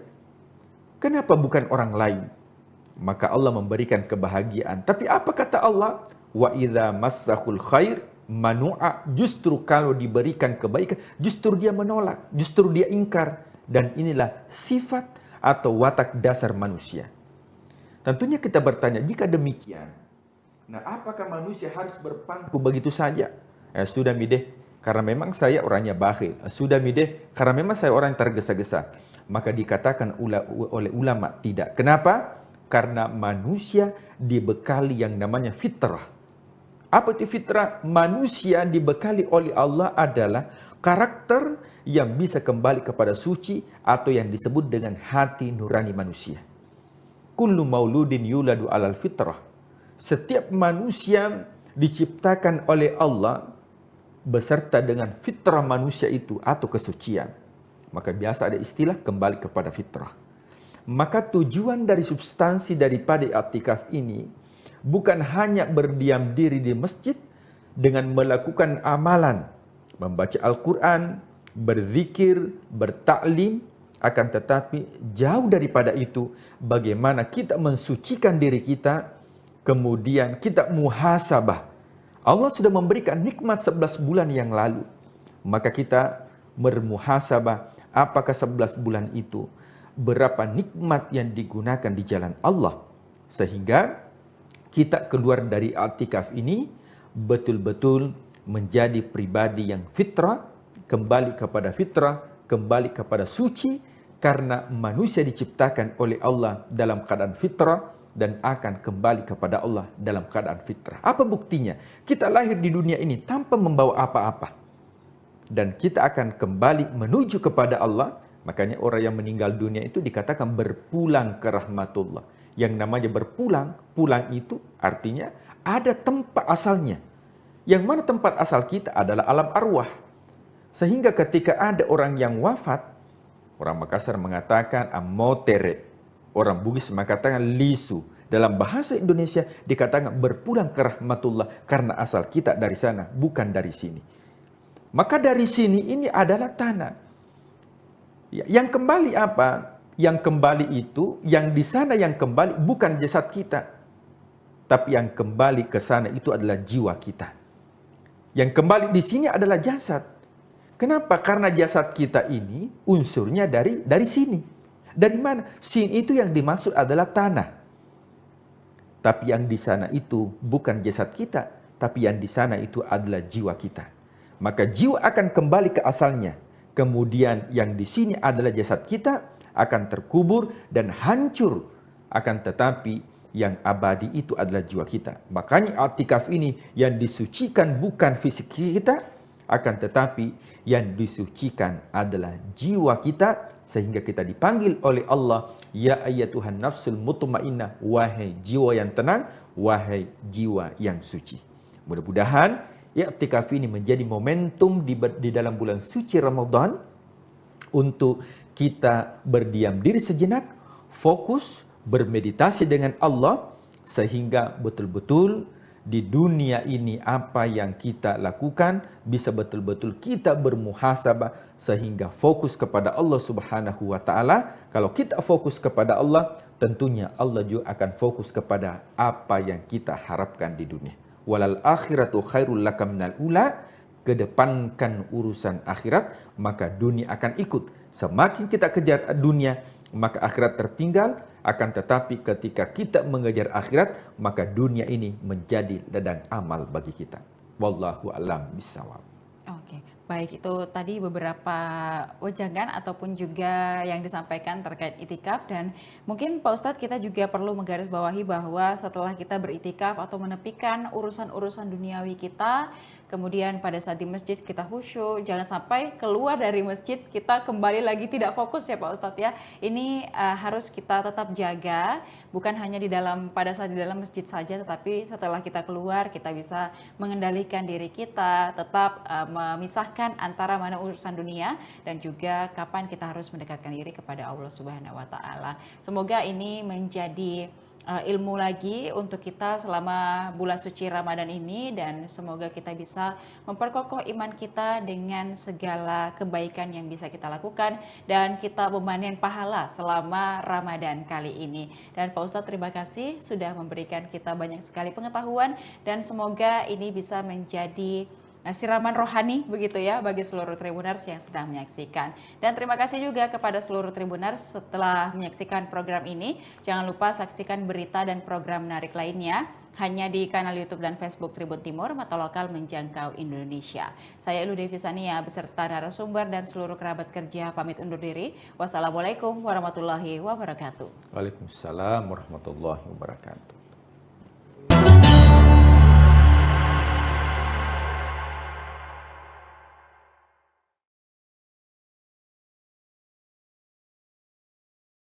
Di 2005 sampai hari ini, ya, sampai tahun ini, sampai detik ini saya masih mengabdi dan mengembangkan pondok pesantren Khairul Ummah.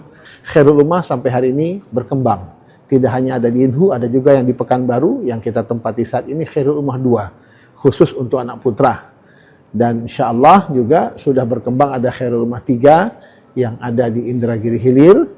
Dan saat ini kita juga sedang membangun pondok pesantren Khairul Ummah yang keempat nanti untuk yang putri di Pekanbaru ini. Kita hanya ingin melahirkan santri-santri yang berkualitas, santri-santri yang sebagaimana namanya pondok pesantren Khairul Ummah, santri yang memang menjadi umat yang terbaik di tengah-tengah masyarakat.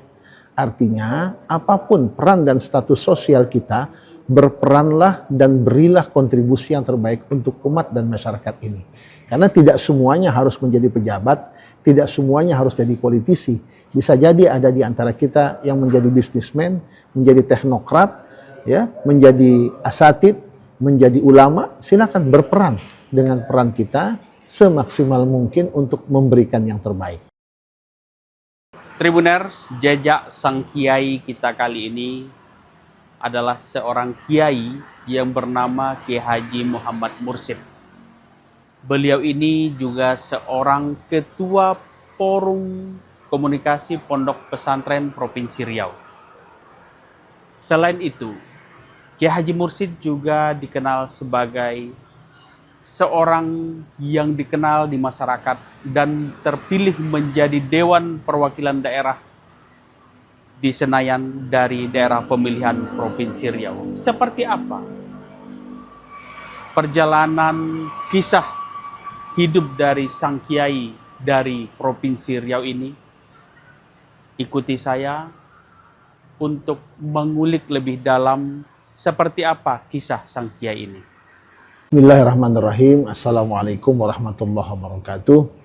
Hamdan wa syukran lillah, salatan wa salaman ala rasulillah Muhammad ibn Abdillah. Rasa syukur yang tak terhingga kehadirat Allah subhanahu wa ta'ala. Salawat dan salam senantiasa kita aturkan kepada khatamul anbiya wal mursalin, Nabi kita Muhammad sallallahu alaihi wasallam. Allahumma salli ala Sayyidina Muhammad wa ala ali Sayyidina Muhammad. Jujur secara pribadi, saya sangat bersyukur kehadirat Allah subhanahu wa ta'ala atas segala nikmat dan karunia yang telah Allah berikan baik kepada diri saya pribadi, keluarga, dan tentu kita sebagai warga negara Republik Indonesia yang hidup di negeri yang kita cintai ini. Saya Muhammad Mursid, dilahirkan di Jakarta, tepatnya 4 Juli 1973, lahir di Jakarta dan alhamdulillah di lingkungan keluarga yang cukup sangat agamis. Ayah saya kelahiran dari Kalimantan Selatan, Martapura, dan ibu saya kelahiran Jakarta. Besar dididik oleh ayah dan ibunda secara langsung dengan pendidikan dan nilai-nilai religius, pendidikan agama. Tamat dari SD, saya dititipkan di sekolah Madrasah Tarbiyatul Muallimin wal Muallimat yang ada di Jakarta Pusat. Hanya 2 tahun saya di sana karena saya menginginkan pendidikan yang lebih maksimal lewat pendidikan pondok pesantren. Akhirnya saya pun dititipkan oleh ayahanda saya, Ayahanda Haji Nazaruddin, di pondok pesantren Darul Rahman Jakarta yang diasuh langsung oleh guru kami Ayahanda Kiai Haji Syukron Ma'mun. Dan syukur alhamdulillah sebelum saya, lebih dahulu abang saya, anak nomor 2 dari kami 7 bersaudara, yang menyelesaikan pendidikan di pondok pesantren Darul Rahman, dilanjutkan dengan saya dan juga adik saya. Selainnya yang wanita itu dititipkan di sekolah Tarbiyatul Muallimin wal Muallimat di Jakarta Pusat. Nah, kecil dan besar di lingkungan pendidikan pondok pesantren. Selesai belajar di pondok pesantren, qaddarallahu masya'a, saya mengikuti apa kata arahan guru saya Kiai Haji Syukron Ma'mun dan juga guru-guru yang lainnya dari pesantren. Saya ditugaskan oleh guru kami mengabdi di Pekanbaru, tepatnya di pondok pesantren Darul Hikmah Pekanbaru, daerah Panam ya. Saat itu di tahun 94, saya ingat betul saya diminta langsung oleh salah satu pendirinya, selain Haji Abdullah ada Profesor Dr. Satria Effendi, Allahu yarham, keduanya sudah meninggal dunia. Ditugaskan dan mengabdi di pondok pesantren Darul Hikmah Pekanbaru. Ya, dalam perjalanannya saya tidak hanya diminta mengisi dan membina para santri di sana, tapi juga diminta peran aktif saya untuk terjun ke masyarakat, mengisi beberapa majelis taklim yang ada di kota Pekanbaru saat itu. Dan syukur alhamdulillah saat itu juga saya dibersamai ya oleh para asatid dan asatidah, baik yang ada di IKMI saat itu juga ada di IKADI, Ikatan Dai Indonesia Wilayah Riau. Di IKADI tahun 2002-2003 itu ada program Dai Bina Desa yang membina desa-desa pelosok yang ada di Provinsi Riau ini. Secara kebetulan saya diminta juga sebagai salah satu pengurus koordinator dakwah wilayah Kabupaten Kuansing, Inhu, dan juga Indragiri Hilir. Ya. Di situ saya terasa betul bagaimana kita sebagai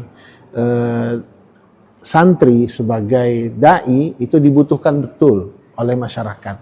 Maka saya terjun bersama kawan-kawan masuk ke pelosok-pelosok desa dari tahun 2003-2004 itu di Indragiri Hulu, ada lebih kurang 7 talang mama. Salah satunya yang saya masuki adalah desa Talang Mama Durian Cacar. Yang sampai hari ini, sampai detik ini, alhamdulillah, kita masih punya ikatan hati dengan mereka. Dalam waktu-waktu tertentu kita masih melakukan pembinaan di sana. Dan alhamdulillah, pembinaan itu pun terus berlanjut. Kenapa? Karena memang saya menyadari betul dengan keterbatasan kita angkat anak asuh dari sana, anak talang di sana asli kita didik di pondok pesantren Khairul Ummah. Di mana saya sebelum di Khairul Ummah itu mengabdi di Darul Hikmah ya, dari tahun 94 sampai 2005 ya. Di 2005 sampai hari ini ya, sampai tahun ini, sampai detik ini saya masih mengabdi dan mengembangkan pondok pesantren Khairul Ummah. Mendapatkan titipan untuk melanjutkan kepemimpinan almarhum ya, Allahu yarham Kiai Haji Munasir Jufri. Ya, saat itu hanya ada pondok pesantren Khairul Ummah 1 di Indragiri Hulu, tepatnya di Air Molek, Desa Batu Gajah. Namun berkat kegigihan secara bersama para majelis guru yang ada di sana dan juga support dan dukungan dari pemerintah Kabupaten Indragiri Hulu, support dan dukungan dari masyarakat luas, Khairul Ummah sampai hari ini berkembang. Tidak hanya ada di Inhu, ada juga yang di Pekanbaru yang kita tempati saat ini Khairul Ummah 2, khusus untuk anak putra. Dan insya Allah juga sudah berkembang ada Khairul Ummah 3 yang ada di Indragiri Hilir. Dan saat ini kita juga sedang membangun pondok pesantren Khairul Ummah yang keempat nanti untuk yang putri di Pekanbaru ini. Berkah dari perjalanan dakwah ini juga keinginan dari masyarakat luas terhadap diri saya untuk bisa berkiprah kepada masyarakat lebih luas, khususnya di Provinsi Riau ini. Tidak sedikit permintaan dari masyarakat untuk saya terjun ke politik secara khusus ya, karena saya coba menghindari konflik interest yang cukup besar, maka saya tidak mengambil ranah politik tapi tidak lewat partai, saya ambil lewat DPD RI, Dewan Perwakilan Daerah. Ya, qadarallahu masya'a, alhamdulillah wa syukrulillah ya. Support dan dukungan yang begitu besar itu membuahkan hasil dan sampai hari ini saya selain sebagai pengasuh ya, tidak lagi pimpinan pesantren karena Khairul Ummah 1, Khairul Ummah 2, Khairul Ummah 3, Khairul Ummah 4 itu sudah ada pimpinannya yang kita tugaskan. Saya tidak lagi secara praktis, secara langsung, bukan berarti meninggalkan pesantren, tidak, tapi berbagi tugas agar pesantren tetap terayomi, santri tetap terbina secara maksimal. Dan sampai hari ini juga kita lihat bagaimana santri tetap beraktivitas, menunaikan kewajiban mereka, menjalankan aktivitas mereka bersama para asatid dan para kiai yang ada di setiap pesantren cabang yang ada di Khairul Ummah. Saya pun alhamdulillah bisa maksimal coba menjalankan peran dan fungsi saya sebagai salah satu anggota DPD RI Daerah Pemilihan Riau. Kita punya keinginan sebagaimana nama pondok pesantren ini Khairul Ummah. Cita-cita kita sederhana, tapi insya Allah memberikan kontribusi yang besar. Kita hanya ingin melahirkan santri-santri yang berkualitas, santri-santri yang sebagaimana namanya, pondok pesantren Khairul Ummah, santri yang memang menjadi umat yang terbaik di tengah-tengah masyarakat. Artinya, apapun peran dan status sosial kita, berperanlah dan berilah kontribusi yang terbaik untuk umat dan masyarakat ini. Karena tidak semuanya harus menjadi pejabat, tidak semuanya harus jadi politisi. Bisa jadi ada di antara kita yang menjadi bisnismen, menjadi teknokrat, ya, menjadi asatid, menjadi ulama. Silakan berperan dengan peran kita semaksimal mungkin untuk memberikan yang terbaik. Artinya keberadaan kiai saat ini di parlemen juga merupakan bagian dari perjuangan untuk umat ataupun pondok pesantren, seperti apa? Sudah barang tentu seperti itu yang kita harapkan. Kalau kita ada di tempat, ya, di salah satu tempat tapi tidak bisa memberikan warna, untuk apa? Kita ingin memberikan warna yang positif tentunya. Dalam hal ini saya mendapatkan amanah dari masyarakat Riau menjadi salah satu anggota DPD RI. Tentu harapannya bagaimana saya bisa memberikan warna yang positif, membawa program-program yang diinginkan untuk perbaikan masyarakat Riau, Provinsi Riau ini tentunya. Secara konkret tentunya kita berusaha berperan seperti saat ini saya berada di Komite 1 yang membidangi mitra kerja pemerintahan, baik pemerintah pusat, provinsi, dan kabupaten kota. Bagaimana saya bisa mensupport pemerintah kabupaten kota dan juga provinsi Riau ini dalam merebut, ya kan, potensi yang ada di pusat untuk kita datangkan ke daerah, tentu dengan bersinergi kepada pejabat eksekutif yang ada di Provinsi Riau ini. Dan alhamdulillah kita terus bersinergi baik dengan gubernur dan juga wali kota, bupati yang ada di Provinsi Riau ini. Satu lagi Kiai, Kiai kan Ketua Forum Komunikasi Pondok Pesantren di Provinsi Riau. Apa nih mungkin yang harus dibenahi ataupun seperti apa sih kondisi pondok pesantren saat ini di Provinsi Riau? Mungkin masukan dari Kiai seperti apa? Iya, dinamika yang ada kita tidak menafikan dengan berbagai macam permasalahan yang ada di lembaga pendidikan kita di Provinsi Riau. Saya harus garis bawahi, lembaga pendidikan bukan hanya pondok pesantren saja yang ada masalah, tapi hampir di semua lini lembaga pendidikan yang ada di Provinsi Riau, apakah itu yang menjadi tanggung jawab pemerintah, juga menjadi tanggung jawab lembaga, yayasan. Nah, ada hal-hal yang memang perlu kita benahi. Secara umum tentu kualitas pendidikan kita perlu kita benahi, baik dari kualitas gurunya, pendidiknya, juga tentu bagaimana anak-anak kita. Ya. Namun hal ini tidak kalah penting tentunya support dan dukungan dari pemerintah. Karena bagaimana lembaga pendidikan itu bisa memberikan kontribusi warna yang besar kepada peserta didik kita, tentu bagaimana juga support dari pemerintah kita dan juga dari pelaksana yang ada di setiap lembaga. Ini yang kita harapkan, sehingga harapannya bukan hanya melahirkan guru-guru yang berkualitas saja, ya, tapi juga bagaimana melahirkan generasi-generasi kita yang berkualitas lebih daripada para pendidik yang ada. Mohon doa dan support dari masyarakat luas. Mudah-mudahan ini semua mendatangkan keberkahan, bukan hanya untuk pribadi, tapi untuk masyarakat Riau luas tentunya. Barakallah lana walakum. Assalamualaikum warahmatullahi wabarakatuh. Tribuners, itulah tadi kisah dari Kiai Haji Muhammad Mursyid yang saat ini duduk menjadi anggota DPD RI di Senayan. Dia memperjuangkan umat melalui kursi di Senayan. Kisah perjalanan hidup beliau mulai menjadi seorang pengajar di sebuah pondok pesantren di Pekanbaru, kemudian mengabdi di daerah suku Talang Mamak di Indragiri Hulu, hingga membangun sebuah pesantren yang saat ini sudah memiliki cabang juga, beberapa cabang. Dan perjuangan beliau, niat beliau ke depannya bagaimana umat menjadi umat yang terbaik, sebagaimana nama pesantren beliau yang saat ini sudah berdiri 3 cabang di Provinsi Riau. Perjuangan beliau terus berjalan. Mudah-mudahan kisah Kiai Haji Muhammad Mursyid menginspirasi kita semuanya dan tentunya bisa menjadi pelajaran bagi kita semuanya. Terima kasih. Assalamualaikum warahmatullahi wabarakatuh. Download Tribun X sekarang. Menghadirkan lokal menjadi Indonesia.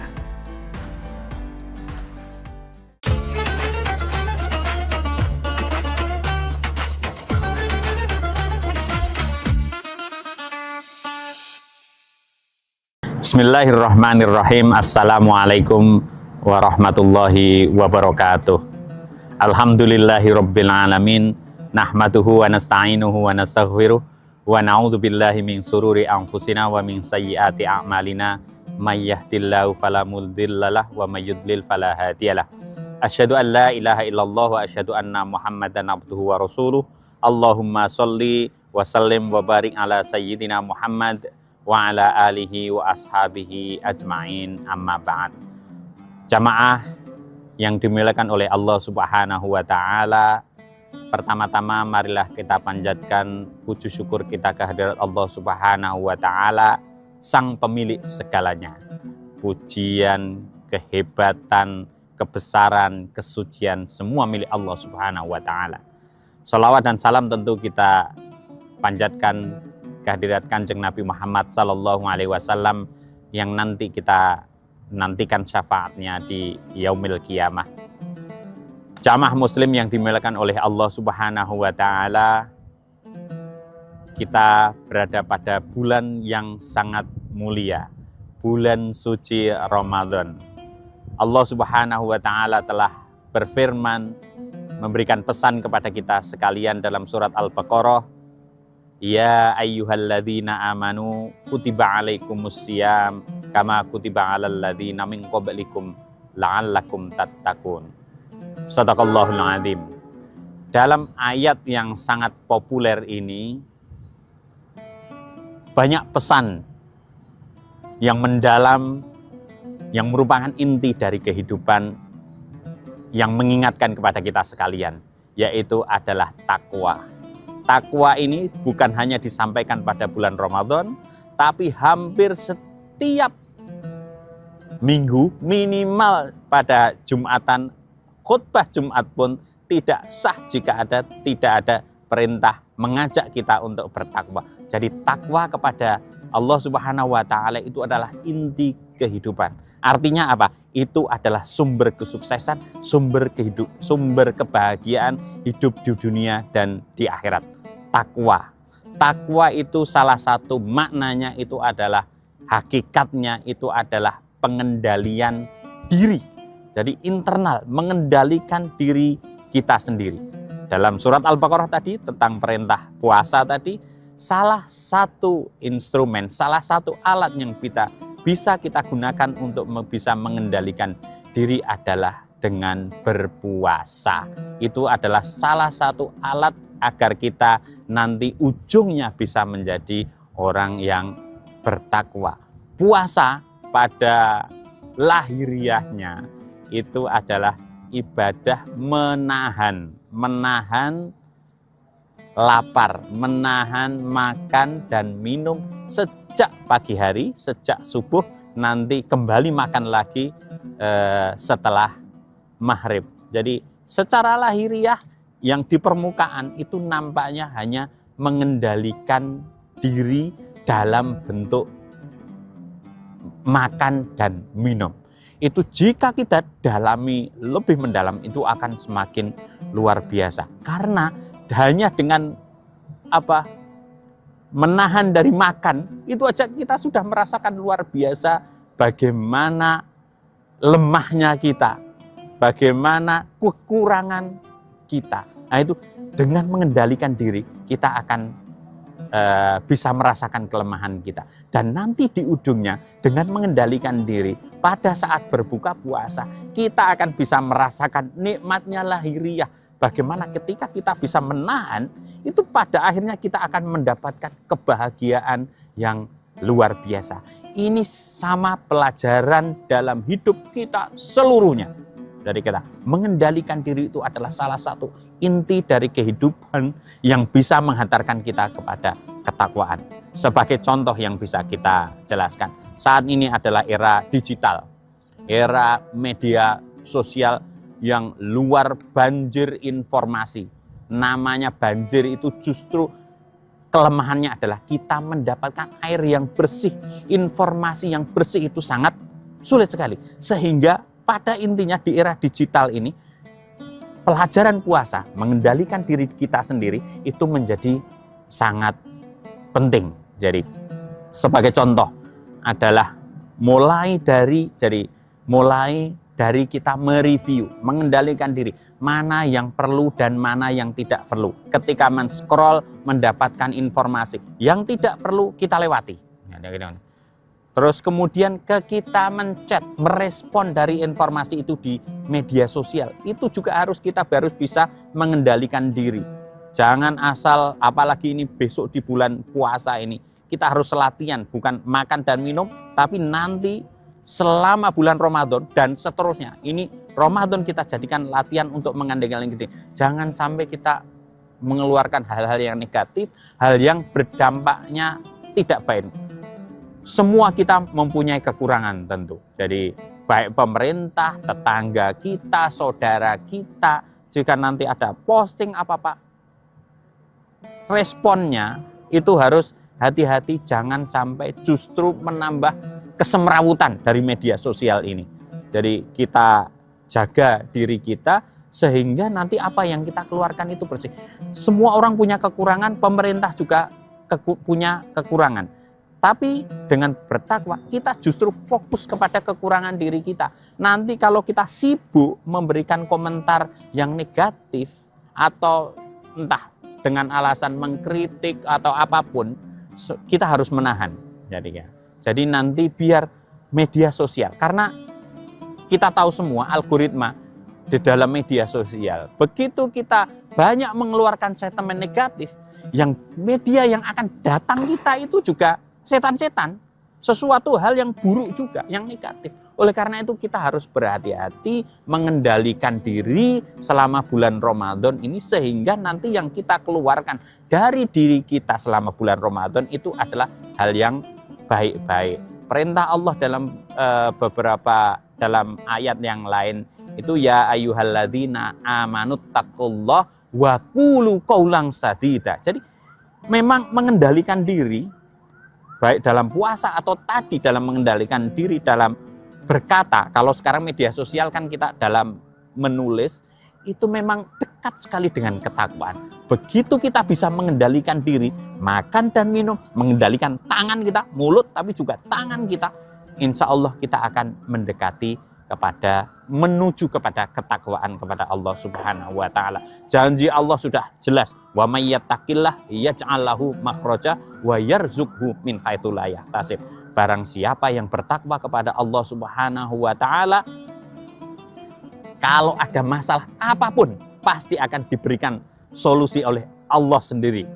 Dan jika kita menginginkan rezeki yang banyak, wa yarzuqhu min haitsu la yahtasib, dan Allah akan memberikan rezeki yang tidak pernah kita duga-duga ataupun tidak pernah kita minta. Jadi sekali lagi bahwa bulan Ramadan ini adalah bulan yang luar biasa.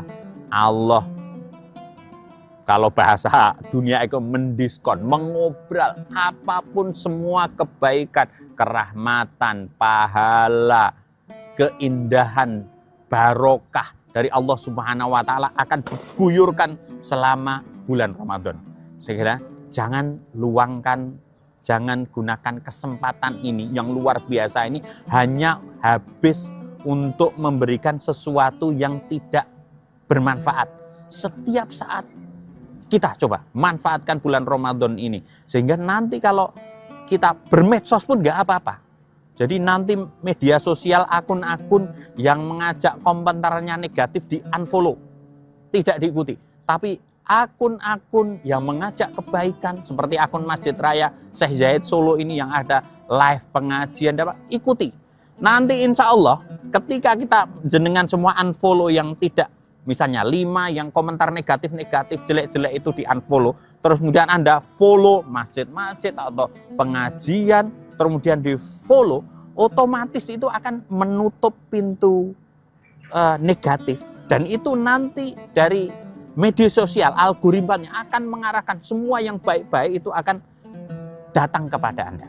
Sekali lagi, mari jamaah sekalian yang dimuliakan oleh Allah Subhanahu wa Ta'ala, kita manfaatkan Ramadan ini sebagai bulan pengendalian diri. Pertama, kita mengendalikan diri kita sendiri dari hal-hal yang buruk atau hal-hal yang mengarah kepada buruk, dan kita mendekati hal-hal yang baik.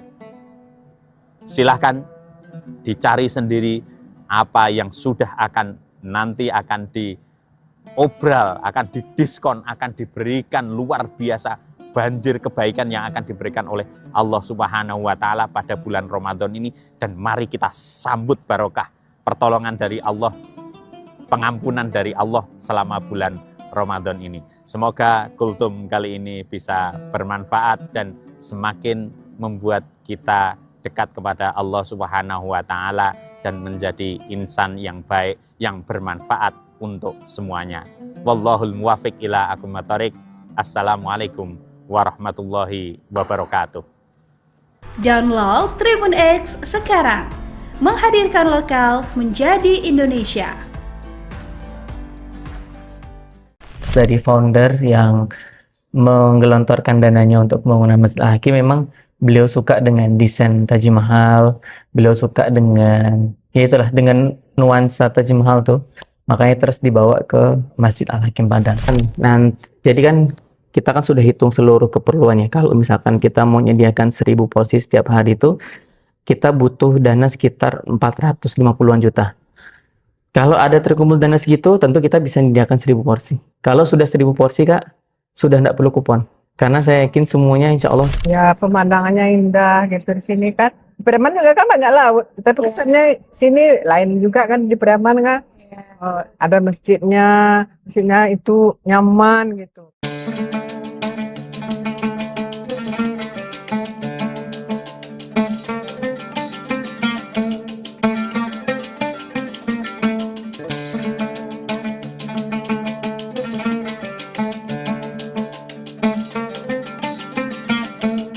Halo Tribuners, kalau lagi jalan-jalan ke Pantai Padang, rasanya belum lengkap nih kalau belum mampir ke Masjid Al-Hakim. Betul banget, apalagi masjid yang satu ini memang punya daya tarik tersendiri loh Tribuners. Lokasinya yang strategis berada di pinggir Pantai Padang. Masjid Al-Hakim bakalan langsung mencuri perhatian siapa aja yang melintas di sini loh. Apalagi pemandangannya yang luar biasa indah, terutama saat matahari mulai tenggelam.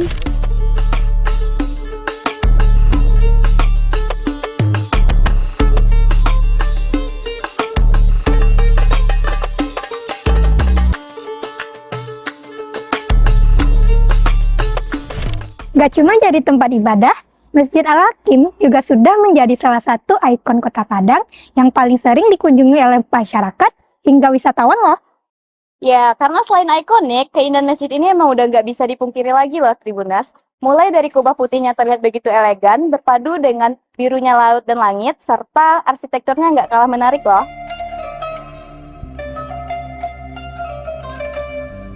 Nah, Tribuners, kali ini kita akan mengajak Tribuners untuk mengenal lebih dekat masjid ini.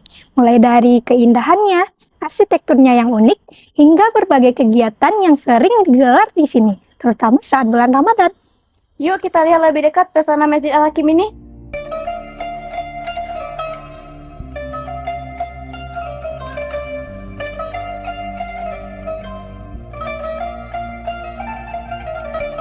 Oke, jadi sejarahnya Masjid Al-Hakim mulai peletakan batu pertama itu di tahun 2017 dan mulai dipakai untuk sholat itu September 2020.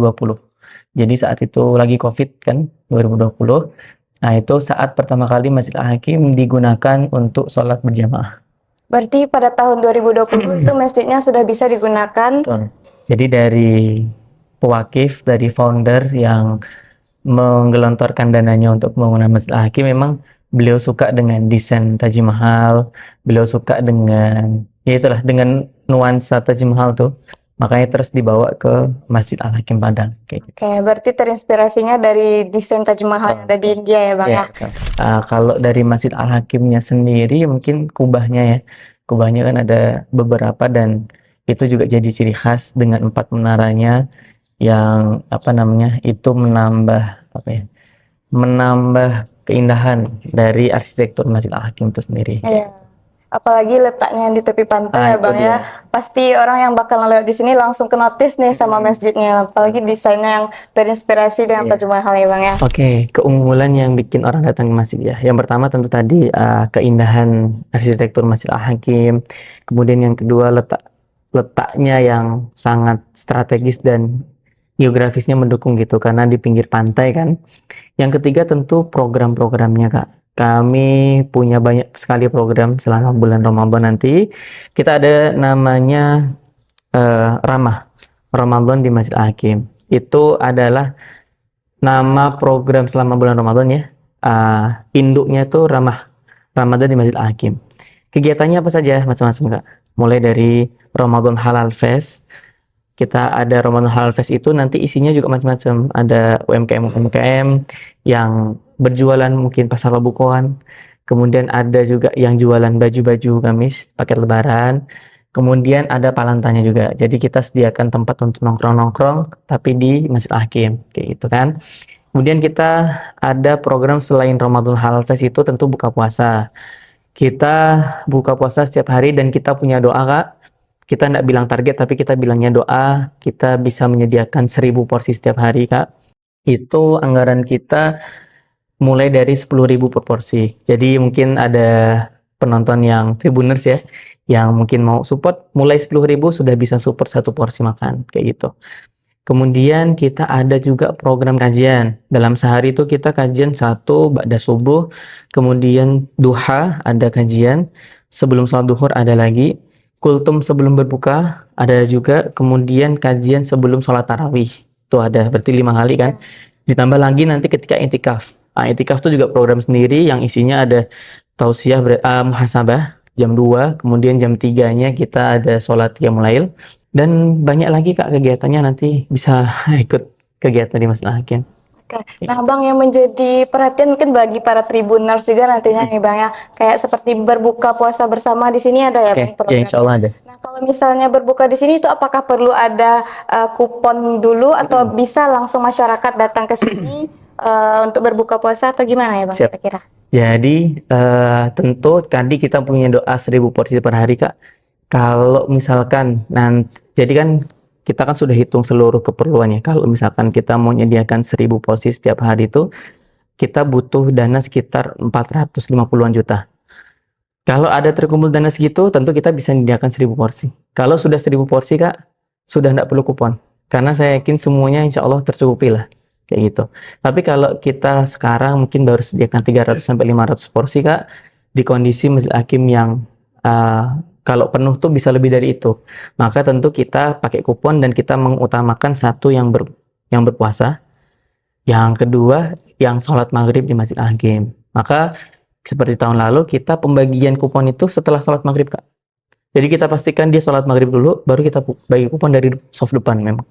Nah tentu dengan seperti itu kan jadi adil ya. Orang yang tentu, jadi kita mengutamakan orang yang benar-benar sholat. Nah kalau masih ada lebih, nanti ada yang belum makan, nah silahkan makan. Kayak gitu Kak. Gitu kira-kira. Berarti harus sholat dulu di sini, Betul. baru nanti dibagi kuponnya. Iya. Kalau berlebih, baru nanti untuk Iya, itu yang masyarakat yang umum yang- kayak gitu. Oke.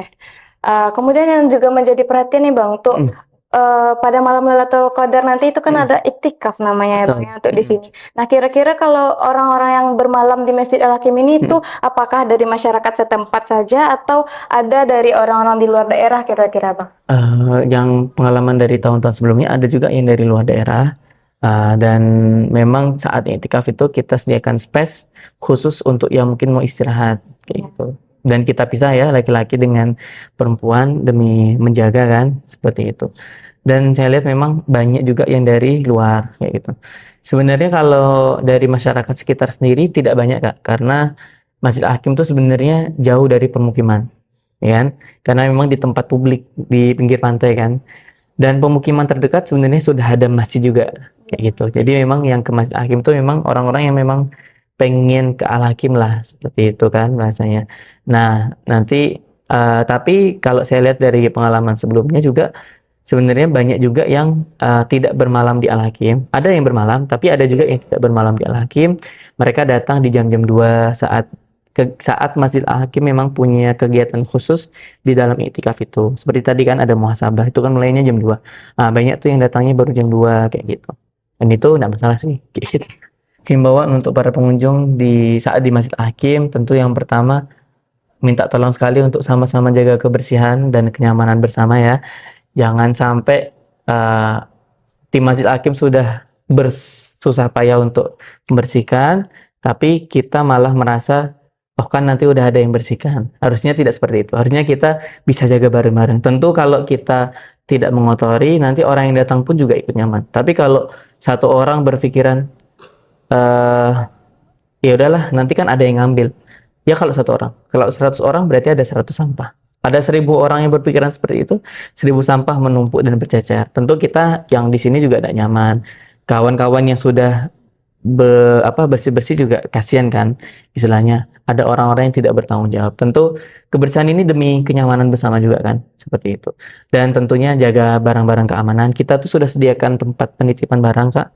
Jadi kalau ada helm, sandal, sepatu, mungkin ada yang mahal-mahalnya, titipkan enggak apa-apa. Tapi kalau ada yang enggak mahal gimana? Misalkan sandal Swallow, saya nyebut merek ya, yang mungkin harganya tidak sampai 15.000 misalkan. Ya titipkan pun enggak apa-apa gitu. Artinya kita sediakan tempat penitipan barang itu gratis, tidak dipungut biaya. Kalau mau infak lah. Tapi kalau enggak juga enggak apa-apa. Itu demi kenyamanan bersama kayak gitu. Jadi jangan sampai nanti, oh sandal saya hilang, sepatu hilang. Ya mohon maaf, kami sudah sediakan sebenarnya tempat penitipan. Kalau hilangnya di tempat penitipan Kak, kita siap tanggung jawab. Ada buktinya dia punya kartu tadi saat menitip, misalkan kayak gitu. Helm, makanya helm, sandal, sepatu, tas, barang-barang penting tuh kalau mau titip aja. Insya Allah dijaga sama yang standby nanti di area itu gitu.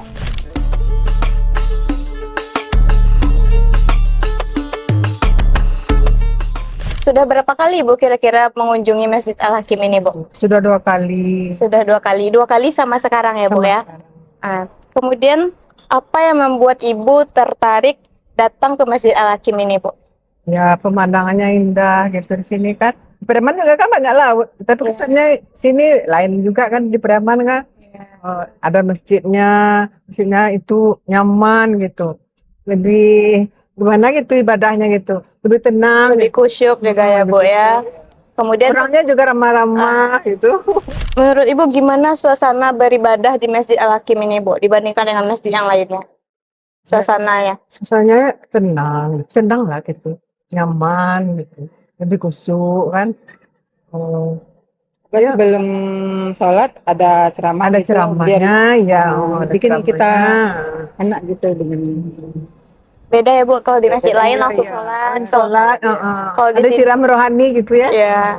Oke. Nah, kemudian apa sebelumnya Ibu udah pernah saat Ramadan berkunjung ke Al-Hakim ini ya, Bu? Belum lagi. Belum. Nah, kira-kira apa harapan Ibu kalau misalnya saat Ramadan Ibu bisa berkunjung ke sini? Berharap gitulah gitu, mau ke sini. Semoga Kalau kita kesini lagi nanti bulan Ramadan kan. Panjang umur, sehat badan. Tribuners, Masjid Al-Hakim bukan cuma sekedar indah dari luarnya saja, tapi juga terasa nyaman saat kita di dalamnya. Mau datang buat ibadah, ngabuburit, atau sekedar menikmati senja di tepi pantai, semuanya bisa dilakukan di sini.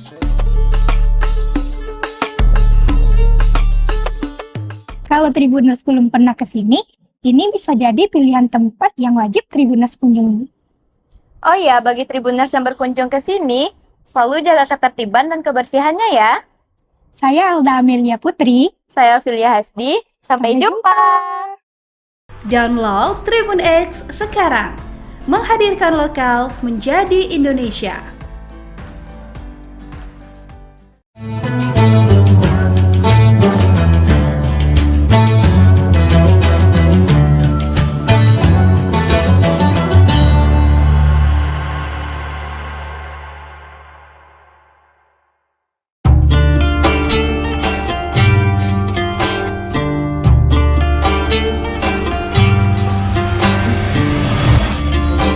Syukur Alhamdulillah, tahun ini kita masih dipertemukan dengan bulan suci Ramadan. Ramadan bukan sekedar menahan lapar dan dahaga, tetapi waktu untuk memperbaiki kualitas diri, baik ibadah maupun menata akhlak. Jadikan Ramadan ini sebagai titik balik untuk menjadi pribadi yang jujur dalam perbuatan, sabar dalam ujian, dan disiplin dalam ketaatan.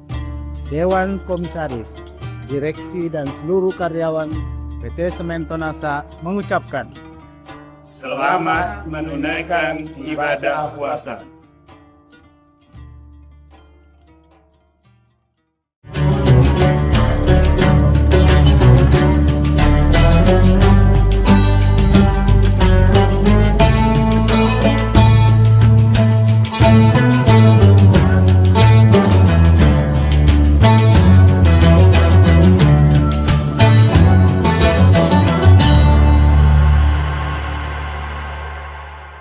Assalamualaikum warahmatullahi wabarakatuh. Tribuners, bagaimana kabar Anda pada hari ini? Apakah puasanya masih lancar dan juga semangat? Tentunya kita kembali lagi menyapa Tribuners dalam program Syiar Ramadan bersama saya Ilu Devi Sania hanya di Tribun Timur, mata lokal menjangkau Indonesia. Seperti biasanya kita akan selalu membahas tema-tema yang menarik untuk menemani seluruh Tribuners menantikan waktu berbuka puasa hari ini. Tentunya hari ini tema kita merupakan itikaf, menepi dari hiruk-pikuk dunia yang akan dibahas secara tuntas bersama dengan Bapak Ustadz Kiai Haji Sabarudin LC bersama kita di studio pada hari ini. Assalamualaikum Pak Ustadz. Waalaikumsalam warahmatullahi wabarakatuh. Baik, kabarnya seperti apa? Alhamdulillah. Alhamdulillah, baik. Nah, Pak Ustadz, tema kita pada hari ini merupakan itikaf, menepi dari hiruk-pikuk dunia. Dan di tengah kesibukan kita yang luar biasa sepanjang tahun ini, kemudian juga ada beberapa esensi ataupun juga apa esensi dari itikaf sendiri, kemudian apakah ini bisa jadi semacam detox begitu Pak Ustadz untuk spiritual agar kita bisa kembali fokus kepada Allah Subhanahu wa taala. Silakan. Bismillahirrahmanirrahim. Hamdan wa syukranillah, salatan wa salaman ala Rasulillah, amma ba'd. Tribuners yang dimuliakan Allah. Tentunya bulan suci Ramadan menjadi wadah bagi umat manusia untuk mensucikan diri baik secara fisik maupun jiwa. Tentunya salah satu amalan khususnya di bulan suci Ramadan yang disiapkan oleh Allah Subhanahu wa taala adalah syariat atau ibadah i'tikaf. I'tikaf ini kalau kita kenal di luar, biasa kita dengar ada istilah meditasi atau yoga untuk kembali ke titik fokus. Maka di bulan suci Ramadan itu ada satu amalan yang disunnahkan oleh Rasul Shallallahu Alaihi Wasallam dan ini menjadi amalan keluarga. Jadi bukan hanya Rasulullah, akan tetapi juga keluarga beliau itu menjadi amalan kolektif, amalan keluarga yang dilakukan. Sehingga i'tikaf ini bukan hanya dilakukan oleh kepala keluarga, akan tetapi seluruh anggota keluarga tentunya dianjurkan untuk senantiasa membiasakan diri untuk melakukan amalan i'tikaf ini, khususnya di bulan suci Ramadan. Nah, apa itu i'tikaf? I'tikaf itu merupakan bahasa Arab yang diambil dari penggalan ayat suci Al-Quran. Allah Subhanahu wa taala berfirman, "Wala tubashiruhunna wa antum aakifuna fil masajid." Jadi ada dua kata kunci, yang pertama i'tikaf, yang kedua dilakukan di masjid. I'tikaf artinya fokus. Ini kita ambil dari kisah Nabi Musa alaihissalam ketika meninggalkan saudaranya yang bernama Harun untuk menerima wahyu di Gunung Sinai di Mesir.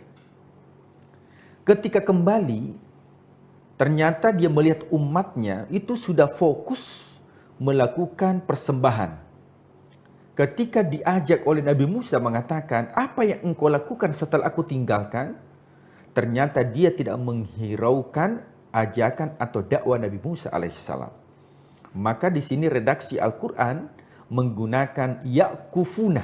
Dia fokus dan dia tidak berpaling terhadap ajakan dari luar. Maka i'tikaf itu artinya berfokus ke titik Tuhan. Bagaimana kita menjadikan i'tikaf ini khususnya di bulan suci Ramadan dengan tujuan yang pertama tazkiyatun nafs, untuk mensucikan diri kita. Allah Subhanahu wa taala berfirman, "Qad aflaha man zakkaha wa qad khaba man dassaha." Beruntunglah orang yang mensucikan jiwanya dan sungguh merugi orang-orang yang mengotori jiwanya. Tentu dalam diri kita itu ada unsur jasad. Bagaimana cara mendetoks jasad kita? Dengan melakukan ibadah puasa, racun-racun yang ada dalam tubuh kita itu bisa keluar. Akan tetapi, apakah racun-racun yang ada dalam jiwa kita mampu kita keluarkan dari sifat kesombongan, sifat iri hati, angkuh, merasa lebih dari orang lain. Bukan pintar merasa, tapi merasa pintar. Sehingga dari keburukan-keburukan jiwa ini, racun-racun yang ada dalam jiwa kita mampu untuk didetoks dengan amalan ibadah i'tikaf ini. Nah, iktikaf ini ada dua unsur yang perlu kita perhatikan, Tribuners. Yang pertama yaitu dari segi fikih, dan yang kedua yaitu dari segi tasawuf. Fikih artinya apa yang terlihat, sedangkan tasawuf yaitu apa yang tidak terlihat. Nah, seorang ulama memberikan sebuah ungkapan mengatakan bahwa man tafaqqaha wa lam yatasawwafa, barang siapa yang berfikih akan tetapi tidak bertasawuf, faqad tafassaka, maka sesungguhnya orang tersebut telah melakukan amalan fasik. Sebaliknya, wa man tasawwafa, barang siapa yang bertasawuf, walam yatafaqqaha, akan tetapi tidak berfikih, faqad tasandaqa, maka sesungguhnya sudah melakukan amalan kebohongan. Maka dalam ibadah itu tidak terlepas dari fikihnya, akan tetapi yang paling terpenting adalah substansi daripada setiap amal ibadah itu yang disebut dengan tasawuf. Kita berpuasa menahan lapar dan dahaga, itu bagian dari fikih. I'tikaf tentunya dimulai dengan niat. Nawaitu atakafa lillahi ta'ala. Saya berniat i'tikaf karena Allah. Fisik kita itu berada di masjid, berdiam diri, itu fisik kita. Kalau hanya sekedar berdiam diri atau hanya berpindah dari tempat tidur yang empuk, kemudian tinggal di masjid, berdiam diri di karpet, maka itu hanya sekedar berpindah tempat tidur atau hanya melakukan fikihnya saja. Tapi kita tidak melakukan yang namanya tasawufnya. Apa itu tasawuf? Bahwa i'tikaf itu ada substansi di dalamnya. Di antaranya yang dijelaskan tadi adalah tazkiyatun nafs, membersihkan jiwa. Dan yang kedua adalah muhasabah. Muhasabah itu adalah introspeksi diri. Muhasabah artinya evaluasi diri. Bahkan ya dalam sebuah riwayat dikatakan, man tafakkara sa'atan khairu, siapa yang bertafakkur sejenak maka jauh lebih baik dibandingkan melakukan salat 1000 rakaat. Ya, 1000 rakaat ini fikih. Akan tetapi bertafakkur atas ciptaan Allah, bertafakkur atas nikmat yang diberikan oleh Allah selama 330 hari, tapi kita gunakan satu malam untuk bertafakkur atau yang disebut dengan i'tikaf, maka tentunya ini yang dicintai oleh Allah Subhanahu wa taala. Kemudian selanjutnya adalah bahwa substansi daripada i'tikaf itu bagaimana kita kembali kepada fitrah. Karena sesungguhnya manusia itu memiliki sifat dasar yang negatif. Yang pertama, sesungguhnya manusia memiliki sifat dasar yang negatif apa? Terburu-buru, tergesa-gesa. Itu sifat dasar manusia. Makanya dalam Al-Quran digambarkan ada orang yang suka mencela, suka mendoakan keburukan, di waktu yang lain suka meminta kebaikan. Ada orang tua yang mungkin di pagi hari mendoakan anaknya, ya Allah jadikanlah anakku qurrata ayun, menjadi penyejuk hati. Itu didoakan di pagi hari. Akan tetapi di sore hari justru dicela. Maka sifat dasar manusia adalah tergesa-gesa atau terburu-buru. Yang kedua, sifat dasar manusia itu adalah bakhil. Kenapa? Manusia tidak mau harta yang dimiliki itu berkurang. Jadi kalau ada manusia yang enggan untuk berinfak, bersedekah, maka itu sifat dasar manusia. Beda dengan Allah. Makanya Allah memiliki sifat yang disebut dengan Al-Ghani. Apa itu Al-Ghani? Artinya maha kaya. Saking maha kayanya Allah, Allah itu senang kalau diminta. Beda dengan manusia. Kalau manusia diminta pertama kali, mungkin dia senang.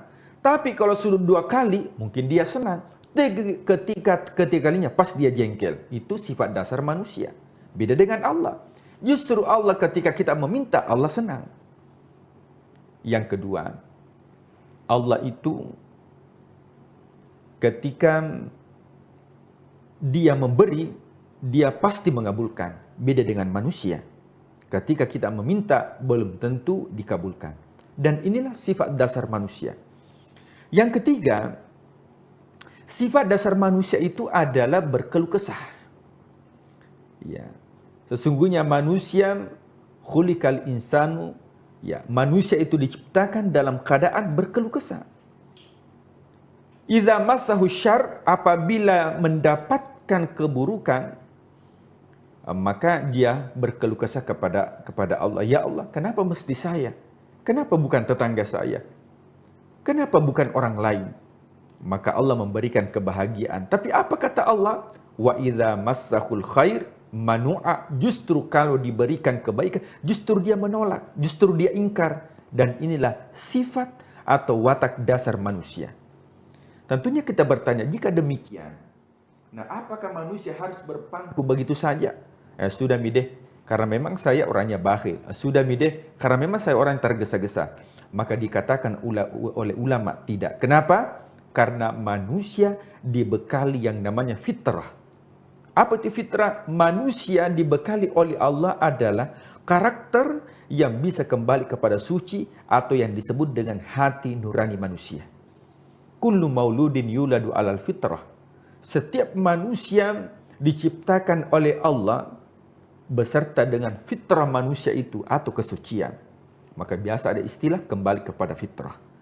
Maka tujuan dari substansi daripada i'tikaf ini bukan hanya berdiam diri di masjid dengan melakukan amalan, membaca Al-Quran, berzikir, bertaklim, akan tetapi jauh daripada itu, bagaimana kita mensucikan diri kita, kemudian kita muhasabah.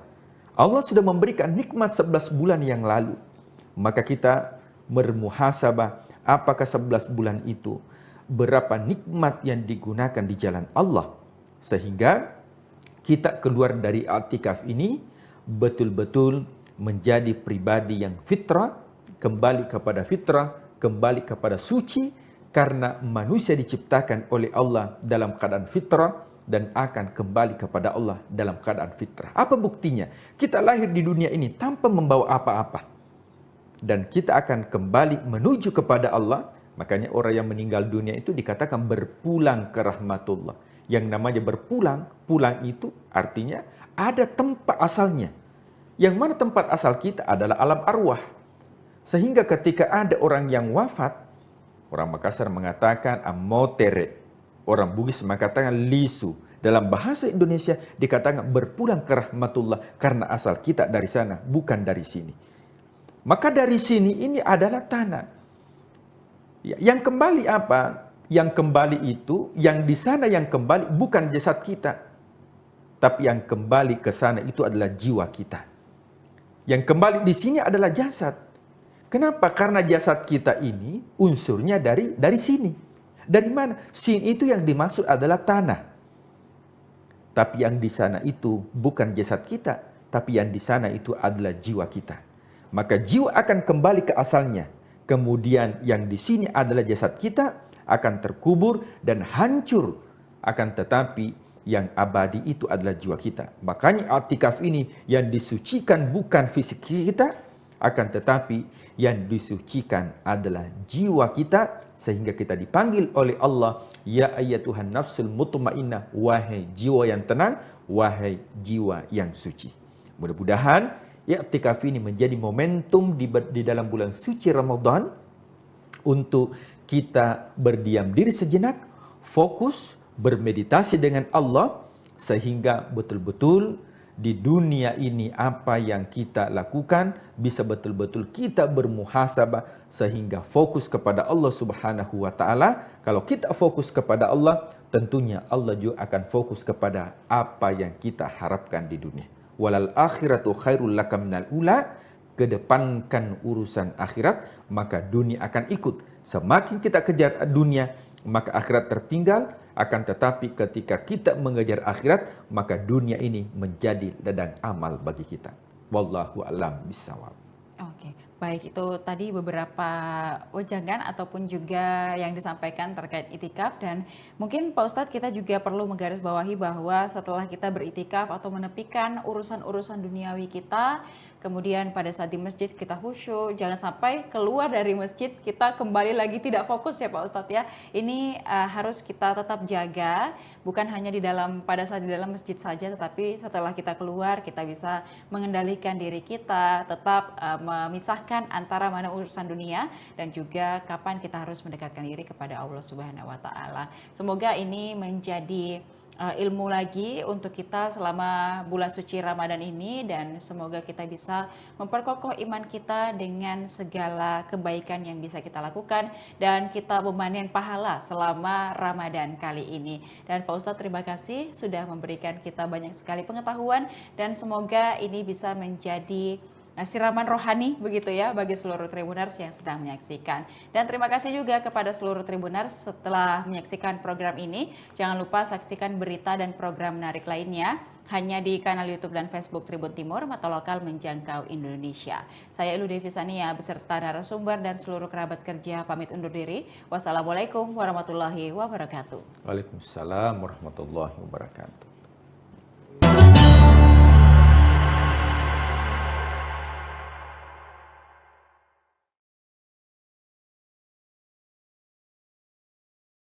Di 2005 sampai hari ini, ya, sampai tahun ini, sampai detik ini saya masih mengabdi dan mengembangkan pondok pesantren Khairul Ummah.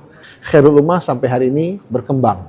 Tidak hanya ada di Inhu, ada juga yang di Pekanbaru yang kita tempati saat ini, Khairul Ummah 2, khusus untuk anak putra. Dan insya Allah juga sudah berkembang ada Khairul Ummah 3 yang ada di Indragiri Hilir. Dan saat ini kita juga sedang membangun pondok pesantren Khairul Ummah yang keempat nanti untuk yang putri di Pekanbaru ini. Kita hanya ingin melahirkan santri-santri yang berkualitas, santri-santri yang sebagaimana namanya pondok pesantren Khairul Ummah, santri yang memang menjadi umat yang terbaik di tengah-tengah masyarakat. Artinya apapun peran dan status sosial kita, berperanlah dan berilah kontribusi yang terbaik untuk umat dan masyarakat ini. Karena tidak semuanya harus menjadi pejabat, tidak semuanya harus jadi politisi. Bisa jadi ada di antara kita yang menjadi bisnismen, menjadi teknokrat, ya, menjadi asatid, menjadi ulama. Silakan berperan dengan peran kita semaksimal mungkin untuk memberikan yang terbaik. Tribuners, jejak sang kiai kita kali ini adalah seorang kiai yang bernama Kiai Haji Muhammad Mursid. Beliau ini juga seorang ketua Forum Komunikasi Pondok Pesantren Provinsi Riau. Selain itu, Kiai Haji Mursid juga dikenal sebagai seorang yang dikenal di masyarakat dan terpilih menjadi Dewan Perwakilan Daerah di Senayan dari daerah pemilihan Provinsi Riau. Seperti apa perjalanan kisah hidup dari sang kiai dari Provinsi Riau ini? Ikuti saya untuk mengulik lebih dalam seperti apa kisah sang kiai ini. Bismillahirrahmanirrahim. Assalamualaikum warahmatullahi wabarakatuh. Hamdan wa syukran lillah, salatan wa salaman